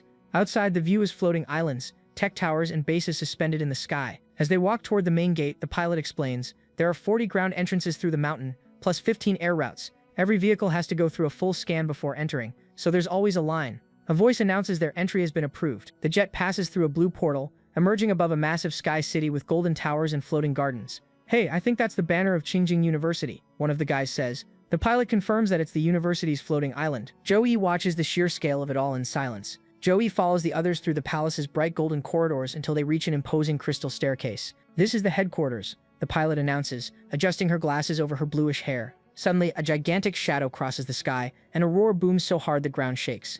It's a dragon, one participant shouts, staring up wide-eyed. The creature is harmless and quickly leaves. It's so powerful that only a tertiary class master could control it. Everyone, please go to your assigned offices to receive your rewards, a man in a suit announces. Then the pilot turns to Zhou Yi with a confident smile. Zhou Yi, since you took first place in the individual team and survival categories, I'll personally take you to claim your rewards. They walk down a long corridor to a room covered in golden tapestries. You got exceptional results, the woman says. The class alliance is very interested in you. Would you consider joining us? Zhou Yi keeps a calm expression. Thanks her, but says he doesn't plan to join any faction for now. She keeps pushing, trying to persuade him in a sweet voice. At least hear our offer. A lot of people would do anything for this chance, and our rules are minimal. But Zhou Yi answers, rules are still rules. I'm still in my first year. I don't want to tie myself down to anything right now. The pilot laughs softly. Geniuses always make their own choices. Then she explains his rewards. You have 3 prizes. First, for the individual win, a custom legendary weapon. Second, for the team tournament, a tailored set of epic gear. And last, for the survival competition, you can choose any item from the Alliance vault. She stops in front of a circular golden door, metal clanking as gears turn. I'm taking you to meet Master Qijun, the Alliance's greatest blacksmith. He'll create your custom weapon. The door swings open with a heavy boom, and a wave of heat pours out of the forge. It's kind of hot in here, Zhou Yi complains. A dark-skinned man with blazing eyes and a golden beard steps forward. Master Qijun, the pilot calls. The individual champion is here. The blacksmith turns slowly, furnace heat reflecting in his red eyes. You're Zhou Yi? Yes, Master Chi-jun. I'm Zhou Yi. The old master says that at Zhou Yi's current level, he can make a level 25 legendary weapon, and he asks what type of weapon Zhou Yi wants. Zhou Yi says he wants a longsword that boosts both his strength and his wisdom. The pilot watches from a distance, impressed most people would crumble just from meeting Master Chi's burning stare. But Zhou Yi doesn't flinch, living up to his champion title. Zhou Yi adds that he doesn't have anything too specific to request, but as long as it's for a Holy Knight class and has enough killing power, it'll be perfect. The master thinks it over, judging Zhou Yi's fighting style. You fight up close and you also channel holy energy. Strength and intelligence will be your biggest allies. I watched the videos of your style. You fight with steadiness and precision. A longsword really suits you. He raises his hand and a shining stone appears between his fingers, radiating golden light that fills the entire forge. I've got an idea. He explains that weapons made with this core carry purification, dealing extra damage to undead and demons. He gathers the materials and makes them float. Meteor steel, abyss obsidian, dragon core, star fragment, holy tear. The master begins the ritual. Heart of fire, essence of the void, sands of time, eye of the storm, awaken, spirits of iron and souls of steel. He summons the divine hammer and thunder answers inside the anvil, shaping the blade with the voice of thunder. The sword starts to take form. The master keeps speaking as he engraves enhancement spells into the weapon. Engraving spells. When forging a divine weapon, every rule must be obeyed. He lifts the hammer one last time and shouts, "Final forge." The impact erupts into golden light and the energy field expands. Zhou Yi and the pilot raise their hands, shielding themselves with a spiritual barrier. The energy stabilizes, and the master looks satisfied at the weapon in front of him. Equipment: Holy Light Sword, legendary grade, increases strength, endurance, and wisdom. Boosted speed, light attacks that deal area damage. Holy power capable of injuring creatures of darkness. Master Chi-jun lets out a shout and throws the sacred blade. Zhou Yi catches it firmly, feeling the weight and the energy pulsing in his hands. The old master watches and speaks with authority. The weapon has to recognize you as its master. Release your energy and make it submit. Zhou Yi closes his eyes for a moment, focuses his mana flow, and lets it run through his body and into the sword. Light wraps around him completely, rising in spirals of gold. The symbol of consecration appears in front of him, and a glowing figure shows up, like an angel with its wings spread wide. The sword of sacred light recognizes Zhou Yi as its owner, sealing the bond between the knight and the divine blade. He checks the effects and thinks about all 4 attributes and the 3 special effects, exactly what you'd expect from a legendary weapon. Our boy notices the speed boost is the most useful part. Now he can attack 4 times in the time it takes the enemy to attack once. Master Chi-jun, sweating and out of breath, leans on the anvil. Forging a weapon at that level takes a ton of energy, so it's normal to end up like that. The old man even lost his pump after pushing himself so hard. The pilot comments that the birth of a legendary weapon requires several steps, and only Master Chi-jun could finish them in so little time. An ordinary blacksmith would take 2 to 3 months, and the exhausted old man tells them to leave because he needs to rest. The master also explains that most of the materials used in the sword are sacred elements. If Zhou Yi wants to strengthen it, he needs to use the same kinds of energy, otherwise he could damage its power. Zhou Yi thanks him. "Thank you, Master Chi-jun." As they leave the forge, the pilot turns his head so he won't look back, saying that now it's time for the team reward. Walking out of the forge, our boy immediately runs into a surprise. Several girls dressed as bunny girls show up and walk over to him saying, "Hello, Mr. Zhou Yi.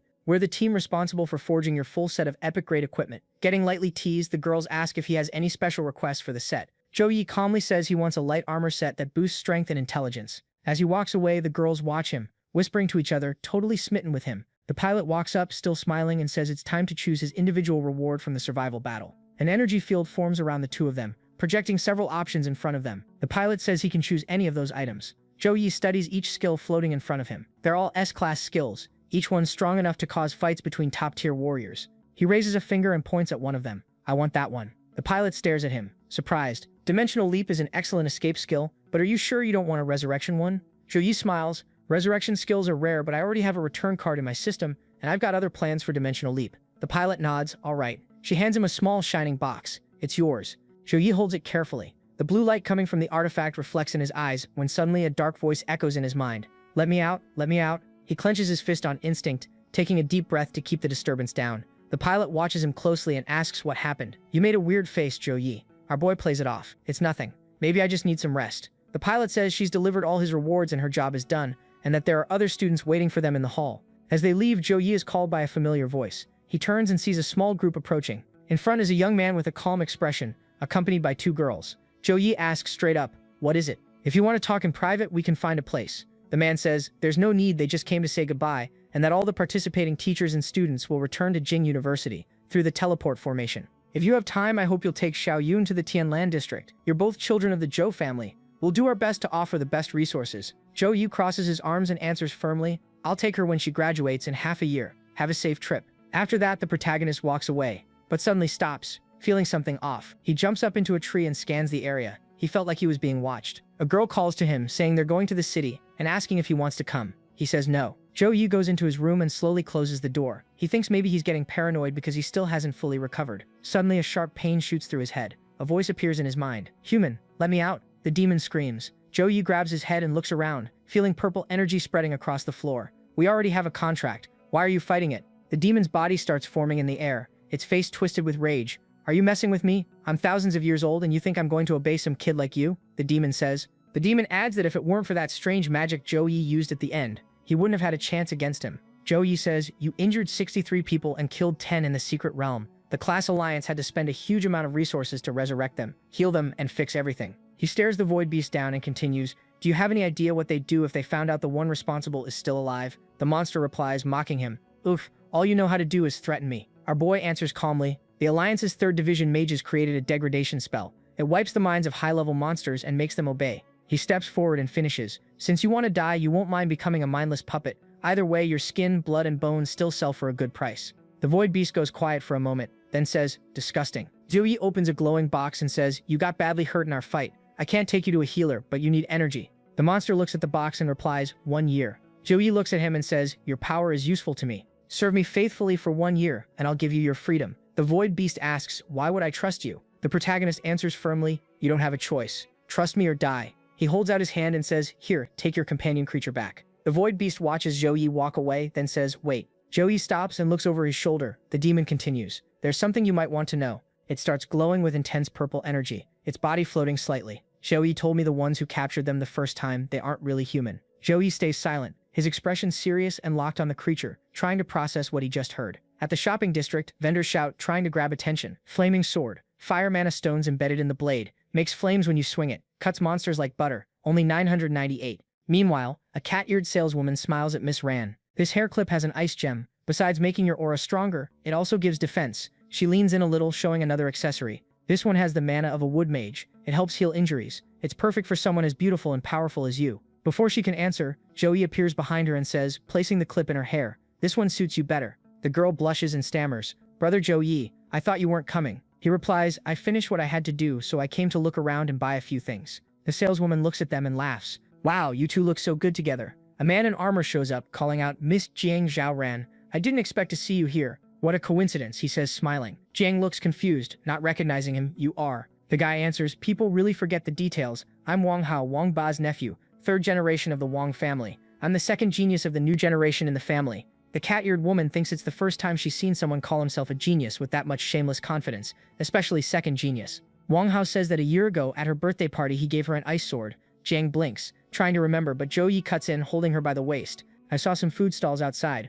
Let's go check them out." He looks straight at Wang Hao. Our boy tells Wang Hao he has things to do and they're leaving. Wang Hao grits his teeth, feeling purple energy gathering in his hand. "How dare you? What disrespect!" A commoner dares to touch the daughter of the Jiang family. The energy explodes around him, and he shouts with hatred, "Kneel." A purple bolt shoots toward Zhou Yi, but a golden barrier appears in front of him and Jiang, blocking the attack. Wang Hao laughs with contempt, his eye glowing with purple energy. "Ah, so you're just a holy knight who's good at hiding. How arrogant. A commoner with a useless class and a low level. Beating you will be easy." Jiang clenches her fists, furious. "You." But before she can react, Zhou Yi steps forward, calm and confident. "I'll fight you. 3 strikes. If you can touch me, I'll apologize. If you can't, you'll kneel and apologize in my place. And if you break anything, you pay." People start gathering, whispering, "Look at that, a fight's about to happen." One spectator comments, "Kids these days are full of energy, fighting in the middle of shopping." Wang Hao snarls, an electric aura wrapping around his body. "Who do you think you are to challenge me?" The energy around his hand erupts with thunder. "You're asking to die, Thunderstrike."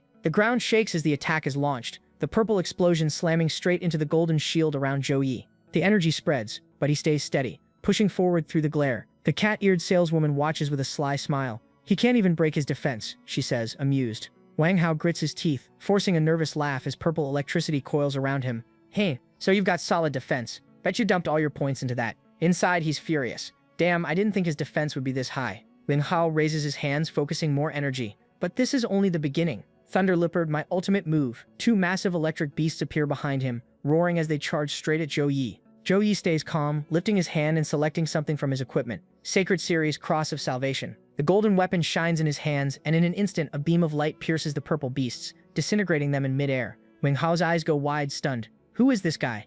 Zhou Yi steps forward, his gaze cold. One more strike. Come on. Wang Hao staggers, confused and desperate. This makes no sense. I've never seen him among the geniuses of the noble families. He's just a damn holy knight. How can he be stronger than me? Wang Hao roars, raising his lightning-covered sword.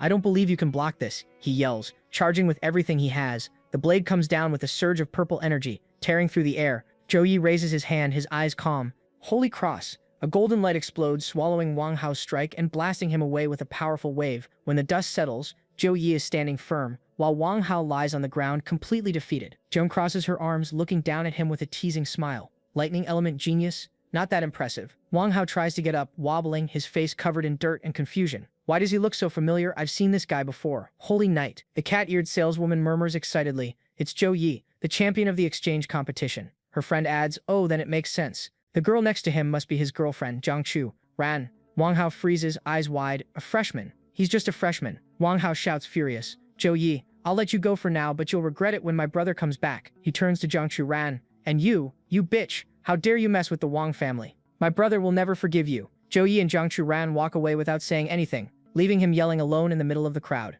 Zhou Yi's group shows up, walking through the crowd. Wow, Jiang Chu Ran is so beautiful, other people say as they watch them pass. Meanwhile, Zhou Yi and the others head toward the university's main gate. A man in a suit up front says, thank you to Qingjing University for the hospitality. Su Hang stole all the applause this time. We ended up being nothing but stepping stones on your path. Mr. Wu replies that sounds a bit harsh, and that friendship comes before results. Yeah, and I still came in last, the man says with a faint smile. Suddenly, a voice echoes among them. Everyone, get ready. The ground starts glowing blue as magic circles form under their feet. Teleport formation begins to shine even brighter. The mage orders them to activate the teleport circle. Blue energy flares strongly, wrapping around everyone. Jiang Chu Ran waves. Bye, Shoulan. The green-haired girl answers with a smile. Bye, Shoulan. The guy next to them says confidently, I'll beat you next time. Zhou Yi answers casually, keep dreaming. Another teammate says goodbye. Then the beam of light covers them completely, and the group disappears. A man in a dark robe receives them, saying, welcome back, heroes of Su Hang. The old principal praises them, saying, everyone did very well. Master Zhou comments, satisfied, that their victory is already all over the news. Master Song just smiles, watching the group with pride. The principal starts speaking, explaining that the exchange competition isn't just a tournament, but a battlefield, where schools test their students and teaching methods. He continues, saying that like any war, merit and rewards come naturally. The principal praises Tanwei, Zhangzi, Shuchang, Huangbin, and Zhao Qingzhu. You may have been substitutes, but you stood out in both the individual matches and the survival matches. The principal announces that each of them will receive 5,000 points. The students react in shock. One girl asks, how much is 5,000 points? Another answers excitedly, clearing the abyssal goblin realm costs 500 points. You can go in 10 times. A student comments, impressed. Normal students need a whole year of missions to save up that much. The director keeps going, looking at the main group, Jiang Chu Ran, Song Xiaolan, Wei Tixin, and Tongling Yi. All of you did exceptionally well in the competition. Each of you will receive 20,000 points. Jiang Chu Ran thanks him politely. Thank you, director. The director then turns to Zhou Yi. As the team captain, you led everyone to victory, he explains. As a holy knight, you defeated the mechanist Wang Xuan and the warrior Wei He in the one-on-one matches, securing first place. He continues proudly, and against the combined attacks of 9 schools, you turned the whole situation around, saved your teammates, and took first place in the survival match. The director finishes. You're the biggest reason we won, so you'll receive 100,000 points. Zhou Yi repeats, stunned. 100,000. A female student blurts out in awe. 100,000 points. That's like 3 billion in regular currency. Another classmate corrects her, saying, 100,000 points can be exchanged for S-rank techniques in the school's resource bank, something you can't buy with money. One of the guys says excitedly that with 100,000 points, you could raise even a pig into a top-tier beast. Another student gets annoyed and yells, asking why he's comparing Zhou Yi to a pig. The first guy panics and says that's not what he meant. A third student laughs and says it's insane, but Zhou Yi absolutely deserves it. Zhou Yi thinks to himself that he almost spent all his points, but now he doesn't need to worry about cultivation realms anymore, and the school's Twisted Forest realm, limited to levels 23 to 26, is worth trying. Master Zhou says with a smile that Su Hang is never stingy with people who deserve it, and everyone should rest for a bit. Zhou Yi answers respectfully, yes, then walks over and calls out to his master. The master asks if something's wrong. Zhou Yi says there's something he wants to ask. Before Zhou Yi can even continue, the master asks if it's about Master Feng, he from Qingkang University. Zhou Yi confirms it is. The master explains that the incident affected a lot of people, and even someone at Master Wu's level doesn't know much about it, advising Zhou Yi to stay out of it. Zhou Yi asks what he should do if he's already involved. The master is startled when he sees Zhou Yi's spirit blade, sensing the power inside it. Zhou Yi says the companion beast of the void beast told him it wasn't humans who captured it, and asks if that could be connected to Feng He. Shocked, the master says he thought Zhou had only driven the void beast away, but now he realizes Zhou actually tamed it. After a moment of silence, the master sighs and says he'll tell the truth. He reveals that Fen He is a non-human. Zhou asks, curious, what he means by non-human. The master opens an ancient book and explains that non-humans are half-human monsters created by the Chaos God, an evil entity. He says these beings look human but they have the heart of a demon, and they exist only to serve evil gods. The master continues, saying there's evidence Fen He orchestrated the Void Beast attack as proof of loyalty to the evil god. He explains that death and chaos are what those evil entities crave most. Zhou asks if that means Fen He killed himself. The master says that's the official story, but reveals that when investigators arrived at Fen He's residence, Fen He had already fully transformed into a servant of the evil god. He adds that Fen He injured one of the investigators and managed to escape. Finally, the master asks Zhou if he knows why Fen He chose to act during the freshman competition.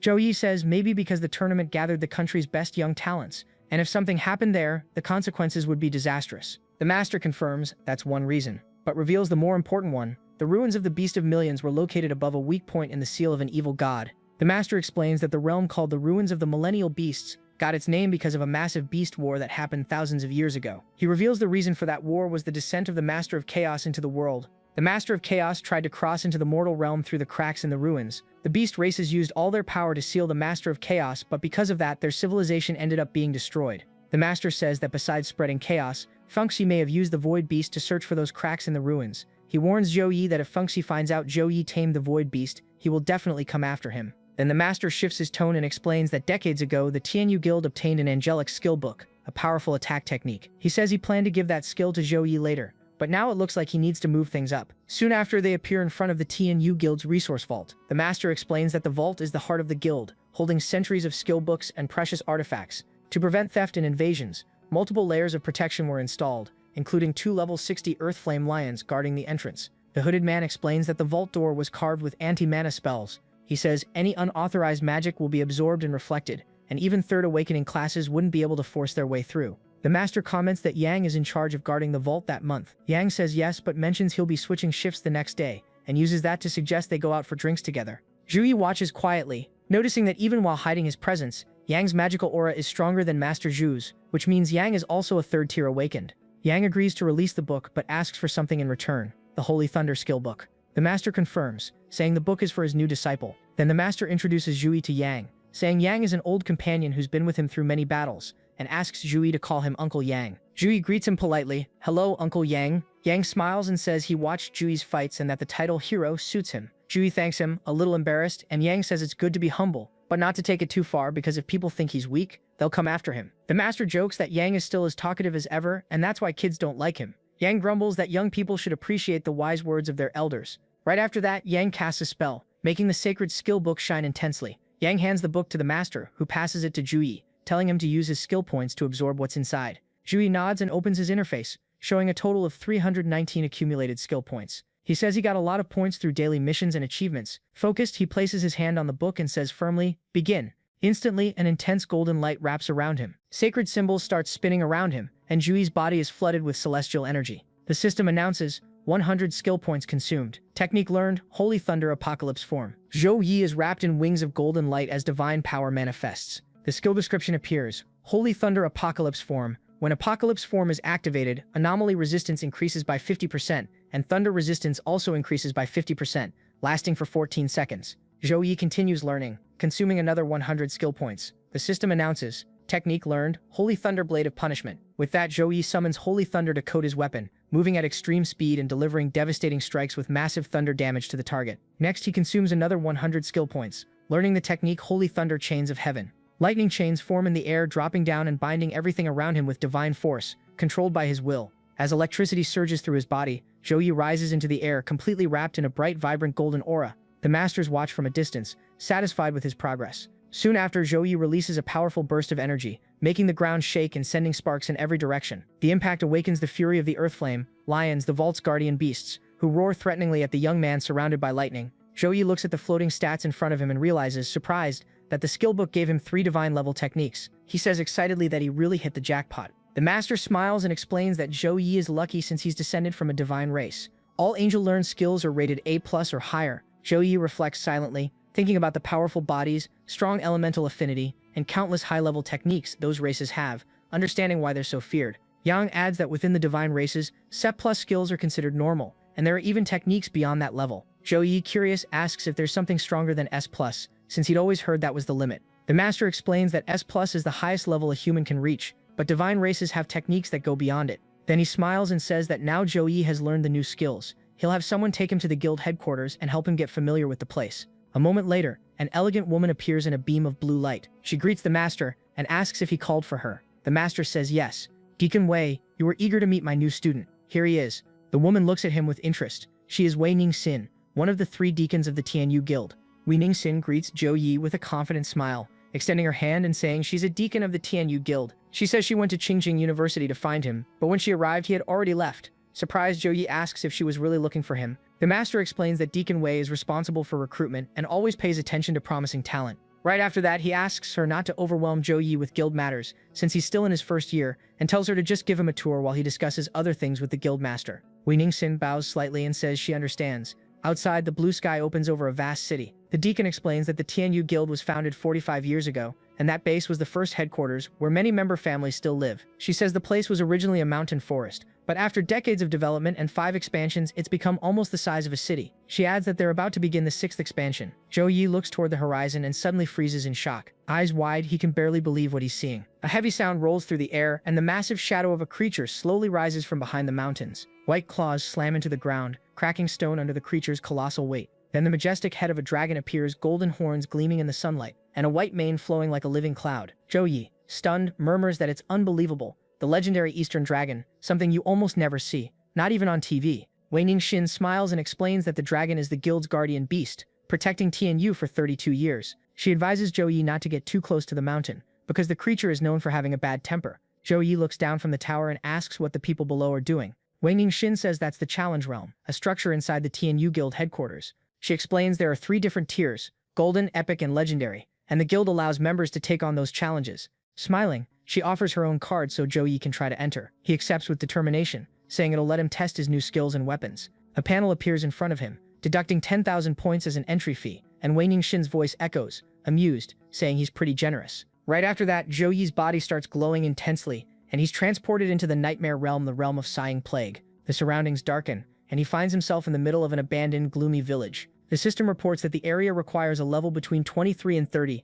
and can be challenged by up to 8 people. It's a land corrupted by disease and forbidden magic, where crazed monsters attack anything they come across. Zhou begins the first stage, the zombie wave. In front of him, grotesque, twisted creatures crawl out of the shadows, screaming with rage as they charge. Among them are level 20 common zombies that attack with bites and claws, and level 22 mid-tier zombies capable of unleashing terrifying shrieks. Zhou stays calm as his aura starts pulsing with golden sparks. Lightning runs across his body, and in an instant he charges into the crowd of undead, cutting them down with strikes wrapped in electric light. The system confirms activation of the skill Holy Thunder Apocalypse form. His body shines intensely as he says this form temporarily boosts his power by 1 level. Even though he can only use it for 14 seconds at his current level, Zhou smiles and says that's more than enough for a real fight. The ground begins to tremble under the force of the gathered energy, and a cyclone of golden lightning explodes around him. Confident, he says that's more than enough to push forward and strike again and again.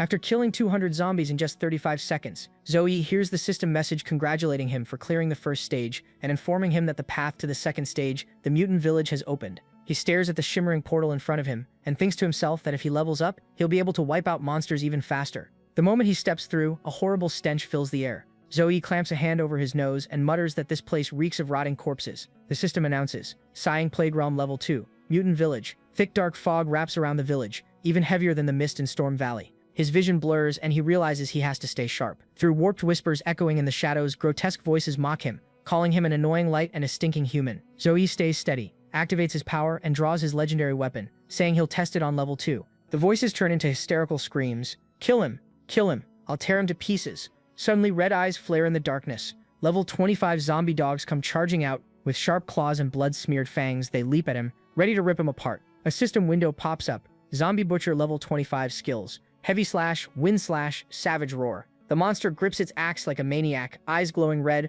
while its zombie dog barks viciously, crusted in dried blood. It lunges forward, swinging the rusty blade. The protagonist twists his arm, triggering his skill, Holy Thunder Blade of Punishment. Summon Holy Thunder to enchant your weapon and strike at extreme speed, dealing heavy thunder elemental damage to the target. The shining slash splits the air. The zombies around him get cut clean in half by a golden wave. He catches his own reflection in the blade. Not bad. Seeing that the monster is way tougher than the earlier zombies and managed to last 2 seconds longer, he follows up with a strike that cracks the ground. The zombies regroup. One of them lets out a loud roar, whipping the rest into a frenzy. Red eyes start glowing everywhere, and soon they all rush in, ready to attack. The biggest one raises its axe and yells, "Stinkin' night, you're dying today." Weak humans are just looking for death. Joey tightens his grip on the golden sword, confused, thinking, what are they even saying? He moves fast. The golden blade cuts through the air in a blinding flash. Every strike is clean and the zombies get shredded before they can even react. But then a sharp sound breaks his rhythm. A creature slips out of the shadows with twisted fangs and razor claws. Joey turns and the beast springs at him. He pivots and brings the sword down hard, the impact splitting the ground. Out of the smoke, a new enemy appears. Plague Spreader, level 26 skills. Plague Breath, Plague Dissemination. It spits a toxic green mist that surges toward him. Joey feels the air turn heavy, but he doesn't back off. The gas nearly hits him and he answers with an electrified slash, ripping the monster's chest open in a single blow. Joey wipes the green blood splattered on his hand and grimaces.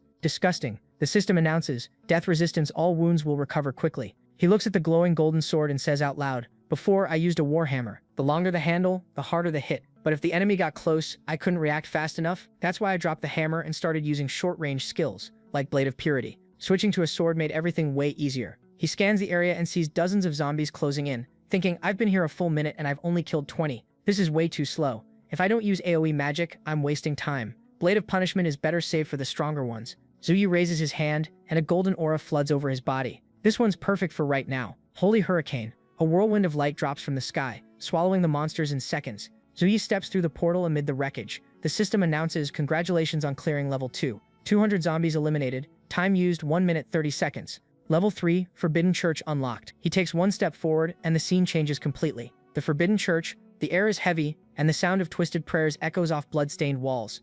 On the altar, a zombie bishop watches him with a cold smile. Level 45 skills. Dark Sphere, Zombie Summon, Dark Spell, Death Curse. You must be full of questions, the bishop says. To be here, life itself must have guided you. Zhou grips his sword and answers warily. God? The bishop smiles. Yes, our God rules over life and death. Under his guidance, we discovered the truth of existence. Life is short and fragile. Follow our God and free yourself from mortality. Gain eternal life and watch the ages pass. Imagine it, while everyone else struggles between living and dying. You simply observe it all immortal. The bishop extends his hand, calm eyes and a gentle voice. Come, abandon that sword of blind justice. Join us, receive immortality and your joy. Zhou Yi stands still, his eyes trembling as dark energy closes in around him. The bishop smiles. Yes, young one. This is the chance people would die for. But Zhou Yi's eyes glow red and he murmurs, I've got something to say. The bishop replies, speak, God is always willing to listen. Zhou Yi raises his sword. Thunder dances around the blade. I don't care. That immortality is a stain on life. Death is a better ending. The golden blade slices the air and explodes with light. The bishop sneers, hiding his face in shadow. Fool,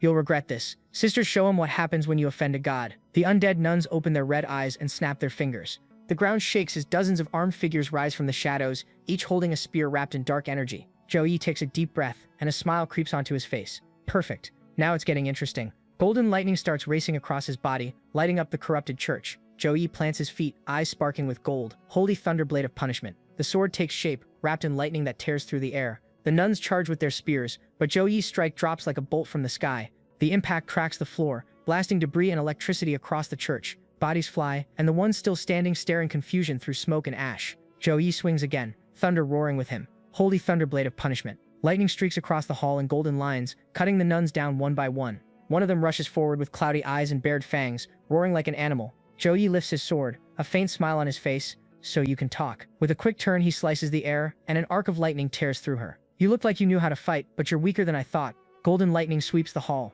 The elite zombie nun is eliminated. Zhou Yi keeps cutting, each strike faster than the last, until the entire church is lit up by the glow of thunder. The blade drives into the floor, releasing a golden shockwave that wipes everything around him. The zombie bishop watches from a distance, a twisted smile spreading across his face. Look at that light, that flesh, use it to fill the cracks of sin in this world. He throws his arms wide, his voice echoing off walls covered in pulsing flesh. Our screams are symphonies for our God. The louder the ritual, the deeper he takes root in the magma of hell. Zhou Yi walks forward slowly, golden sparks spilling from his hands. He challenges the bishop. Your turn. The bishop smiles, half his face swallowed by darkness, and a shadowy aura starts filling the air. A massive shadow rises in front of him, the air trembling with the entity's roar. The floor lights up with demonic symbols, and the summoning circle completes beneath his feet. Zhou Yi frowns, thinking, when did he set that up? He built the circle during the fight. That's why the nuns were coordinated but weak. So this was the real plan. Dark hands burst from the ground trying to drag Zhou Yi into the circle. Deformed bodies start crawling up from the shadows. His eyes widen, the energy in the room is changing, getting thicker, darker. Something far worse is about to wake up. Zhou Yi's body starts to feel heavy, and he feels his strength draining away. It's like something is pulling him down, trying to drag him into an abyss. The circle's magic flares, and a voice echoes, "Withering touch." This special skill weakens the enemy inside the formation, infecting them with the curse of decay. The mind wavers, the body gives in, the will dissolves. Zhou Yi feels it hit his attack, defense, and vitality drop hard, but he knows he has death resistance and magic immunity. Those curses won't work on him. The bishop laughs loudly, arms spread wide. "Accept the blessing, young one. Receive the most beautiful form." Zhou Yi glances back over his shoulder with a half smile. "You keep repeating that. Are you some kind of machine?" Golden light wraps around him again, and the symbol on the floor starts to crack. A golden circle forms behind Zhou Yi, spinning like a blazing sun. Halo of sacred flame. Pure flames surround you, increasing your control over fire and boosting all light and fire abilities by 40%. The ground shakes. A pillar of fire shoots upward, swallowing everything around him. The zombie nuns scream as the heat consumes them, and Zhou Yi at the center of the storm grips his golden blade and raises it over his enemies. He surges forward with a devastating strike, tearing through the air.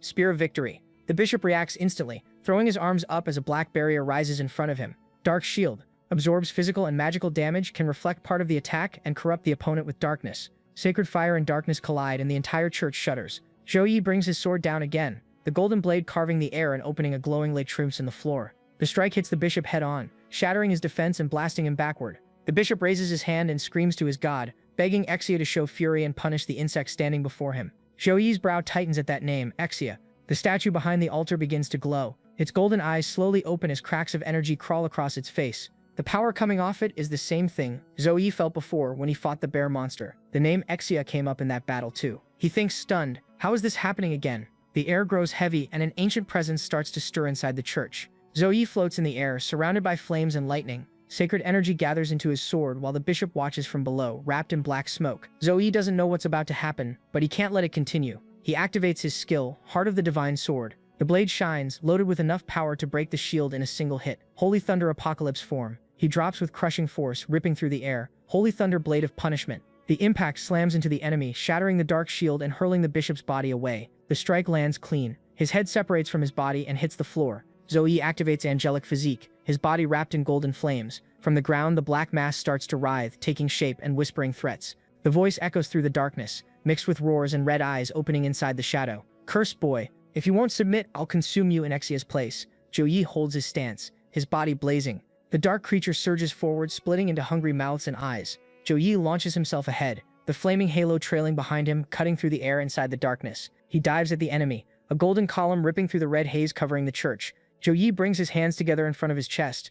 Golden light condenses between his fingers as he summons the Shield of Sacred Light. A radiant barrier forms, pouring out divine power. He calls on Holy Thunder again. Chains of Heaven. Golden lightning drops in rapid succession, binding the creature in chains of light. The black mass roars, twisting in desperation. "Damn you! Let me go, you'll pay for this. Great God, punish this blasphemer." Zhou Yi tells the bishop not to fool himself with hopes of salvation. Accept the judgment of the light. He raises his hand and invokes his final skill, Chains of Heaven. Golden bolts fall like blades, forming chains that wrap the creature tight. The entity howls, fighting to break free. "Let me go. Exia will turn you to ash." A system message appears, explaining the skill. Holy Thunder. Chains rank as ping controls Holy Thunder to form chains and restrain the enemy in place. Zhou Yi notices that class skills are divided into attack, defense, enhancement, nullification, and restriction. Restriction skills are the rarest, and control-type abilities are the strongest among them, especially in real combat. With a solid control skill, you don't have to worry as much about accuracy when using high-power attacks. The Bishop, furious, says Exia's wrath will turn Zhou Yi's soul to ash and he'll suffer for all eternity.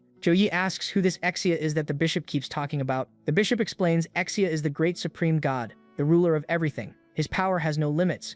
With a single thought, he can reduce his enemies to ash. All who resist Exia will burn in hell. Those who follow him will receive immortality. Zhou Yi says, who would want to be immortal as a mutant like you? The bishop calls him a fool and says he used to be just a nameless priest living in a peaceful village. People were kind and treated me like family. I did everything I could to heal their illnesses. But then a terrible plague came, and pain and despair spread everywhere. I begged for help, but it was already too late. I pleaded with the priests in the great cities, asking them to save the villagers. They mocked me, but deep down I still hoped someone would reach out a hand. But I didn't give up. I ran back, believing I'd found a solution. Hope shone for a moment, and then it went out. The villagers were dying right in front of me, and their screams still echo in my head. In the middle of all that despair, some mysterious power answered my call. I used the power I'd been given, and the villagers were healed. Even the dead came back to life. The bishop said that's when he knew he'd made the right choice, and that Exia had chosen him. He said he would spread Exia's light across distant lands so more people could receive her blessing. Our boy realizes the bishop is beyond saving, and there's nothing useful to get out of him. The bishop, now calling on Exia, asks her to show her power.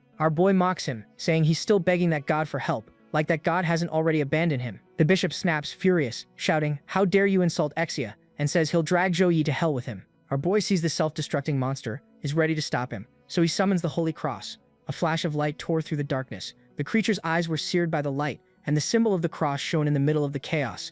A lifeless statue appears, and the system announces that the bishop has been eliminated. Our boy returns to normal, and the system notifies him of the points he received: 12,423 experience, a health potion, a mana recovery potion, protective armor, and protective boots. Something starts to emerge from the walls. Tired of this monster, our boy grabs an iron bar off the ground and charges at it. Golden light sliced through the darkness, destroying everything in its path. The system sends another notification, congratulating our boy for destroying the evil god's statue and granting extra rewards. A sacred crystal born from the primordial era, formed when powerful gods infused their power into special objects. It can be used for the second awakening of sacred classes. Zhou Yi is surprised because he'd never gotten a second awakening item before, and now he wants to explore this realm a few more times. Our boy leaves the realm. Outside, he immediately runs into the deaconess, who says, "Not bad, you took 10 minutes and 25 seconds to clear the realm on your first try. That puts you in the top 20. Our boy hands the deaconess a golden orb, saying he'll give it to her because he wants to enter the realm again. The deaconess asks why this realm isn't a game. It drains a lot of energy. The protagonist explains that the first run was just to scout it out, and this time he wants to challenge the time record, because he thinks he can take first place. The deaconess says the top 10 are all level 30, and he needs to wait until he reaches level 27 to challenge the ranking. She tells him to be careful and says she won't accept the reward. Zhou Yi offered. He should keep it in case he needs it. A boy shows up, calling the deaconess Aunt Wei. The deaconess asks him, "Zhou Ming, when did you get back?" The boy answers, "Just now. It took me 2 months to wipe out those disgusting otherworld creatures. I'm exhausted." Wei Ming, level 24 berserker. The deaconess Wei's nephew, a second-year student at Suhang University. The deaconess and the boy keep talking, and Zhou Yi walks away. Zhou Yi remembers that when he was in Tempest Valley, he discovered the secret that low-level otherworld creatures can cross medium-sized dimensional rifts. The system shows the next realm he's about to enter, Realm of the Plague of Lamentation, Nightmare Difficulty. In the ancient era, the continent was a land corrupted by disease. Anyone who faced the monsters would quickly go insane, attacking anything in sight after losing their sanity. Our boy remembers what his master told him. The country didn't just enter level 3 war status, it also sent legions to eliminate any otherworld creature near the rifts. The deaconess asks the boy what the casualty count was. He says it was high. There were 12 people on their team and only 8 came back, even with the legions protecting them. The deaconess realizes that's a 1/3 death rate, and that's terrible. The deaconess asks if he told his mother about the dangerous mission. He says that's why he came to her. He kept it secret from his mom, and if he tells her now, he'll definitely get chewed out. The deaconess says she can't help, then turns to ask why Zhou Yi still hasn't entered the realm. Zhou Yi shows up and says he already finished the challenge. Shocking deaconess Wei. She checks the result and is stunned to find he cleared Nightmare Difficulty in under 2 minutes, even though he's only level 23. Zhou Yi then says he wants to try Abyss Difficulty. Wei calls him a monster, but hands over her authorization so he can enter as many times as he wants. Wei Ming, stunned, recognizes Zhou Yi as Suhang University's #1 freshman. 2 months later, the record for the Realm of the Plague of Lamentation is broken. Zhou Yi takes first place on Abyss Difficulty, finishing in just 1 minute and 29 seconds, leaving everyone amazed by his power. People talk in disbelief that Zhou Yi broke the realm record on Nightmare Difficulty 2, finishing in only 59 seconds, something not even second Ascension classes can do. Zhou Yi appears in his new divine armor, thinking about how much he's grown over the 2 months he spent training and sharpening his skills. He's now a level 29 Holy Knight, and plans to carry out his class awakening mission. While thinking about contacting his master to get the Holy Knight class book, he receives a message from Wang Hui, setting up a meeting. Zhou Yi meets his master, who praises his progress, saying he gained 6 levels in just 2 months, as expected. The master says he could have taken him to hunt monsters in more dangerous areas to reach level 40, or even 50 faster, but explains why he didn't. Zhou Yi understands that classes that level up too fast without real training end up weak, unable to bring out their full potential. He says only those who train on the edge between life and death become truly strong. The master is pleased with his understanding and says now that Zhou Yi has reached level 29, it's time to prepare for the secondary awakening. The master explains that the Holy Knight's second class is called the Apocalyptic, an evolution that increases control over holy light and greatly boosts offensive power. However, he says that mostly applies to ordinary knights, because Zhou Yi already has extraordinary offensive power. Then the master hands him the class awakening book, telling him to connect with it mentally to see the awakening requirements. Zhou Yi activates the item and reads the requirements. Be a holy knight, be level 29, possess 100 sacred crystals, and 100 wills of repentance. He's surprised by the last requirement and asks if it refers to the repentant souls of cultists who served evil gods. The master confirms and explains Joey has to collect those wills quickly, because the souls dissipate in less than an hour. Joey asks how his master knew he had that ability, and the master says that when he heard Joey had explored the realm of the Sighing Plague, he was sure he'd get it, since that place is essential for sacred classes. He also says that knowing Joey, he probably already has more than enough sacred crystals. Our boy realizes his master had prepared everything for his second awakening. The master confirms and says he only needs to complete the 4th mission to finish the process. He explains there's a mission involving cultists on the school network, and Joey can get their wills of repentance, recommending he check it out. Joey agrees and starts searching for the mission in the system. While browsing the site, you can see Su-Hang is one of the top 3 schools, with around 5,000 students total, because it invests more in each student and recruits fewer people. Even with fewer students, there are plenty of missions available, most of them point-based, but Joey is specifically looking for one involving cultists. He looks through the options, realizes the first mission won't work, and decides to check Longfeng City, since he needs to gather 100 wills of repentance to complete his awakening. Joey researches Longfeng City and realizes that even though it doesn't look very developed, it's more advanced than Lijiang, because of a rare fruit called Bao Yuan. He also notices cultist activity in the region, which increases his chances of getting the wills of repentance he needs for his awakening. When he accepts the mission, the system displays a warning that it's extremely dangerous and that 2 hired agents have already lost contact. Joey realizes it's a high-risk mission with a mortality rate above 70%. He thinks that no mission involving cultists is ever simple and decides to prepare before leaving. Later, he summons his spatial butterfly, a blue magical creature that helps him with teleportation abilities. He uses a locating technique, creating a magic circle filled with energy butterflies. This will let him track the mission location and, if necessary, escape quickly. Joey says that if he runs into an enemy he can't beat, he'll use that skill as his safety net. Joey decides to buy some mana potions on the school network before heading out. As he walks, he draws attention from the students around him, who are excited to see him in person. They call him God Yi and say that as the leader of the new golden era, not even the 4 great seniors can match his presence. In another scene, inside the combat master's private training room, a group of fighters trains hard. Master Wu asks someone if it's true. Joey accepted a high-risk mission and already left the school. The man confirms, explaining the mission destination is Longfeng City in the Chongshan district, and it's related to cultists. He figures Joey must be preparing for his secondary awakening, calling it a smart move. Master Wu looks worried, saying he heard other teachers talking about the Longfeng mission and suggests there might be something even more dangerous behind it. The teachers keep discussing the mission. Joey accepted. One of them explains that the task was originally rated normal difficulty, but after 2 students, one level 26 and one level 28, disappeared, it was reevaluated and labeled high risk. According to the teacher reviewing the report on a tablet, the mission is especially complicated even among high-risk ones, and it's recommended only for classes that have fully completed their second awakening. Another teacher finds the change suspicious and says that for most students it would be dangerous,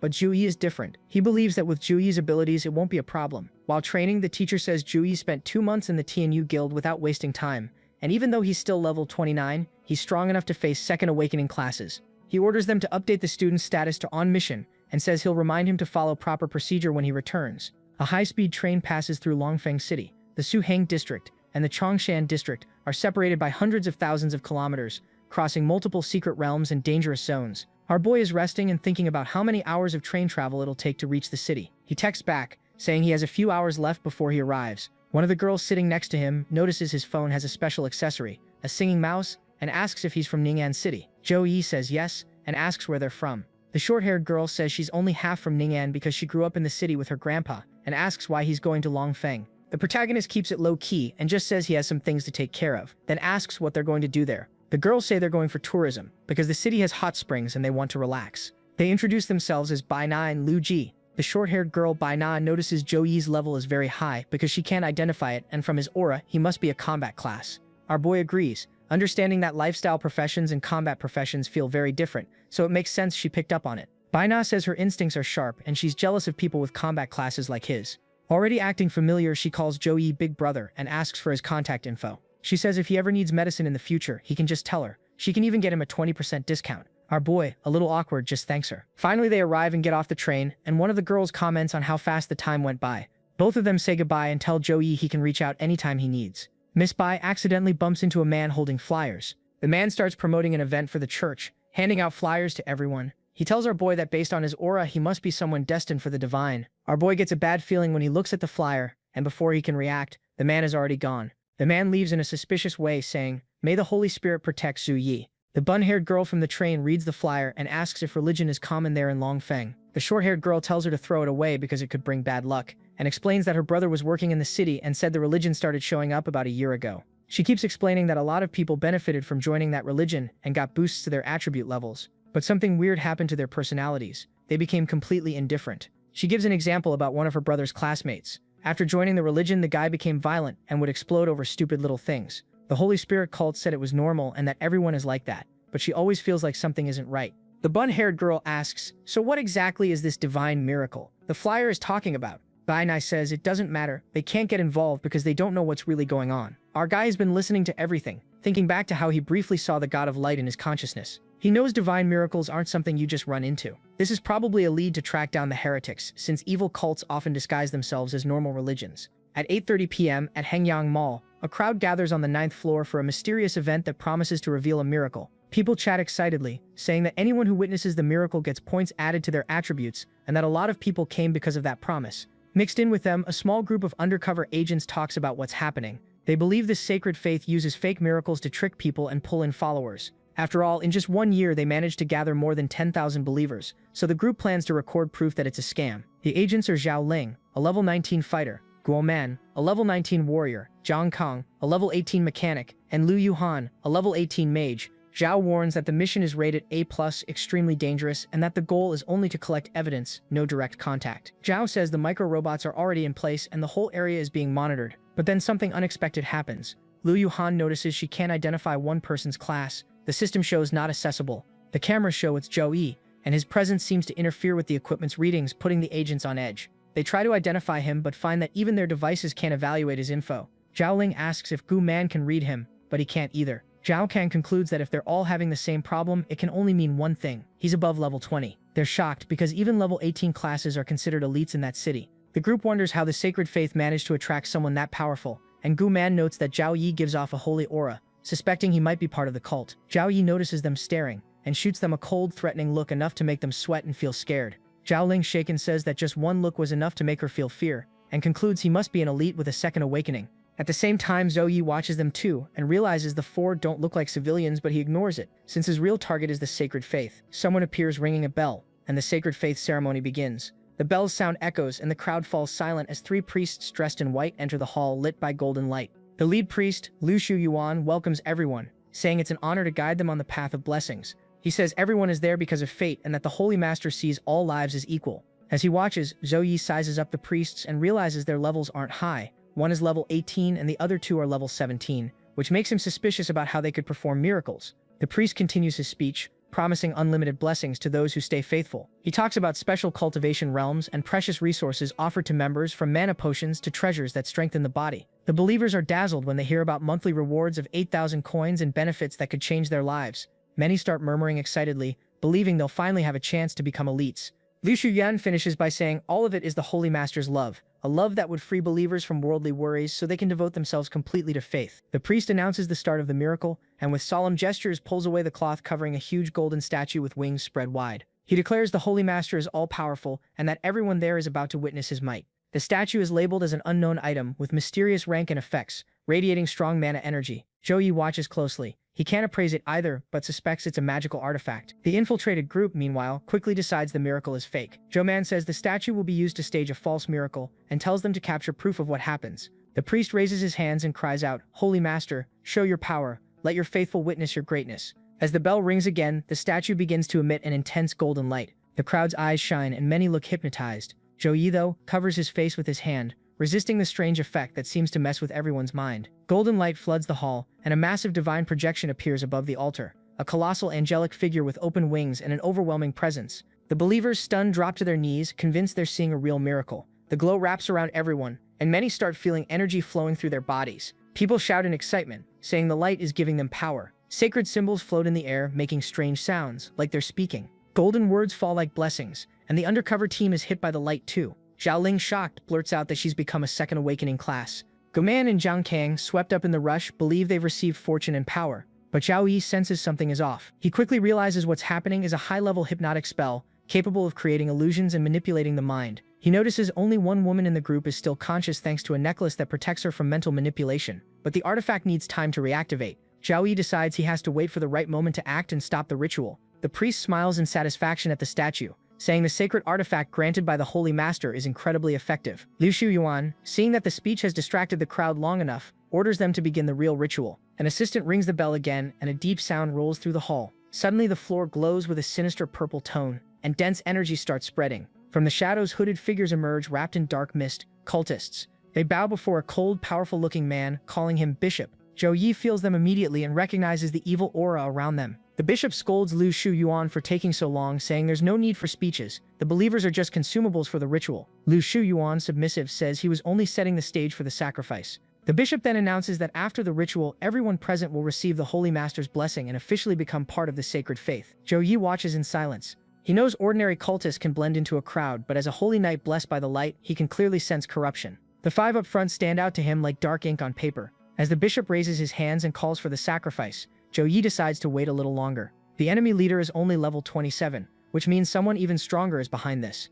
He needs to find out who before he moves, because 5 cultists are nowhere near the full threat. The cultists begin chanting a fanatical prayer, repeating over and over, "The sacred is eternal, indestructible." Their voices echo through the hall as the divine statue starts to move, forming a grotesque smile. Then golden light bursts from the monument and turns into spiritual threads that stretch toward the crowd. The people, enchanted and unaware of the danger, are struck by those beams. Watching closely, Zhou Yi is horrified to realize the threads are draining something vital from their bodies, their souls. He understands immediately. The so-called miracle is actually a soul extraction ritual. Zhou Yi thinks about how the souls of ordinary people are usually too weak to manifest after death, but here they're being forcibly torn from the body. He also remembers that souls are a crucial resource for resurrection rituals and high-level spells, which explains why the cultists are collecting them. In his mind, everything he investigated clicks into place. The Sacred Faith members who looked normal but acted like empty shells. Now he understands. They lost their souls. Our guy realizes their behavior change is directly tied to soul loss. The statue starts absorbing the souls, and someone asks in shock what it's going to do with all the souls it's collected. Xiaoling is hit by the energy and starts getting consumed, while her companion desperately tries to wake her, saying everyone will die if this keeps going. She gathers her strength, summons a magic circle, and shouts, "Spirits of ice, answer my call, gather your strength and freeze." The spell works for a moment. The statue reacts to the cold, and Xiaoling partially regains consciousness. But then the ice circle shatters. Xiaoling realizes, stunned, that her magic was nullified. One of the priests, watching from a distance, notices the anomaly and says with a sinister look that someone wasn't hypnotized. He raises his hand and unleashes a powerful attack, shouting, "Black burn." Dark flames form around him, creating a violent explosion that surges toward them. One ally raises both hands and casts sacred protection, and a golden shield appears to absorb the impact. Right after that, a girl with her hair tied back triggers another spell and shouts, "Shining shield," projecting a bright magic circle in front of them. Another spell follows, "Bright light," sending out a golden beam that slices through the dark attack and lights up the entire hall. The enemy, confident, red eyes glowing, recognizes the type of magic and says those light spells could only come from the Court of Light. The mage Lu Ran introduces herself as a level 25 light sorceress, and surprised by the opponent's resistance, remembers she once defeated a level 26 creature with that same spell. But to her shock, the cultist disperses the attack with a simple wave of his hand. She realizes they're far stronger than she expected and decides to retreat. One of the enemies, smiling coldly with a red glowing eye, steps forward and taunts her, saying she won't be leaving after interrupting the ritual. The priest casts Swamp, turning the floor into green mud that starts trapping her. As she struggles to break free, other cultists fire spells at her, Windblade and Fireball. Lu Ran lifts her staff and calls on the power of light, forming a golden barrier around herself. The cultists press in with offensive magic, and she realizes there are 2 mages among them, putting her at a huge disadvantage. If it were only one, she'd still have time to use teleport while they were casting. But with 2 attacking in sync, there are no openings. Attacks come from every direction, and she casts another spell, asking sacred power to purify all evil. But while defending, she senses a close-range fighter approaching, making her even more tense. She thinks about her training at the Court of Light, where she was taken in after awakening as a mage at 18. After 4 years of preparation, she believes she'd be able to wipe out the sect on her first mission. But facing their strength, her shield starts to falter. Terrified, she wonders if she's going to die there. Zhou Yi appears like he suddenly snapped awake. With a serious expression, he raises his hand and summons a massive golden hammer that slams down with devastating force, lighting up the entire hall. The impact is so intense it causes an explosion visible even from outside the building, shaking the ground and shattering the windows. When the light finally fades, Lu Ran looks around and sees the floor cracked and several cultists down. Stunned, she murmurs that they're dead, as the other women move closer in fear. Among the survivors, one enemy senses an extremely strong holy presence and warns that there are other intruders here. Zhou Yi steps forward holding a golden sword that radiates intense light. The priest stares at him in shock and immediately recognizes the holy energy pouring off him, calling him a high-ranking holy knight of the court. Our guy scolds them, calling the cultists sinners. Still shaken, Lu Ran watches from a distance and realizes how ridiculous his power is. 2 mages and a level 25 warrior, all with magical shields active, were taken out in a single strike. Not even a level 29 class should be able to do that. She starts suspecting he's someone with a secondary awakened class. The cultists rush him together, but he swings with ease and drops them all at once. Others watching from afar are stunned that he took everyone down in one move. One priest tries to run, but Zoe summons the blue butterfly and orders it to follow him. As the enemy flees, Lu Ran approaches and calls him a high-level sacred class. She introduces herself as Lu Ran, a court of light mage, and when she looks closer, she realizes his presence isn't just holy, it feels like the power of light itself, taking human form. She even feels a sense of joy radiating from the light around him. Our guy asks why she's there, since he recognizes her Modu accent. She calmly says she went out looking for adventure and accepted a mission in the region. Grateful, Lu Ran admits that if it weren't for him, she'd already be dead. Zhou Yi says, it's nothing. Curious, she runs after him and asks which division of the Court of Light he's from, because she's never seen holy light that powerful. Without hesitation, he raises his hand and says he's not from the Court of Light. That completely shocks her. She looks around at the destruction, the power still vibrating in the air, and wonders if he could be the Holy Sun, a legendary figure within the court itself. Lu Ran remembers that titles like Holy Son and Holy Daughter are only given to the court's absolute top geniuses, who receive the best resources and whose power is comparable to God's. That's why their identities are kept secret, so they won't be hunted by demons and cultists. She calls him Your Highness and asks if they should wake the people who are still unconscious, but Zhou Yi refuses, saying it would only cause panic. He explains that the local public security force is experienced at dealing with anomalies and will know what to do. Lu Ran praises him for being so considerate. Our boy walks up to one of the cultist bodies and brings his hands together. A golden light starts to radiate as he recites a prayer. In the name of sacred judgment, I awaken the good within souls.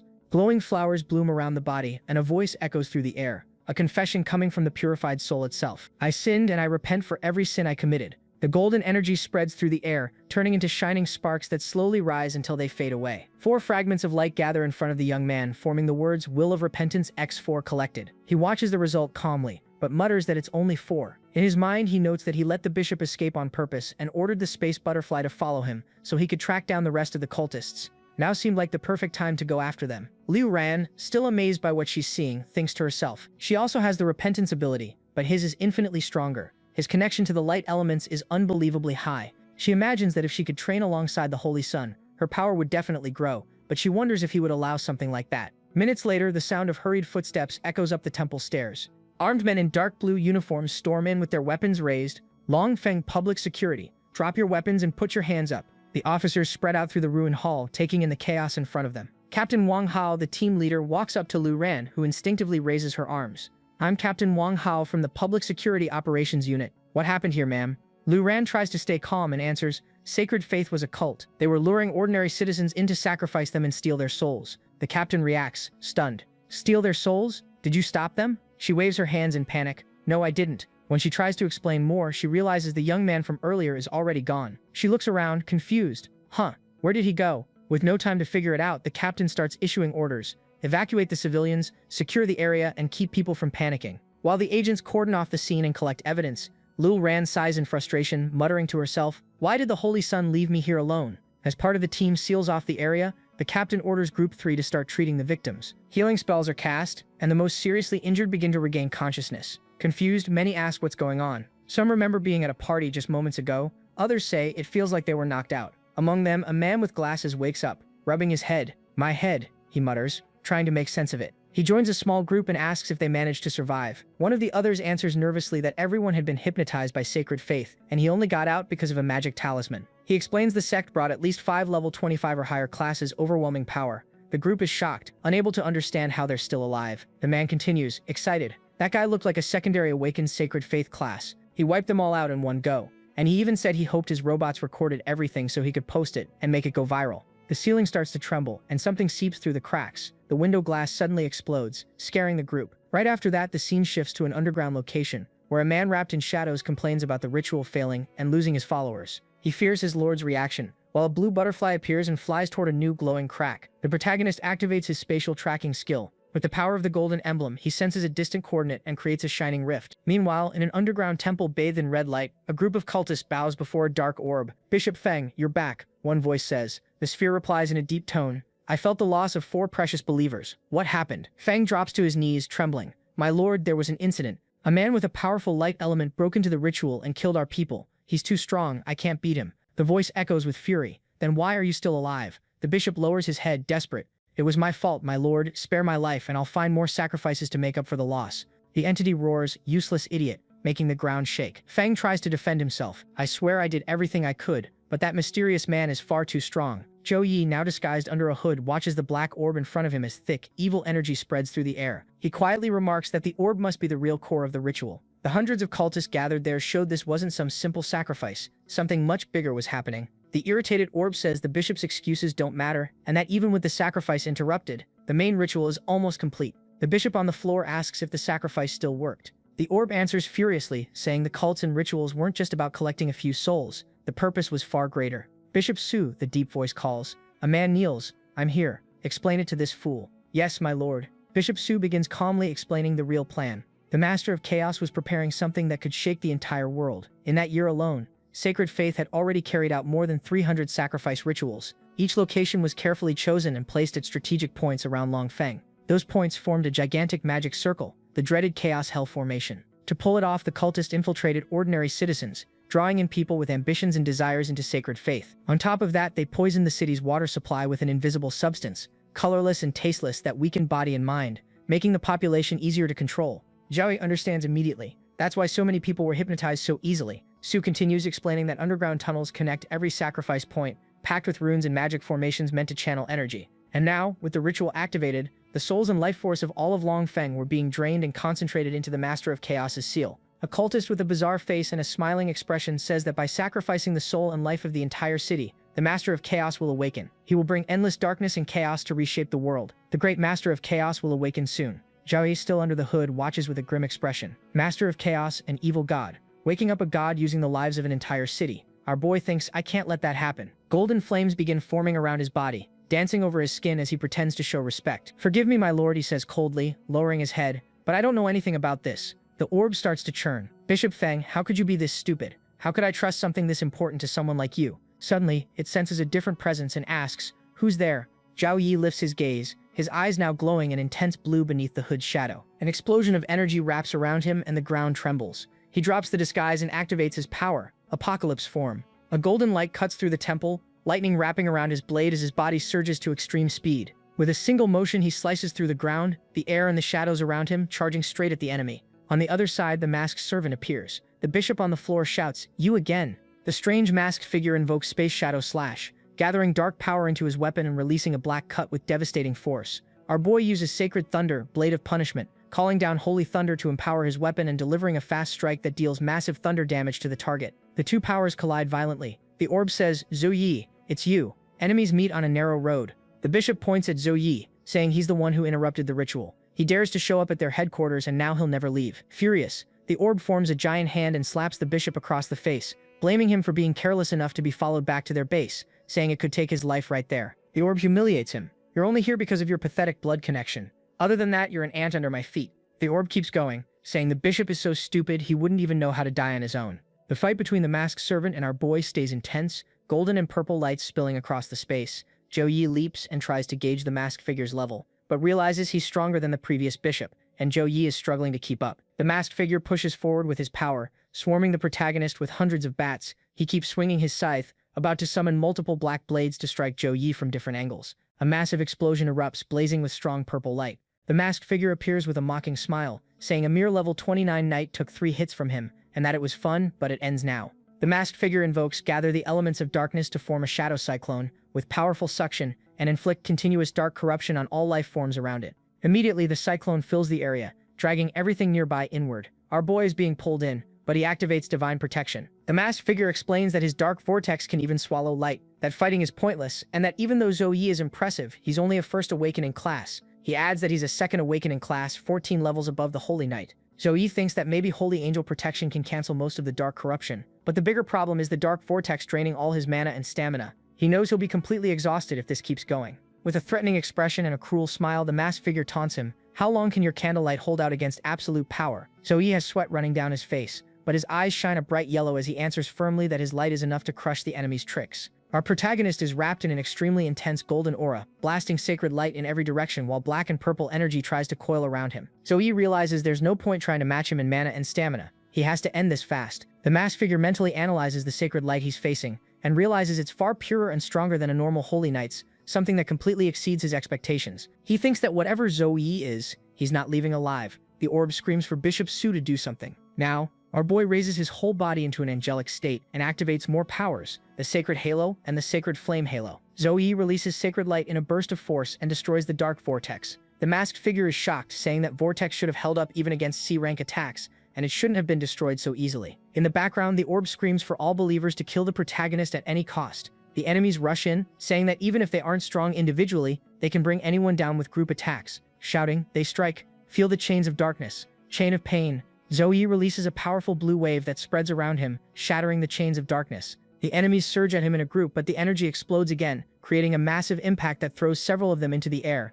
Our boy realizes there are too many people there and decides he needs to clear the area. Zoe forms two enormous wings of golden energy that spin like blades. He charges forward, destroying everything in his path, hurling enemies away and carving out open space on the battlefield. The masked figure appears in the middle of the fight, about to unleash his technique, Triple Shadow Slash. But before he can get close, our boy releases even more Sacred Light, which detonates and hits the enemy at full force, completely canceling the Shadow Strike. The orb becomes furious and yells that they're all useless because they still can't defeat a level 29 Holy Knight. The bishop wonders how they're supposed to beat this guy and calls Zue a monster. Our boy thinks that, thanks to buffs and skill usage, his current strength is equivalent to someone around level 40, even though he's only level 29, and Sacred Light naturally has the advantage against evil. The orb gets even angrier and says that when the ritual is complete, everyone will pay for this. Then it notices Bishop Feng just standing there and asks what he's doing. The bishop answers, trembling, that he's waiting for the right moment because he doesn't want to throw his life away. The orb, even more enraged, screams that they're all worthless trash and orders them to attack the protagonist immediately to block him. The bishop says again that he's waiting for a better moment to strike, but he's cut off. Shui surges forward,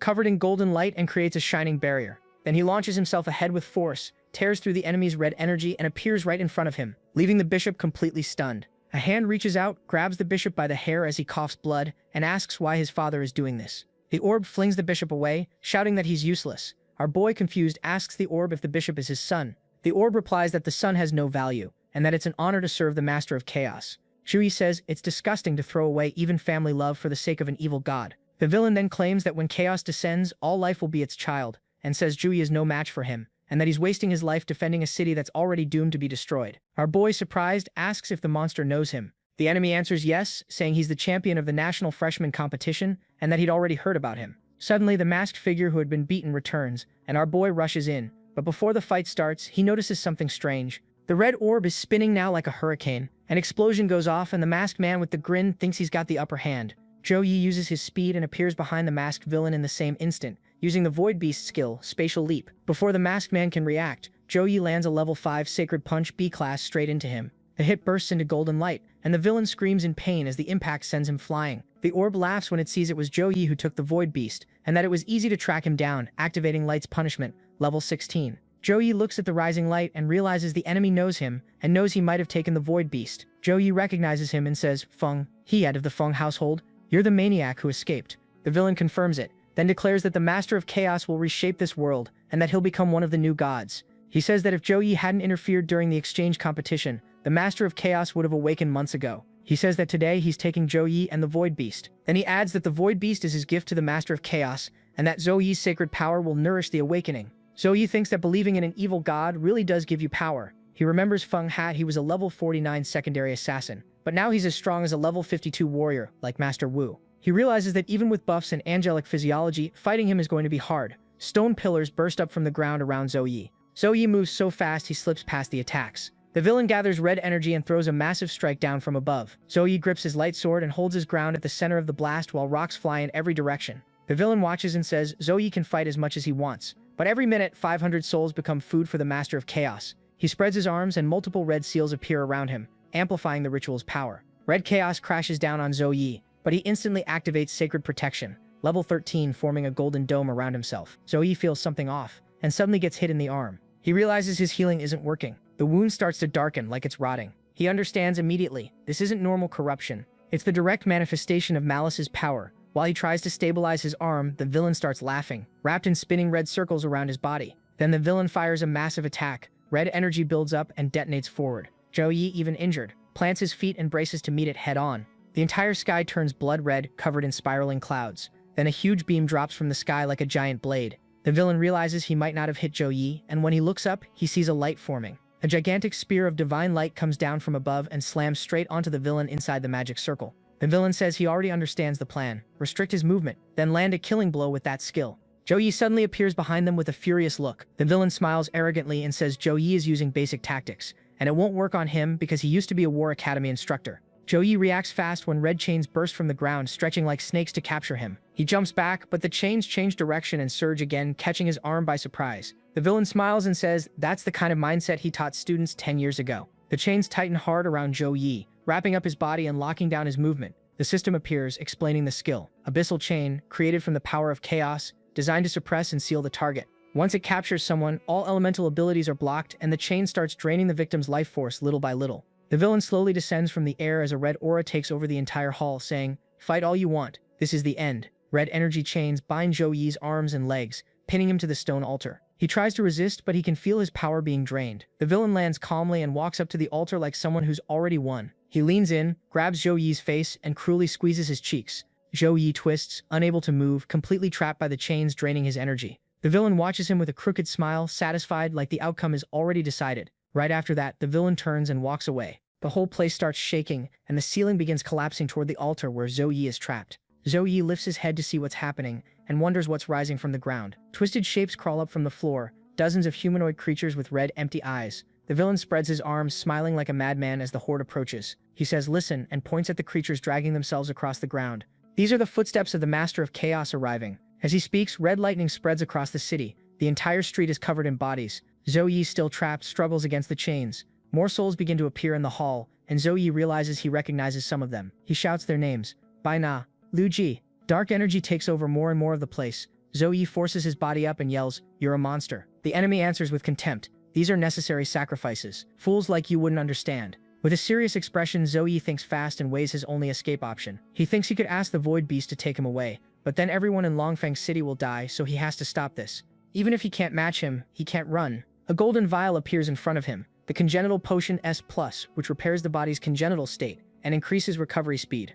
Zhou Yi downs the potion in one gulp. The system shows the effects activating. Negative resistance increased by 100%. Physical recovery speed increased by 100%. The villain watches Zhou Yi trapped and smiles. Pointless struggle. Zhou Yi answers, gathering his sacred energy, and shouts, "In the name of the sacred, I awaken the goodness inside your soul." The villain flinches and takes a step back. Confused. "What are you doing?" Zhou Yi, eyes full of determination, answers with a single word, yelling, "Repent." Zhou Yi channels repentance energy around him. The burst of light purifies the gathered souls and releases a yellow flash that covers the entire hall. The system records that 104 wills of repentance were collected. Zhou Yi's body reacts immediately. Blue and gold light spreads through his veins like constellations linking across the sky. The energy collides at the center of his chest and triggers an internal explosion. Zhou Yi feels the power rising. Divine light appears, revealing angelic warriors around him, while on the opposite side an icy blue force forms, like ice soldiers holding spears. The two forces collide in a massive impact. Zhou Yi feels energy flowing from both sides of his body, and different lights manifest. The villain watches Zhou Yi's body wrapped in golden light and murmurs in shock.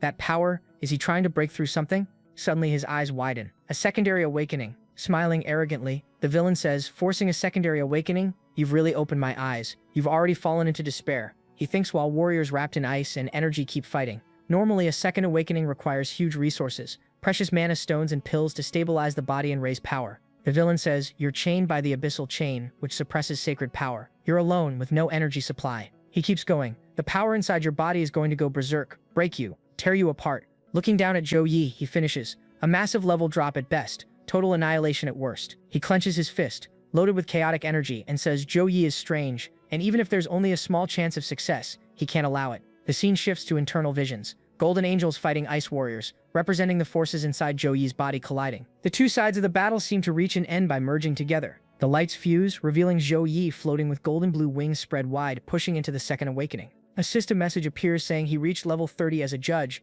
gaining new exclusive skills like Divine Judgment, Divine Summoning, and Divine Awakening. At the same time, his face changes, one eye blue and the other orange, giving off divine power and destructive power at the same time. The villain stares, shocked by the pressure of the released energy. A golden rift suddenly slices through the air. The villain's eyes go wide, unable to understand what's about to happen. In a single instant, the blade of light cuts through his body and splits his demonic power in half, tearing apart the red barrier he created. The demonic creature smiles insanely, showing its teeth, and says it's useless to try to hurt him, calling Zhou Yi a second-rate knight. He says he's devoured more insects like Zhou Yi than he can count, while a mass of monstrous shadows rides behind him. Zhou Yi, now wrapped in golden light, answers coldly that he doesn't need to listen to his last words, because everything he says is just noise. Then he raises his hand and activates his ultimate skill. A huge magic circle forms in the sky, with the announcement, Judgment Level 1. It channels divine wrath through a sacred invocation that deals massive damage to beings of darkness. After the skill ends, the user enters an overload state. All attributes plus 40% for 2 hours. The villain is surrounded by red shadows twisting around him as he charges forward with a furious expression. Zhou Yi faces him head-on with a steady gaze and says, "Sinner,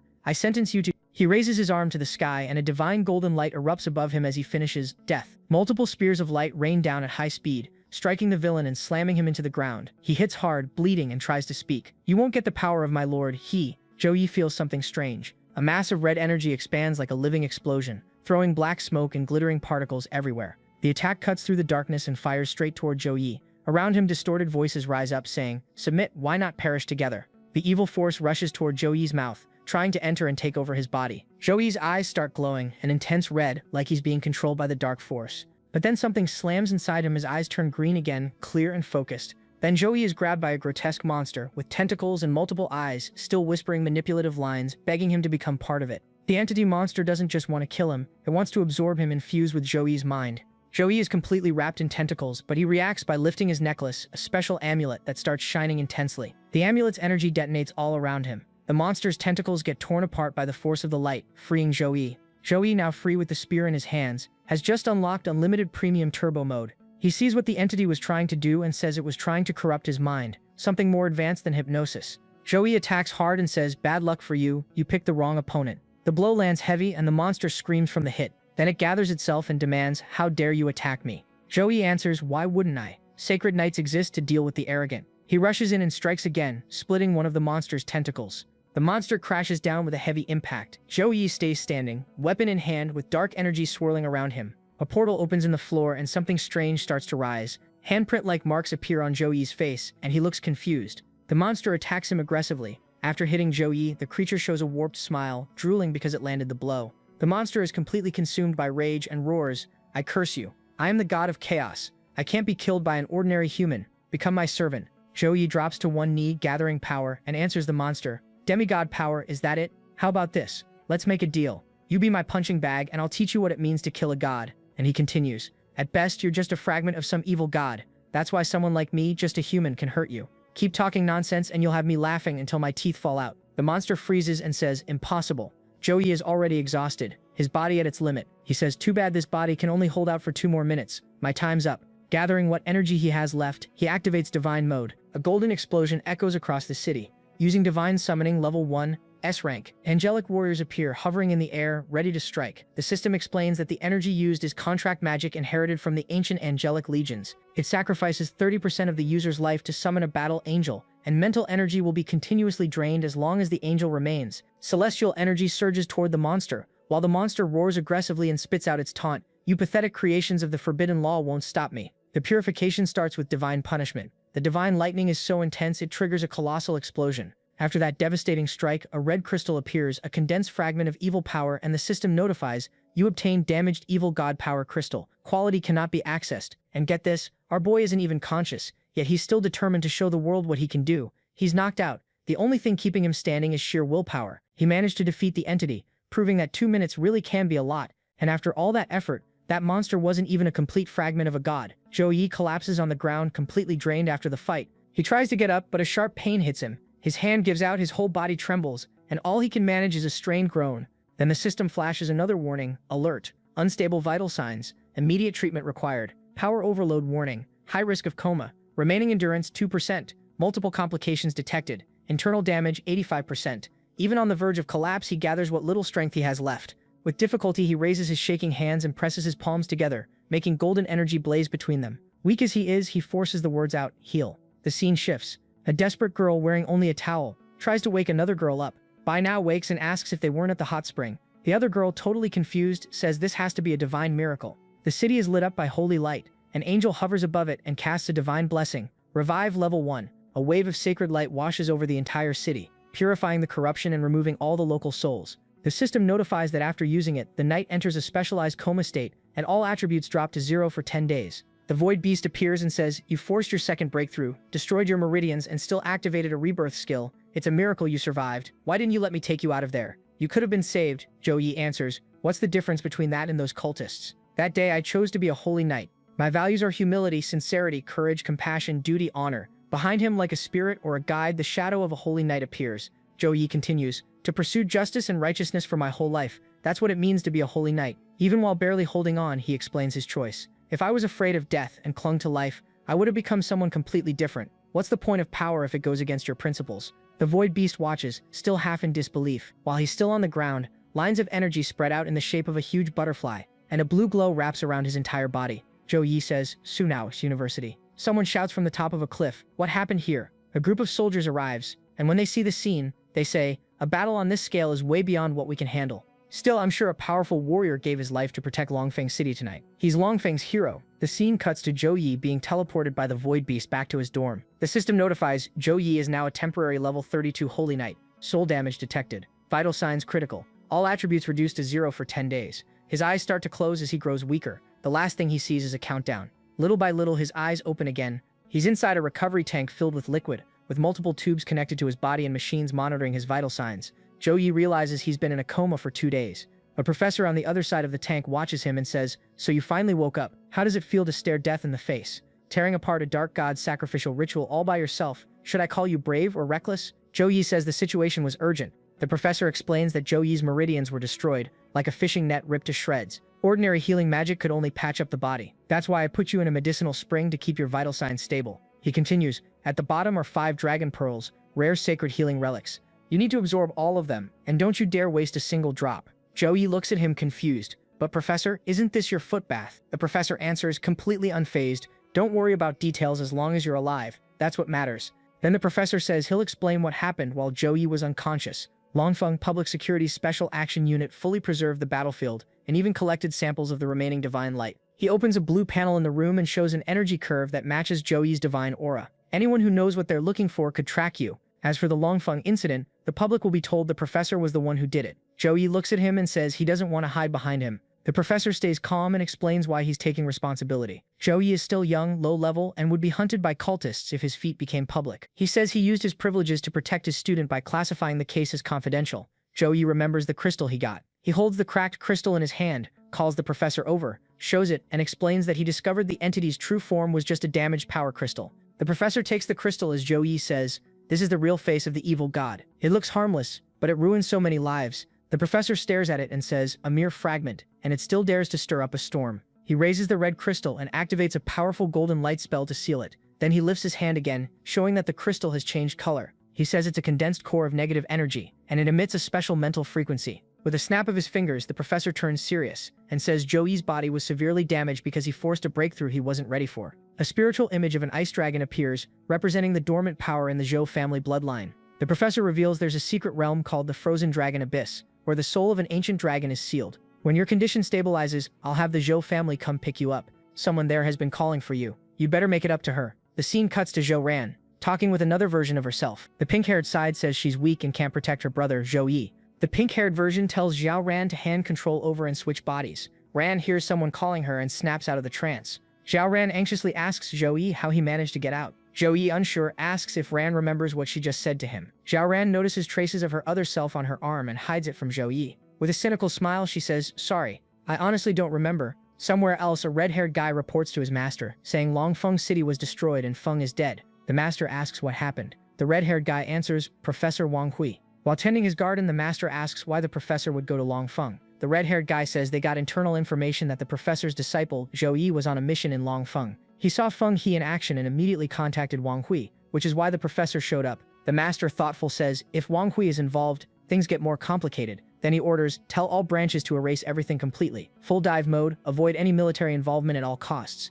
The red-haired guy obeys. The master wonders why Zhou Yi's name sounds familiar. The red-haired guy explains that 2 months ago, during the freshman competition, Zhou Yi ruined Feng He's plans. They suspected he had tamed a void beast and kept him under surveillance for a while. The master, surprised, says he remembers and that Zhou Yi really does have ability. Holding scissors and staring strangely at a flower in his garden, the master says, then let's give our little friend a gift he'll never forget, and snips the flower off. In another scene, the red-haired guy stands outside a building under an umbrella while heavy rain pours down. Seeing where Zhou Yi lives, he thinks, how can Zhou Yi live somewhere this poor, with no backing from a powerful clan and still have such absurd strength? Suddenly, a purple flash appears in a window. A loud noise follows, and the red-haired guy frowns, wondering who's in there. The explosion grows and he freezes in shock. Inside, a madman screams that he loves women and children, that their fear has a delicious smell. In the background, a child and a wolf stare in terror. Smiling, the madman says, "And you two are the perfect pair for my luck," and lunges, saying there'll be double pleasure. A purple blast erupts. The madman stares, not understanding what's happening. The red-haired guy appears, now transformed, shielding the girl and the wolf. When the madman sees the flames, he recognizes what might be a dragon bloodline.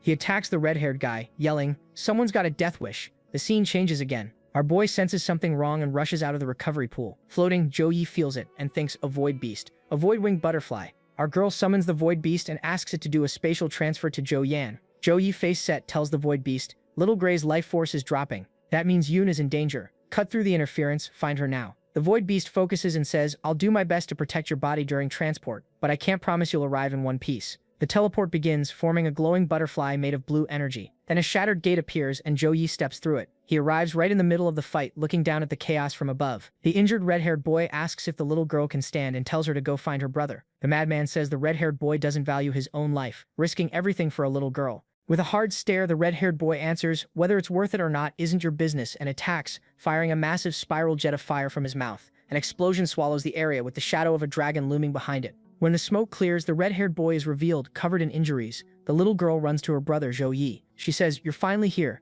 That man was terrifying, and he hurt little Gray." Zhou Yi looks worried, then steadies himself and tells her to relax because he's here now. Zhou Yi looks at the red-haired boy, Shen Lingfeng, and wonders why he showed up there of all places. Lingfeng, with a mocking tone, says to Zhou Yi, "So the savior finally showed up. You're one hell of a responsible brother." The little girl steps in front of Zhou Yi and says not to talk about her brother like that.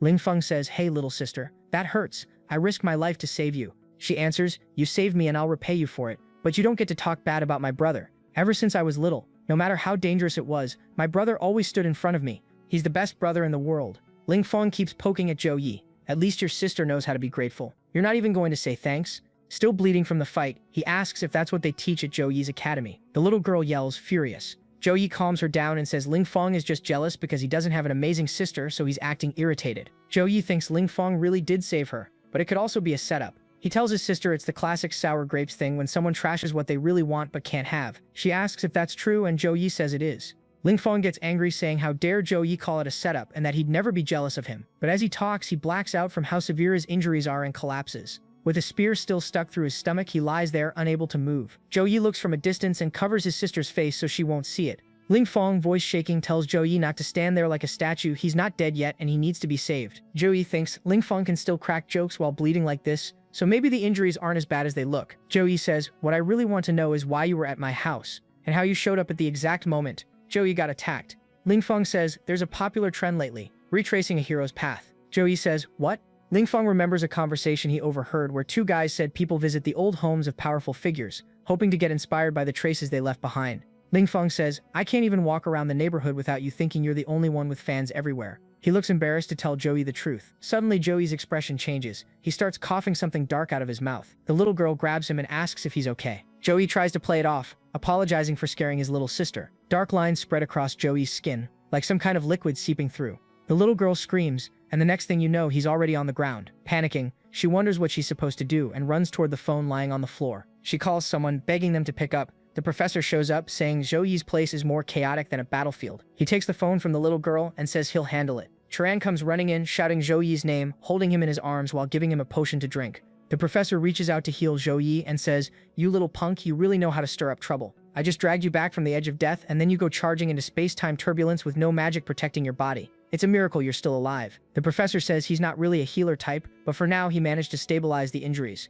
As Zhou Yi starts to recover, he asks how the professor and Charan got there. The professor explains that the Void Beast realized Zhou Yi was badly hurt when he crossed the space-time turbulence. After bringing him here, it immediately went to find the professor. Charan was with him at the time, so they rushed over together. The professor notices something. That aura is identical to one of the cultists from Longfeng County. But they weren't looking for Zhou Yi. They attacked Zhou Yun instead. He suspects they don't know the truth about what happened in Longfeng. They probably just wanted to take their anger out on Zhou Yun, because Zhou Yi showed up. The military has already secretly started a nationwide purge against the Holy Spirit cult. But the enemy in the shadows they exposed can't stay here anymore. Zhou Yi, You need to go to the Zhou family's old residence immediately. Zhou Yi says going to the Zhou family is also a good chance to take little Yun back. She'll be much safer there. The professor tells Zhou Yi he can't use any kind of teleportation. He can only take the nearest public ship, the Skydome, to the Zhou family. He explains that the Skydome is an A-level secure vessel, equipped with armed guards. It can reach Zhou family territory in 8 hours. I'll notify the Zhou family to meet you at the Skydome pier. Chiran says she'll go with Zhou Yi this time to protect him. In the background, someone is yelling, but nobody pays attention. The professor continues, we don't know how far the Holy Spirit cult has infiltrated, so you need to travel disguised as ordinary passengers. Suddenly the redhead Ling Feng shouts, hello? Are you not seeing me? Did I turn invisible or disappear or something? I'm hurt too. The professor crouches beside him and says, look at me. My memory's terrible. Come here, let me see how bad your injuries are. Then the professor asks, aren't you the kid Zhou Yi beat in the freshman tournament? Ling Feng, laughing like he's trying not to cry, answers with sarcasm and thanks the director for the concern. Now at the Skydome boarding port, everyone's gathered and ready to go. Zhou Yi looks like he got caught by Latrell. He's in a wheelchair. Ling Feng complains, why does he get to sit in a wheelchair pretending to be some super successful young master while I, a flame bloodline dragon, have to act like his servant? Zhao Ran with zero patience says, one more person who knows means more risk. I wasn't even going to bring you if you hadn't insisted. Ling Feng fires back, you've got it wrong. The director got called in urgently and was specifically assigned to this operation. I didn't even want to come. Me with my noble flame dragon bloodline. The little girl shouts, the ship is here. A huge cloud of smoke floods the area,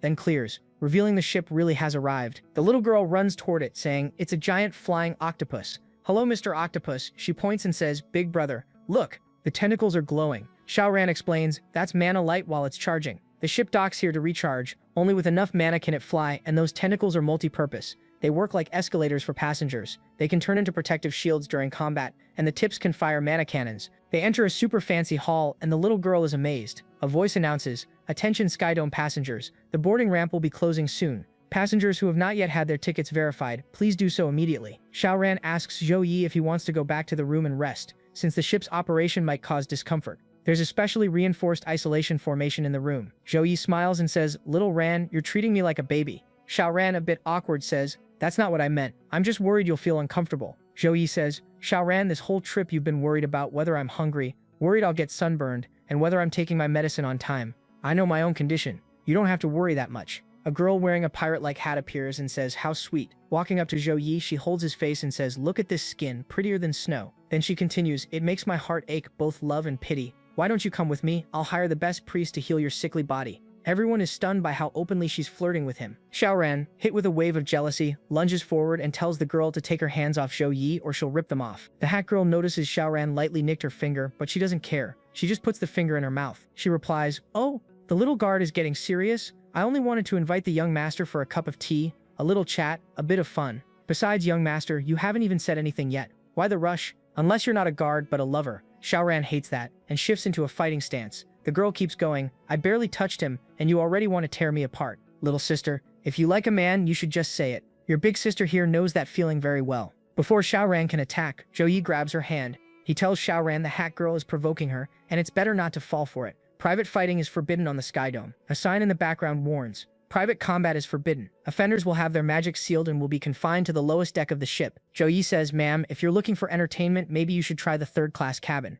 There are activities more suited to you there. I'm afraid this body of mine can't handle your enthusiasm. Inside, Zhou Yi realizes she's deliberately using a playful tone to hide her real intent, and that she's watching all four of them. Her goal is way beyond just messing with him. The hat girl, thinking to herself, reflects, the third-class cabin is full of untalented laborers. He's using those disgusting people to humiliate her. Then she says out loud, you're such a killjoy, young master. You completely ruined my mood. Everyone calls me Madam Red, and there's nothing in this world I can't get. Soon enough, you'll come serve me willingly. She leaves the area. Before Xiao Ran can say anything, Zhou Yi says, that bracelet on her wrist is really distinctive. It has a damp aura. Have you seen it before? Ling Feng answers, yeah, it's the symbol of the Mermaid Chamber of Commerce. Ling Feng explains that Xiao Ran has been in Chan Province this whole time, so she definitely wouldn't know. The Mermaid Chamber of Commerce is a conglomerate that's made a fortune in Zhongbei over the last few years. On the surface, they run legitimate businesses, but secretly they're involved in all kinds of illegal deals. For example, they target beautiful professionals with special bloodlines, kidnap them, and sell them as toys. Those poor souls get kept in the mansions of depraved nobles or tortured to death through all kinds of brutal transactions.